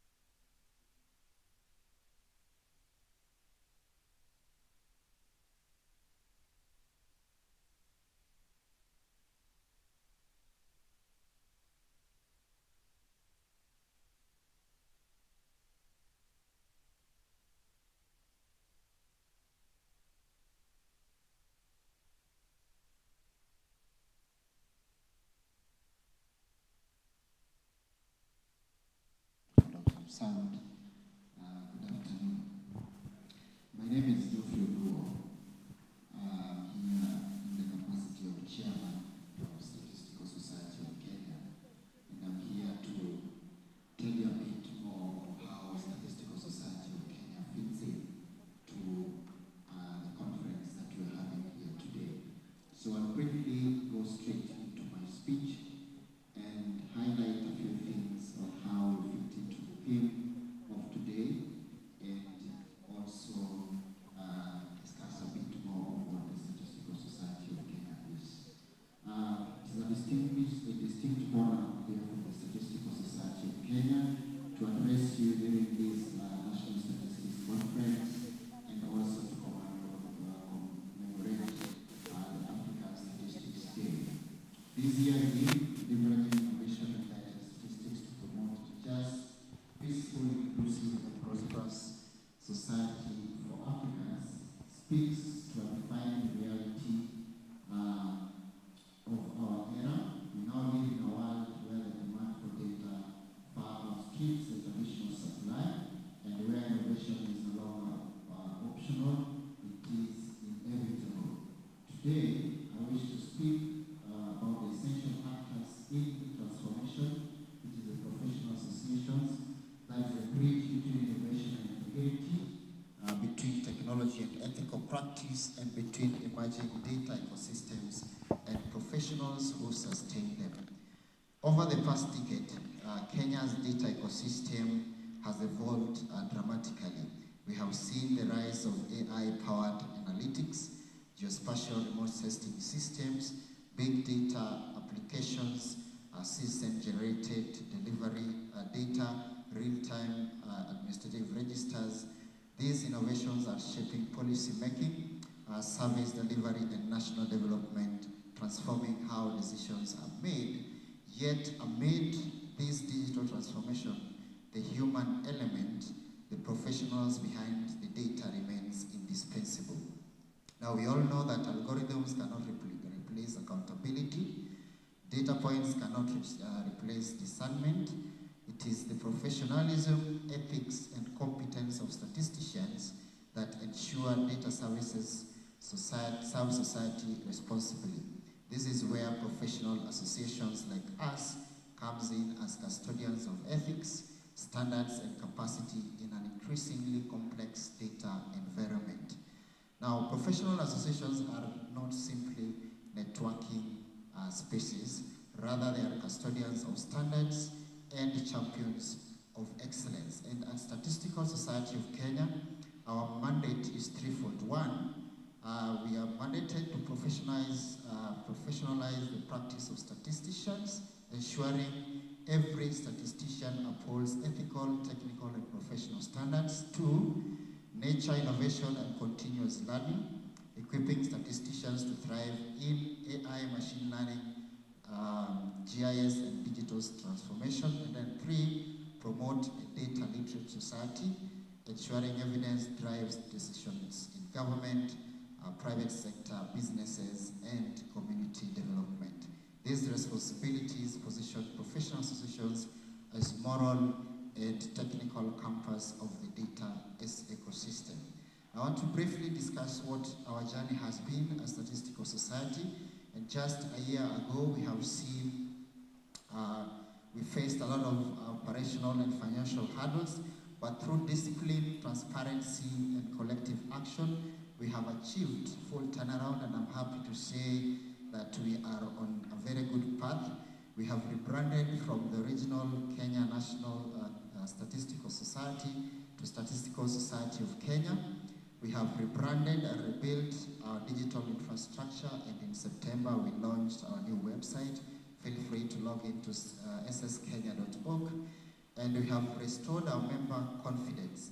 Now, this we have achieved by three things. One, we have a new digital home, which is a new website and a member management system. So if you log into that website, you will see how we now look like and how we fit into the digital era. We have a rapidly growing members numbers, which has grown from the confidence our members have built in us. And three, we have launched in June 2015 a bold strategic plan from 2025 to 2029, our blueprint for elevating statistical leadership and innovation in Kenya. And this is what we are going to use to plug into every opportunity that we see in building this one. Our 2025-2029 strategic plan rests on 4 pillars that perfectly align with today's theme. 1, professional development and certification. So we have a very bold vision of establishing SSK as the national satisfying body for statisticians through our support of Statisticians Act. And Honorable Chair, I know will be coming to you very soon.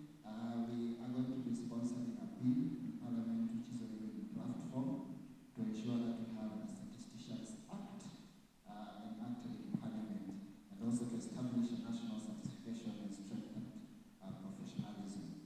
2 is advocacy and policy influence, ensuring that statisticians for statistical evidence and ethical data governance underpin national decision-making, guide public policy and national development. 3, research and innovation, promoting research in AI, predictive analytics, big data, and modern modeling to advance Kenya data science ecosystem. 4, collaboration and membership growth, expanding partnerships with academia, which is also present in this room, private tech innovators, which are also here. We are also going to see them exhibiting, public institutions, and regional statistical associations across Africa and beyond. So we are looking at expanding our engagement, just not within SSK, but beyond our borders. These pillars place our Statistical Society of Kenya at the heart of Kenya's data revolution, not as an observer, but as an active driver of innovation and standards, to lead and to shape it. Now, how to highlight 5 ways professional associations like us catalyze innovation in data and statistics, not just in Kenya, but across Africa. 1, through capacity building for the future. Associations must be hubs for upskilling statisticians in emerging technologies such as AI and machine learning, GIS and spatial analytics, data visualization, modern statistical software, data governance frameworks. Now, we all know that Statistical Society, through our members, we have professionals that are experts in this field, and therefore, we will just be tapping on talent that we already have. Again, SSK is launching a CPD program, academics and innovation bootcamps to support this shift. So as we move towards our growth trajectory, implementing our strategic plan, those are some of the things that we are going to be implementing. 2, setting standards and ethical oversight. Innovation without ethics is chaos, and we all know that. We have just been talking about regulators in the last panel, and therefore professional bodies must define codes of conduct, data governance standards, integrity frameworks for AI and automated systems. Like we noted earlier, we do not have frameworks, and Internet of Things is moving faster than what the safeguards that we have in place. So these safeguards will ensure trust in data systems that we are building, and that will also fit directly into the theme that we are looking at. 3, policy influence and thought leadership. From Africa's Agenda 2063 to Vision 2030 to digital health ecosystems to the county government plans. Now we are looking at the better economy. We all know that it's a bottom-up economy, and therefore we must ensure that we are present at all levels, and therefore we must champion evidence-based policies and uphold statistical rigor in every development plan. And you all must agree with me that every department of government, every department of private sector or business has a statistician sitting in there.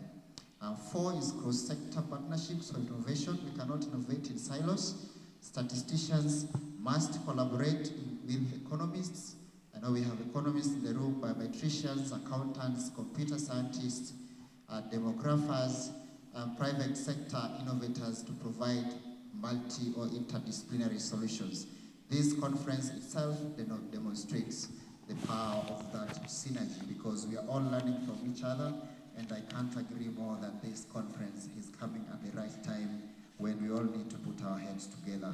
And number 5, championing youth and inclusivity. And you agree with me that our youth are our innovators for tomorrow, and they are data gurus, and the future of data innovation belongs to them. Kenya's Opportunity Africa Statistic Day reminds us of that data is a public good and a key driver of sustainable development. Kenya is emerging as a continental leader, hosting the Global Data Festival next year, modernizing census systems, digitizing public registers, integrating AI in service delivery.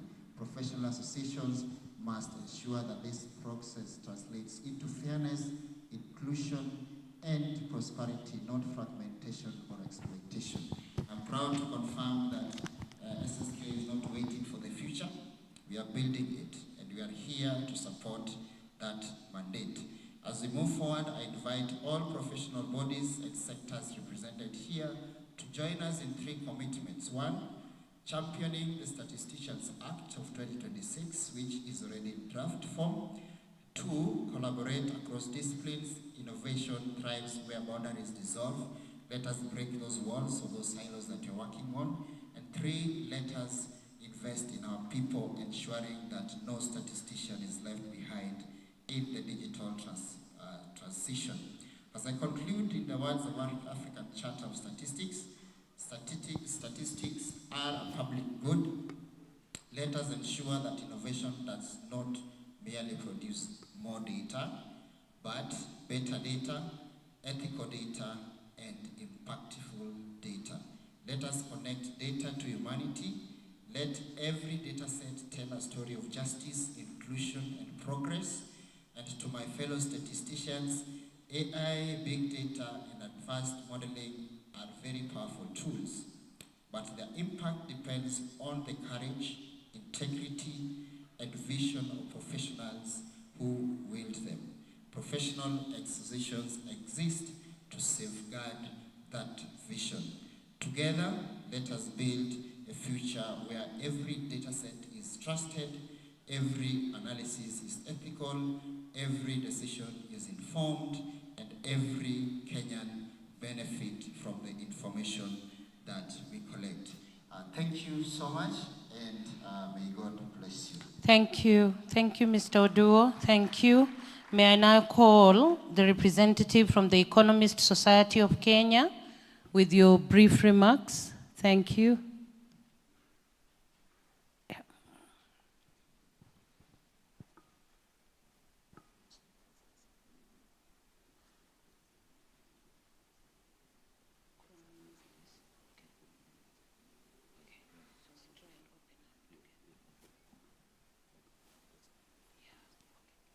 Thank you very much. Thank you.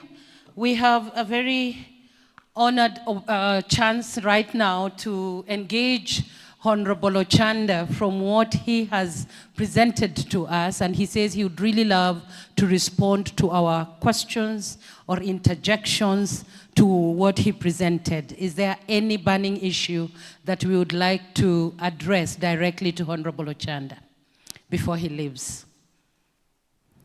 You know, it's never easy to get our legislators where we are actually just asking the questions directly. So when we have the golden opportunity, we use it. Thank you very much. My name is Joshua Adem. To our Honorable Member of Parliament, Mr. Ochanda, you have spoken very well on how valuable is our data for the development of this, our nation.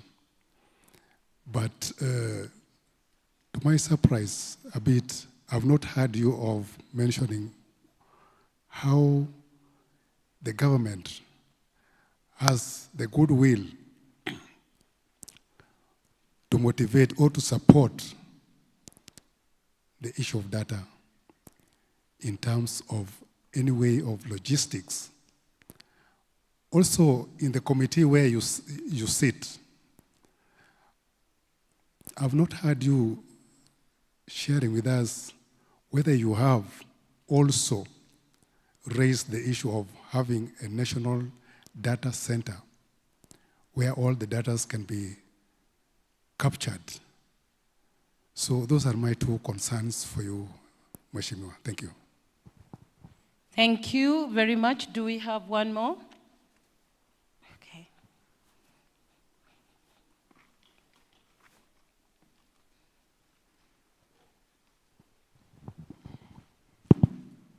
Yes, good evening to our invited guest, Honorable Gideon. Yes, and our Director General. My name is Tim from a private organization called Onagi Comrades Alliance. Okay, my question to our honorable guest. We talk about data, we talk about innovation, and also we talk about inclusion. But particularly, there is marginalization and the data invisibility. I mean, we don't involve the youth, and even if we hear any presentation here, the youths are being mentioned, like they're the innovators, they have the energy, but in terms of decision making and when transactions are being made, this particular group is totally marginalized. So if we talk about our future, and we see youth-led associations are not being led by youth, and that data does not speak so well when we are trying to forecast our future. So what is our implications on how we can guarantee our future if we don't involve those who might be present by then? Thank you. Thank you. Do we have one last burning one so Honorable Chanda can answer 3? No, I think we can proceed with the 2. Thank you, sir. Thank you. Just very quickly, I think the note at which our last speaker ended, the statisticians, I think you are late. Those of you who are here, you are fairly late. I told you I'm serving my 3rd term, but in the last 2 terms of being in Parliament, all manner of professional and semi-professional agencies have come up with their own legislations. So the statistician society, when you are still talking about doing a bill now, please do it knowing that you are late. Yeah? You ought to have done this a little bit earlier. We've had legislation on social workers. We've had legislation on lab technologists. We've had all manner of these semi-professional bodies have come up with their own legislations in the last 8 or so years. How I wished yours was already there. But this also gives a very good thrust in terms of if you are moving forward, that you may not meet any serious obstacles, because we've done it for many agencies, many professional bodies, and many semi-professional agencies. The last like 7 or 8 years. Now, back to the question that is raised, one on the issue of the government support. Maybe the term I used was not well understood. I used the term pitching. Yeah? Pitching means that every department of government at the stage of making the budget, that is between March and April. Around March and April, first of all, you must note the date. You miss that, you miss it completely. And it's normally just like 1 week or so. In March, each department presents themselves to the budget committee to justify their budget and justify their requests. It is a negotiation. That's what is meant by pitching here. You must look for how, like a suitor, huh? You must present your best. So each ministry presents their best to that committee, for the committee to be persuaded to give you resources. They have money. That committee is placing 4 trillion Kenya shillings. I think that's what they placed this year, isn't it? Around 4 trillion. So you must create and make space within the 4 trillion as a department. By the time you are going to present yourselves to that committee. And that's a little tip that I was giving.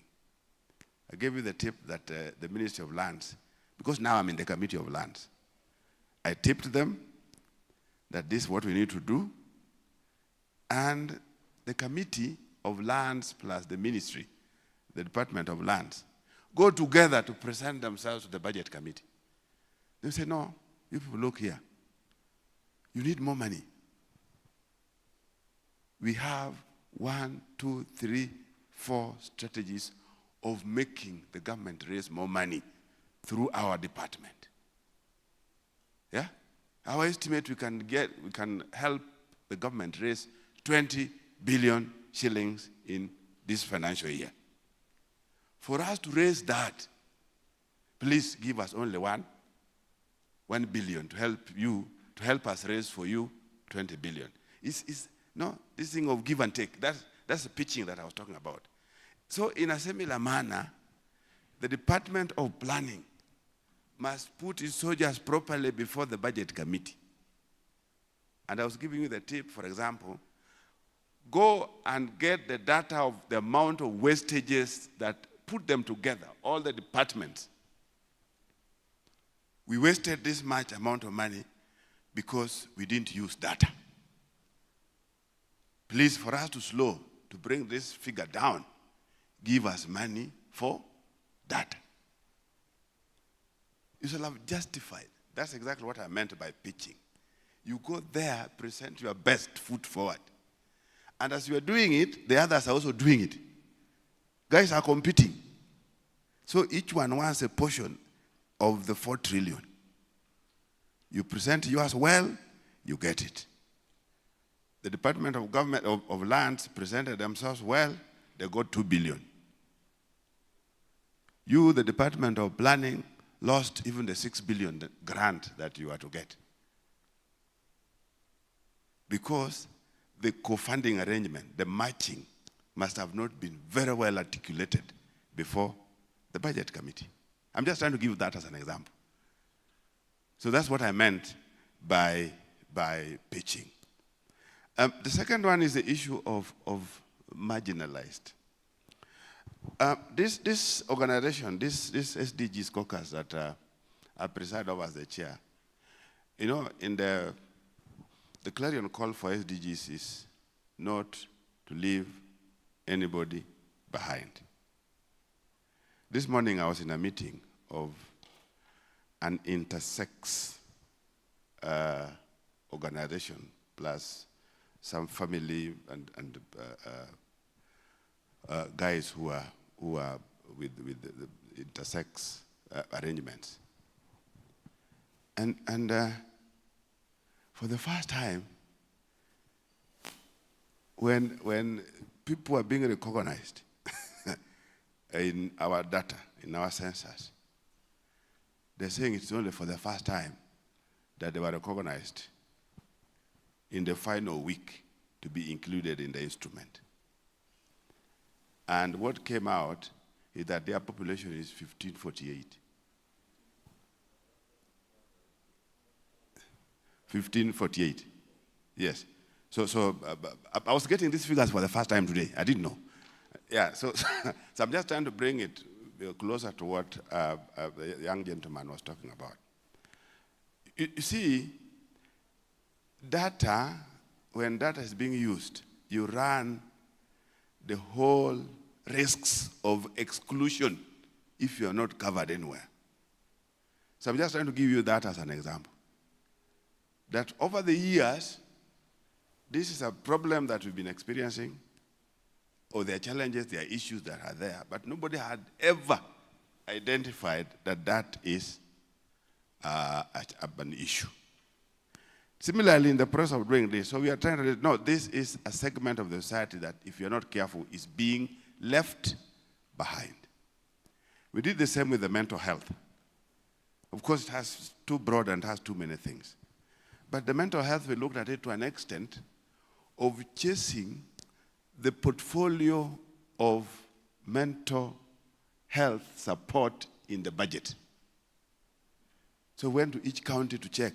You're giving this money for health, yes, but where specific one for purposes of mental health. And even in the process, the whole of entire Western, there is no formal, for example, a rehabilitation center. The entire government, the entire counties don't have any. What is there is only, I think, one for the mission at Asumbi or something, another one in Bungoma, and their mission. So when you're talking about how do you invest for purposes of taking care of mental health, whereas the budgets don't have anything, it's zero. Or if you put them to a 0.00, some many things. So the issue of being marginalized, one area where you can easily get lost is when we are talking about the data segments in the society and your place in those data. So as you talk about the youth and all that, you also need to recognize that everybody must have to get to some stage. You must be a youth. Yeah? Yeah. You can't be a youth at the same time also be 49. You must also allow yourself, like I told the students in school, you must allow yourself to be a child. Say that you are taken care of as a what? As a child. You need to be fed, you need to be clothed, that is your stage. From there, practically, you'll move to the next. But if you are a child, and at the same time, you want to be a mother, and you are a child, definitely there's a conflict. So, our young people, what is most critical is, chances are that nobody will come to look for you. Nobody. Please make sure that every little stage, every little place where you are, create and make sure you occupy that space, even if it's politics. Do you think these ones who are there will want to leave? Do you want Ochanda? Do you think Ochanda will want to leave? To where? Mnataka niende wapi? After this, I'm completely unemployable, even if I serve for one term. No employer will take you that you've been a politician and you worked for 5 years in parliament, and then you go there knocking that you want a job. Nani atakupatia? You will not get. You will not get. So these ones are there and they will always struggle to be there forever. They will not leave. So you who want an entry, you who needs an entry, who wants an entry, create that entry by yourself. Nobody will give it to you. Do you think there's any politician who will say, no, now today I'm too old, let one young person come in and run on? Hautaona. So please, I want to encourage you that any other time that there is space and you are seeing it, get to occupy it. Asanteni. Thank you. Thank you very much, Ochanda. Very important for us. Thank you. Bwana DG.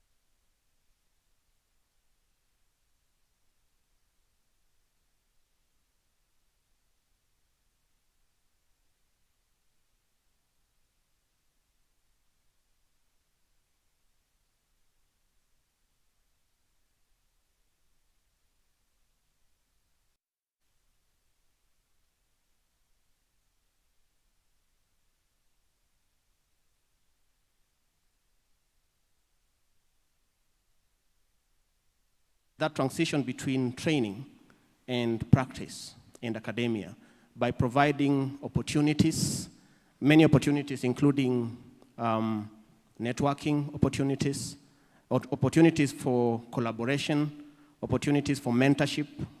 Within the societies, as a young statistician, senior statistician, you can be able to access a mentor or a mentee to help you as you grow throughout the journey. And professional accreditation, I'm really glad about the work that the Statistical Society of Kenya is doing in providing that for us. We've been thinking about these things the time when I was in the university. We've been looking forward to such an opportunity. And so I hope very soon that's really coming. Because it will help us give credibility. Even when we sit on the table, we are able to speak with confidence because we know these are statisticians. There are many people actually who call themselves statisticians, but trust me, they are not, because they may not have gone through the statistics training as required. So this accreditation really will be very, very important. Now, this is a platform, the professional societies, it's a platform where we share best practices. You know, there are many practices across the world, and without having to duplicate efforts, you can be able to learn what has happened in other places and try to replicate within our settings, both in the statistics, data science, and innovation and IT. And so briefly, I'll talk about what our society, the International Biometric Society, brings in Kenya. We are an international biometric statistical body across the world. It started in 1947. I think, statistically, majority of the people in the room were not born. 1947, and it was started by who? It was started by Fisher. Most of the statisticians will know analysis of variance. You'll know maximum likelihood estimation and maximum likelihood estimators. The person who invented some of these things or did a lot of contribution to some of these things is the person who founded the International Biometric Society. We complement and actually work very closely with the Statistical Society of Kenya, but of course the International Biometric Society is global. It has membership of over 5,000 internationally. In the Kenyan region, we have about 200. And of course, we look forward to having, collaborating and working with more. Internationally, we are in over 80 countries and in about 37 regions. Regions are countries coming together and then they form a region. Kenya is a region by itself, of course, because of our size of the society in Kenya. Our mission is to advance biological sciences through statistics, development of quantitative theories and application, and the development and dissemination of effective mathematical and statistical techniques. So that's really overall what we do by working and collaborating with statisticians and researchers and anybody who is generating data in any capacity. You may have heard about the International Biometric Conference. These are biennial convening that happens every 2 years. Last year, it was in Atlanta, Georgia, and next year, it will be in Seoul, South Korea, where all statisticians, people who are doing some work around biometry and biostatistics, join up, discuss new methodologies, emerging themes, emerging things that we need to pay attention to. Issues around data governance, data privacy, which are really emerging, issues of AI, and how we can position ourselves to critique and evaluate some of these things. And so I look forward to seeing most of you in Seoul next year, 12th July 2026. And you can be able to log in I think you need to go to the next slide. Sorry. You can log into the links, so the professional society globally and also our link in Kenya. Now, there is a network. I'm providing these platforms because for statisticians to be updated, to keep abreast with what's happening across the world and within the country, we have to be active and participate in some of these professional societies or organizations. So we also have the Sub-Saharan African Network. So this is a network of the IBS regions across Sub-Saharan Africa, where we organize African events. Actually this year, the Susan Network had a conference that happened in Ethiopia, and some members from our society attended. So as a member of the International Biometric Society, you get access to 2 of the journals. Of course, you have to publish, and when you publish as a statistician, there's 2 of the journals that the International Biometric Society manages, and that is the Biometrics, and the other one is JABES. So as a member, you get reduced article processing fee when you publish in these journals, and there are so many other benefits. I may not have the time to go through all of them, but one of our major benefits when you're a member of the International Biometric Society is that you get travel awards or bursaries of up to around $3,000 to attend conferences such as the Susan Conference or the International Biometric Conference, which is, it's now the 33rd time in SEO. So you can be able to access those kinds of opportunities. Now, why are these opportunities important? It's because, as I said, you get an opportunity to present your work, attract collaborations for funding, for future research, for further research and expansion of your work, and also learning from what other people across the world are actually doing. Because that way, whenever we appear in any convening like this, we can stand with confidence about the tools, the methodologies we are using, because they are updated, they are up to date. Now, in Kenya, we are organized some of these events. One of them is the networking opportunities. Every year we host the annual dinner, and it's open to everybody. We held one last year, and we were so glad to be joined by the DG of Kenya National Bureau of Statistics as our chief guest, who graced our occasion, the dinner last year. And this year, we had the dinner, and the second dinner, which happened last Friday. We were joined by the Honorable Eliud Owalo, who is a member, the Deputy Chief of Staff in the Office of the President. And when you see the photo, I think you need to go to the next slide. When you see the photo, just to show that we work very closely with the Statistical Society of Kenya in terms of complementing our efforts and working together. The chair of the Statistical Society of Kenya, Geoffrey, who spoke just a while back, was actually part of the delegates who attended the dinner. We also host other events like webinars and capacity building initiatives where we discuss methodological topics and innovations, emerging themes. So I will just want to talk about 2 more things, and then I will end. One, I think my slides will stop here because of time. There is a quote by Willett, Singer, and I forget the other name, statisticians who wrote a book. And the quote is, "You cannot save by analysis what you bungled by design."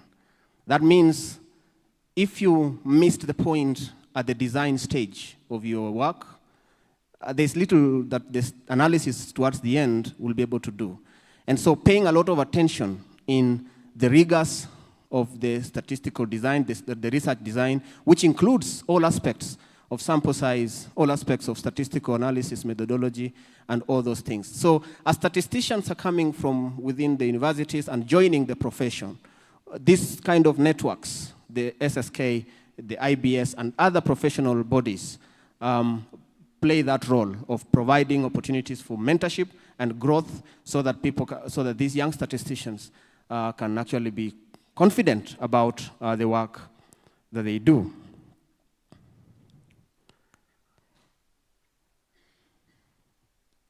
Yeah, I think I will want to stop there. I say that I work with the African Population Health Research Center. This slide was just an by the way. In case you will want to know more about what APHRC does, please, you're welcome. And thank you very much.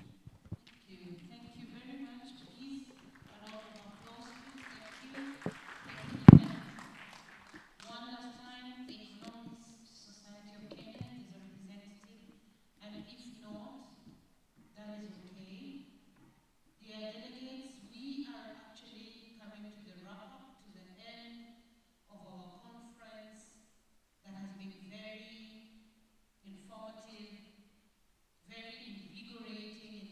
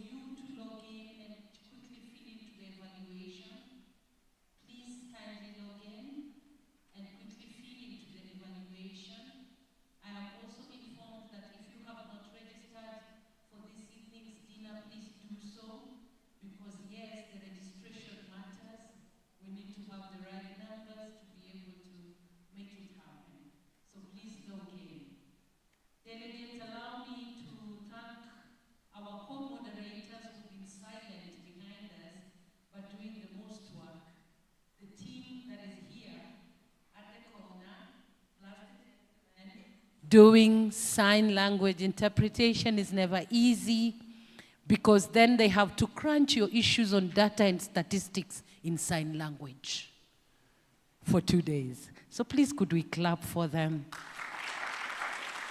Because the inclusion for us in KNBS within our National Statistics Conference is real, and we must be quite inclusive. So please, without further ado, allow me to welcome Dr. Tapua Jamba. I see the reaction. Yeah? UNFPA, I have, okay. Please, welcome, and then you can welcome our DG for the final closing. Sorry.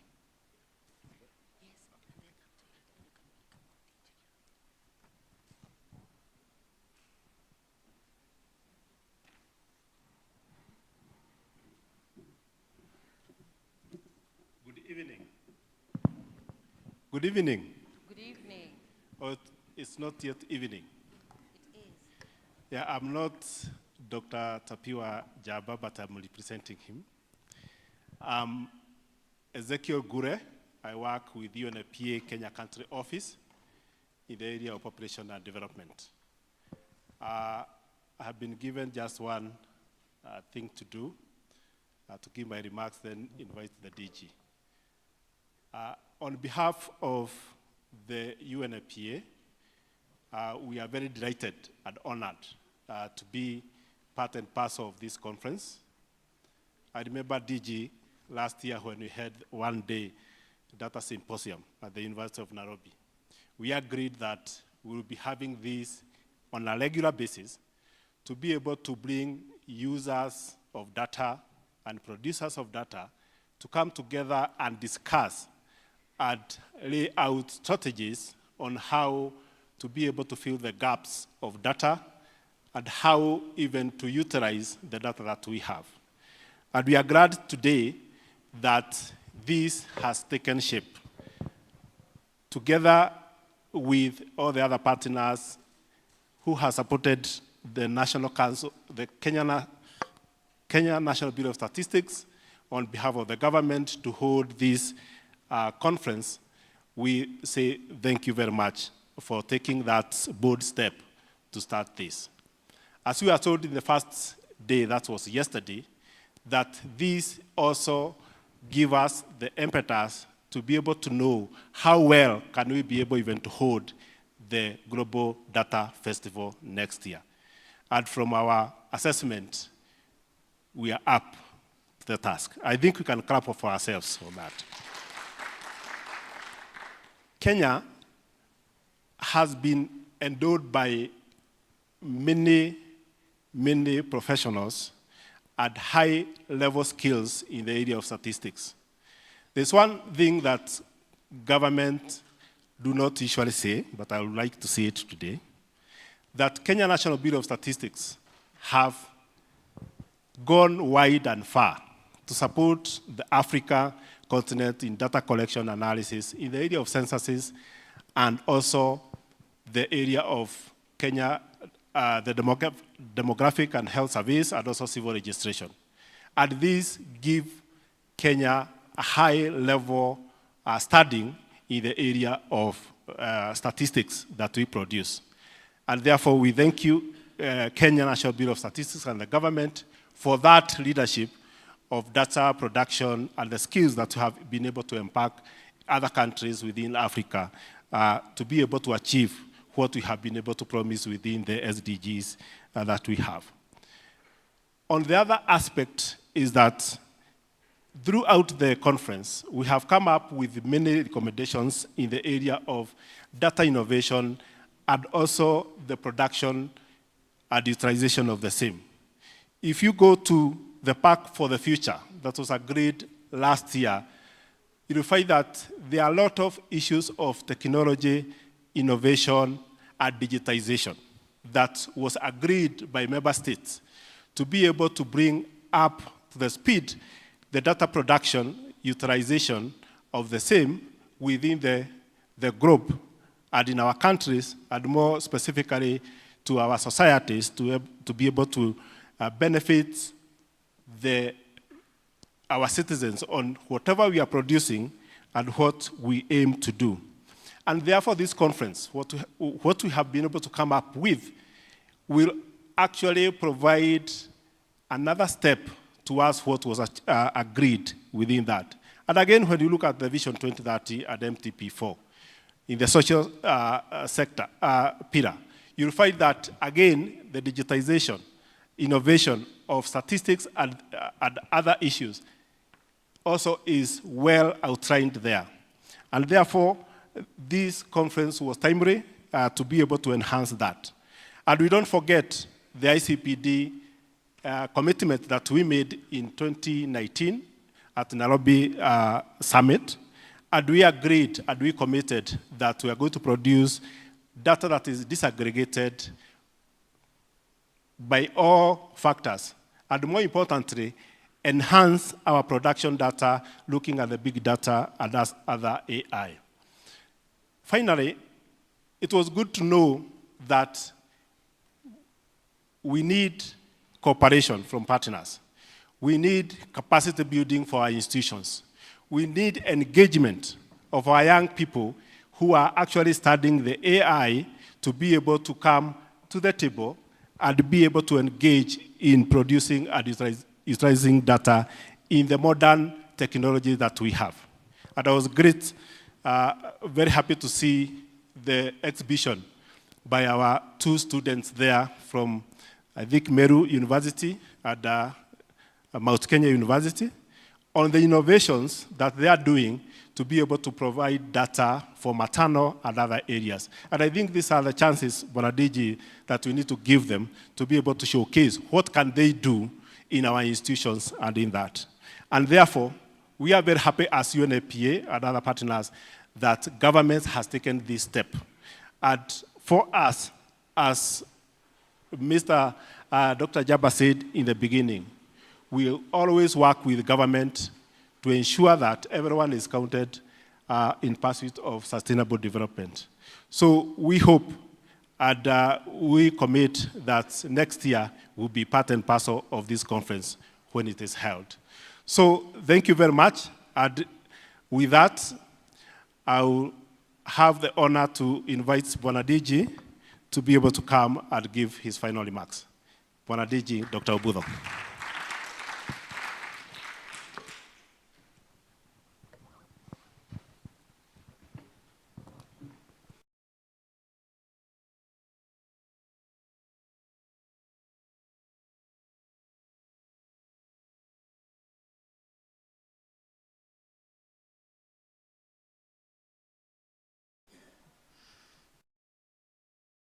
Colleagues, actually, I'm very happy that it is on the final day, and we are still here in reasonably large numbers. I have just a few points to run through in a way of trying to make the whole thing go very quickly. First, Mheshimiwa, we have had 2 days of serious engagements here. We, as I mentioned, that we are hosting the Data Fest next year. And so yesterday morning, there is the National Planning Committee that was inaugurated. That marked the first phase of our being together yesterday. After that, we went to celebrate.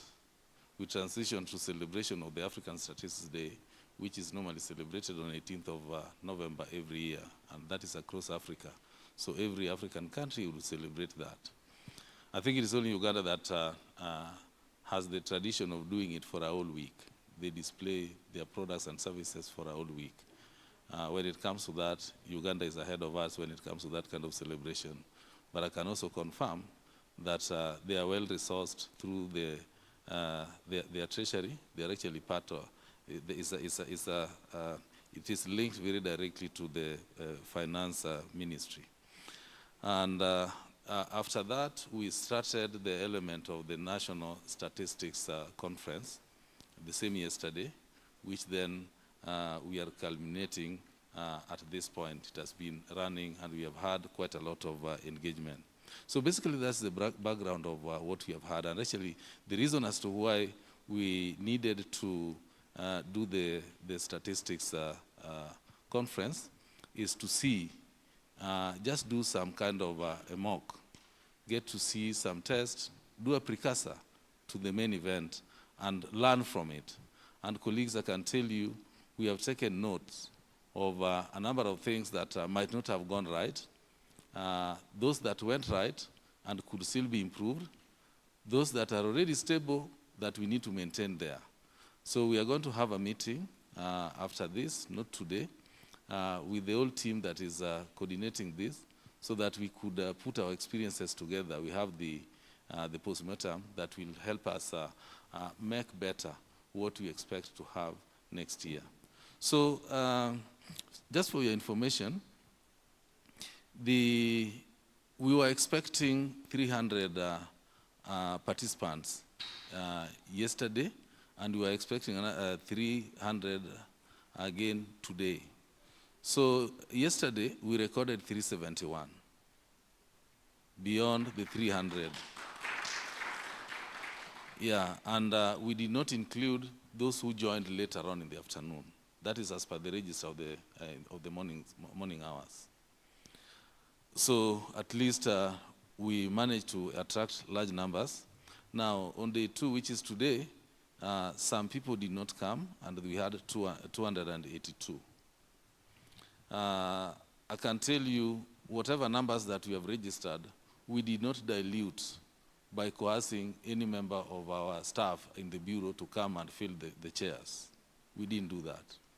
Actually, the truth is that our officers are out of town. We have a team that is working with working on the Kenya Integrated Household Budget Survey that is a 1-year running exercise, and so a number of them are held there. There's also a team that is working on the Foreign Investment Survey, and they're in the field. We have a team that is working on listing for the integrated census of agriculture. They're out there. We have a team that is working on the Kenya Mini Demographic and Health Survey, and it is out there. I'm aware that some of the faces that were here yesterday left for the field today because they had some conditions to meet, and so they are not with us. So the attendance that we have recorded is really encouraging, and it shows the commitment that we have in this. And so we are happy that we are now demonstrating a clear alignment of the importance of modernizing our data systems, embracing the digital tools, geospatial insights, and this is where we have the AI and we have ML. So that process has really been going on well. So the resounding, we have had a resounding emphasis on data quality, transparency, and trust that is grounded under the Kenya SASCOL Code of Practice and Kenya SASCOL Quality Assurance Framework. I had talked of Kenya SASCOL Quality Assurance Framework yesterday. No, I think it was today at some point, which we developed, and that is helping us ensure that we conform to the international requirements, and we domesticated it also to meet our needs. And beyond the assurance framework, which on the technical side, we also have the code of practice, which then spells out the ethical issues, which if lacking, then would still be having problem in coming up with trusted data. So we had an opportunity to showcase innovations and best practices and across the counties, MDS, academia, the private sector, and non-state actors, demonstrating the creativity and resilience of our data ecosystem.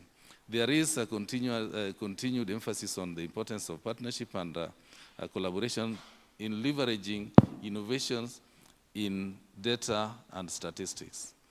Institutions and individuals are encouraged to share data very freely within the already defined parameters of data governance and ethical issues, so that we do not go beyond the boundaries, but we do not deny people information that they need to utilize.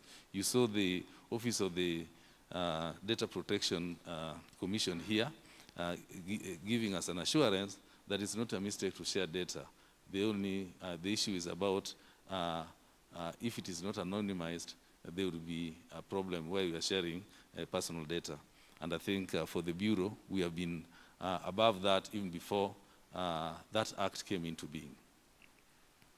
It is recognized that data and statistics is core in moving the country into a developed world. It is important that national statistical offices and systems are well resourced to produce quality data and statistics. Critical to this is now partnership, collaboration, innovation, and resource mobilization that is required. And so it is one area that we have noted that we need to keep on working towards achieving. I'm very happy that there are many participants that have been part of this, and actually this thing was not organized in a long time. It came in, we took a very short time to have this one done. And looking at the level of success, I was not expecting it to be the way it is. I can tell you for sure that I'm one fellow who will not be satisfied until it happens. So at this time, I can now say that I'm confident that we have achieved what we wanted to get. And it is through the team that has participated in this. It is all of us. So I'm not wrong when I told the team that came to check on us if we have the capability when we were bidding for hosting of the Global Data Festival. We were competing amongst other fellows, and when we were visited, I mentioned here yesterday that we were visited in the middle, and as they were still going to other countries, I told them that just go to those countries as a formality because you had to visit them. But you have found the host, and it is Kenya.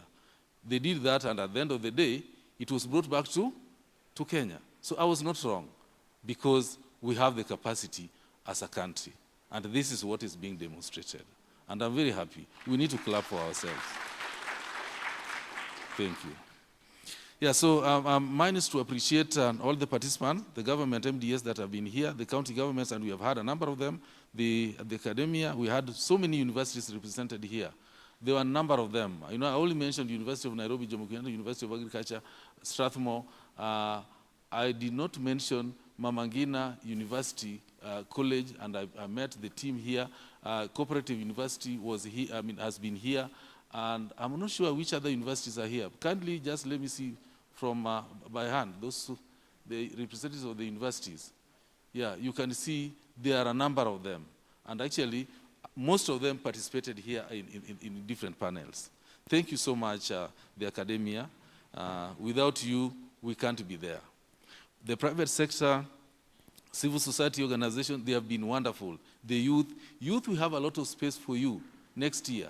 And we really want to have that demonstration of what you are able to do. IBS, the IBS official who presented, where are you? Oh, you are there.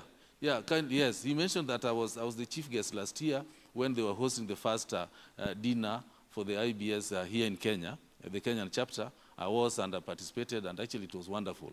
And I saw a group. I keep on telling my people to look for these guys. There's a group that demonstrated, young Kenyans, that was putting statistics into practical use. I would really wish that we have that group also, together with others, to demonstrate what they are capable of doing next year. And we need to have them early so that we can go through what they have and refine them. Because the world is coming here. The world will be focusing on us. And we have to lead in every way possible. And by the way, I did not get my membership number, even having joined and paid for it in full. I'm a member of the SSK, and I'm also a member of IBS. I'm still waiting for my number. Thank you. Well, that is, by the way, we'll be able to square it out with them, pole. Yeah, so we appreciate the speakers, the panelists, moderators, and our moderators have been very wonderful. Mildred, it has been wonderful. I saw you here, and I said, now this is going to succeed. Yeah, I was with her when she was moderating some function in Westlands, courtesy of University of Aga Khan, the Aga Khan University. In a function that I attended, it was something on health, and she was just wonderful. And being here, together with Davies having revolved around the world and getting to understand what is required of such kind of functions, they blended very well. And could we appreciate them? Thank you. Thank you so much. Yeah, so the exhibitors, we had a number of exhibitors outside here. I'm very certain that we did not make good use of what our young fellows were able to demonstrate. So it is another lesson that we need to pick. Next time we need to be very strategic to have them displaying what they're capable of doing in positions that people will quickly get to see what is happening. And that would be very, very important. In fact, will require much more space than the corridor that we have here. So we need to work on that. Otherwise, I thank the team very much because it was full of young Kenyans that would tell you, you'd think that they have been there for years, only to realize that some of them have been working on some of these things for just the last few months. And I appreciate the team, what you guys have been able to do. KNBS team, the National Statistical System team, you dedicated your time to ensure that this is a success, and this is a demonstration that we actually did the work. And thank you so much for what you've done. The planning committee, KNBS and the stakeholders, service providers, they have also been wonderful in giving us all the service that we require. The Edge Hotel, it is just my second time to really be here. And when I was told about the Edge Hotel, I was told it's a good place. I didn't know until I came. The only thing that is taking away some marks from the hotel is the route to the place, which I believe should be worked on so that we get better. I know there's a road here, but then it was closed for other issues which we cannot get into. And I'm hoping that come next time, we'll have a better pathway to get to this venue. Now, in terms of way forward, KNBS will try the much possible to host the National Statistical Conference on an annual basis because the participants have been mentioning this one over and over again. The Bureau will scale up innovations in data quality, open data, interoperability, and the geospatial integration together with the Steward and other players to do the same. As we promise to do something, kindly, the players, you also have this responsibility to ensure that as a team, we are able to take innovation to another level. And that is what will be able to help us get quality data. Now, we encourage stakeholders to transform insights from the conference into actionable plans at the institutional level, even at the county level, so that we all get better. The successful 2025 National Statistics Conference reaffirms Kenya's readiness and ambition to host the event that I've talked about next year, the Global Data for Development Festival. And so I have the comfort that that is going to be possible. Let us keep strengthening partnership, collective action in data and statistics. The energy and the attendance are a clear signal of Kenya's collective commitments to advancing data for development. Let us deepen partnerships across government, private sector, research institutions, civil societies, and development agencies to jointly shape up Kenya's statistical future. I can tell you that finally, when I'll be leaving the Bureau, I'll be very happy that I opened doors for the civil society organizations, the private sector, to work with us, because that is necessary, and that time had come. Thank you. So maybe just in terms of the closing matters, KNBS commits to leadership, stewardship, and the production of trusted, high-quality official statistics. We appreciate everyone, as I've mentioned, that have made this one a success. We are told to ensure that we give some feedback, and I'll be very comfortable getting more of the negative feedback than the positive one. The positive one, you know, we can always, you know, we'll rejoice in that one. But for the negative one, it will make us better.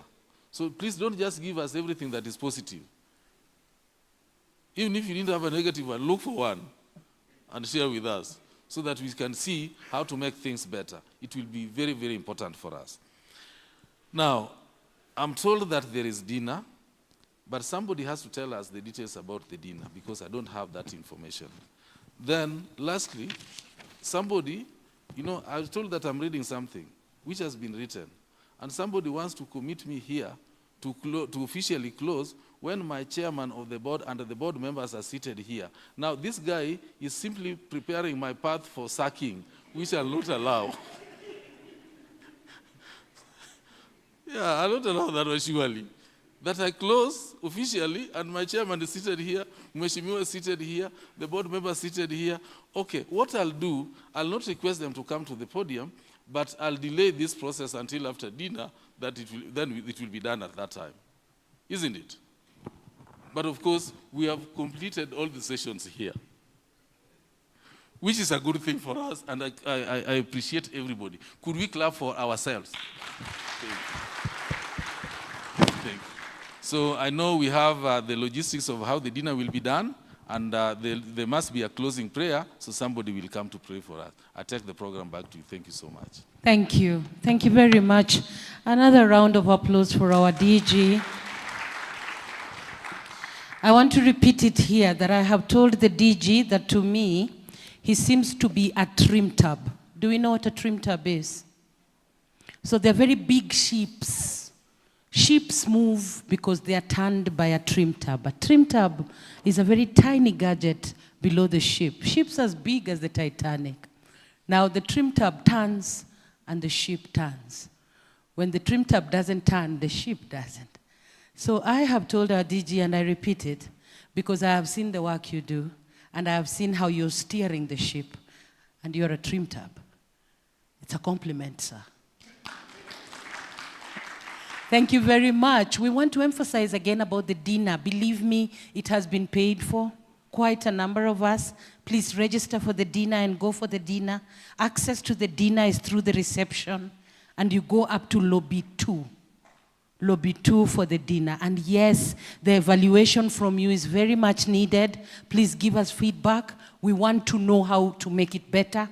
A global data fest is no easy feat, so we must start planning and we must start polishing.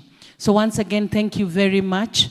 I am told that Joyce, there's somebody doing the closing prayer for us. Sarah, who is doing our closing prayer? I'm told KNBS has an in-house chaplain.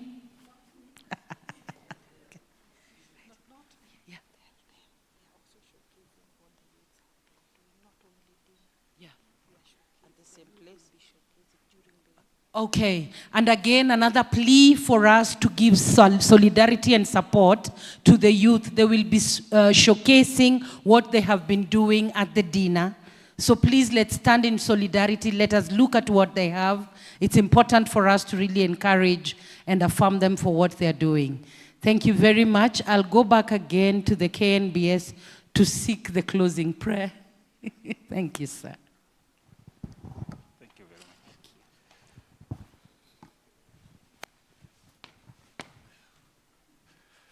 much. Basi naomba tusimame tuombe.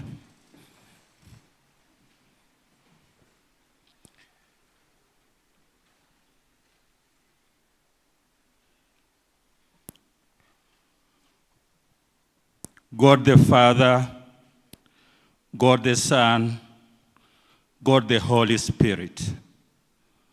Father, we come before you this wonderful afternoon, O Lord, as we bring our united prayers to you.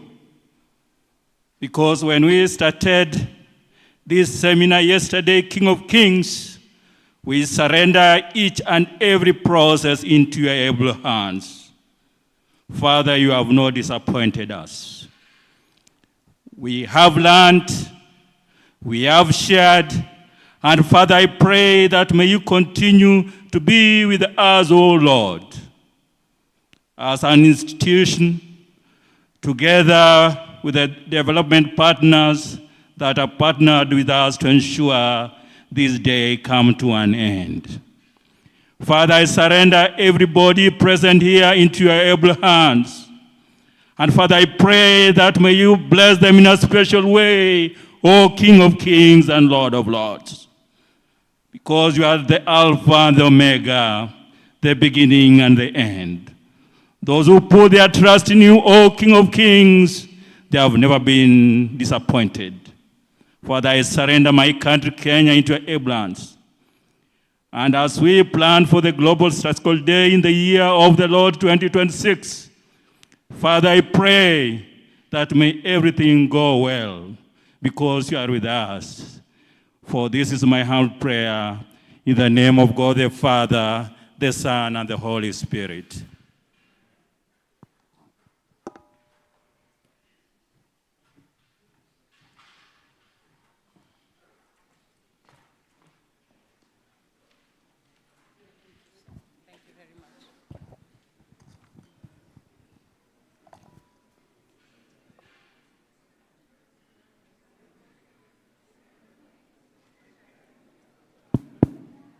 Tea is also served on your way to dinner. There's tea outside on your way to the dinner. Please get a cup of tea.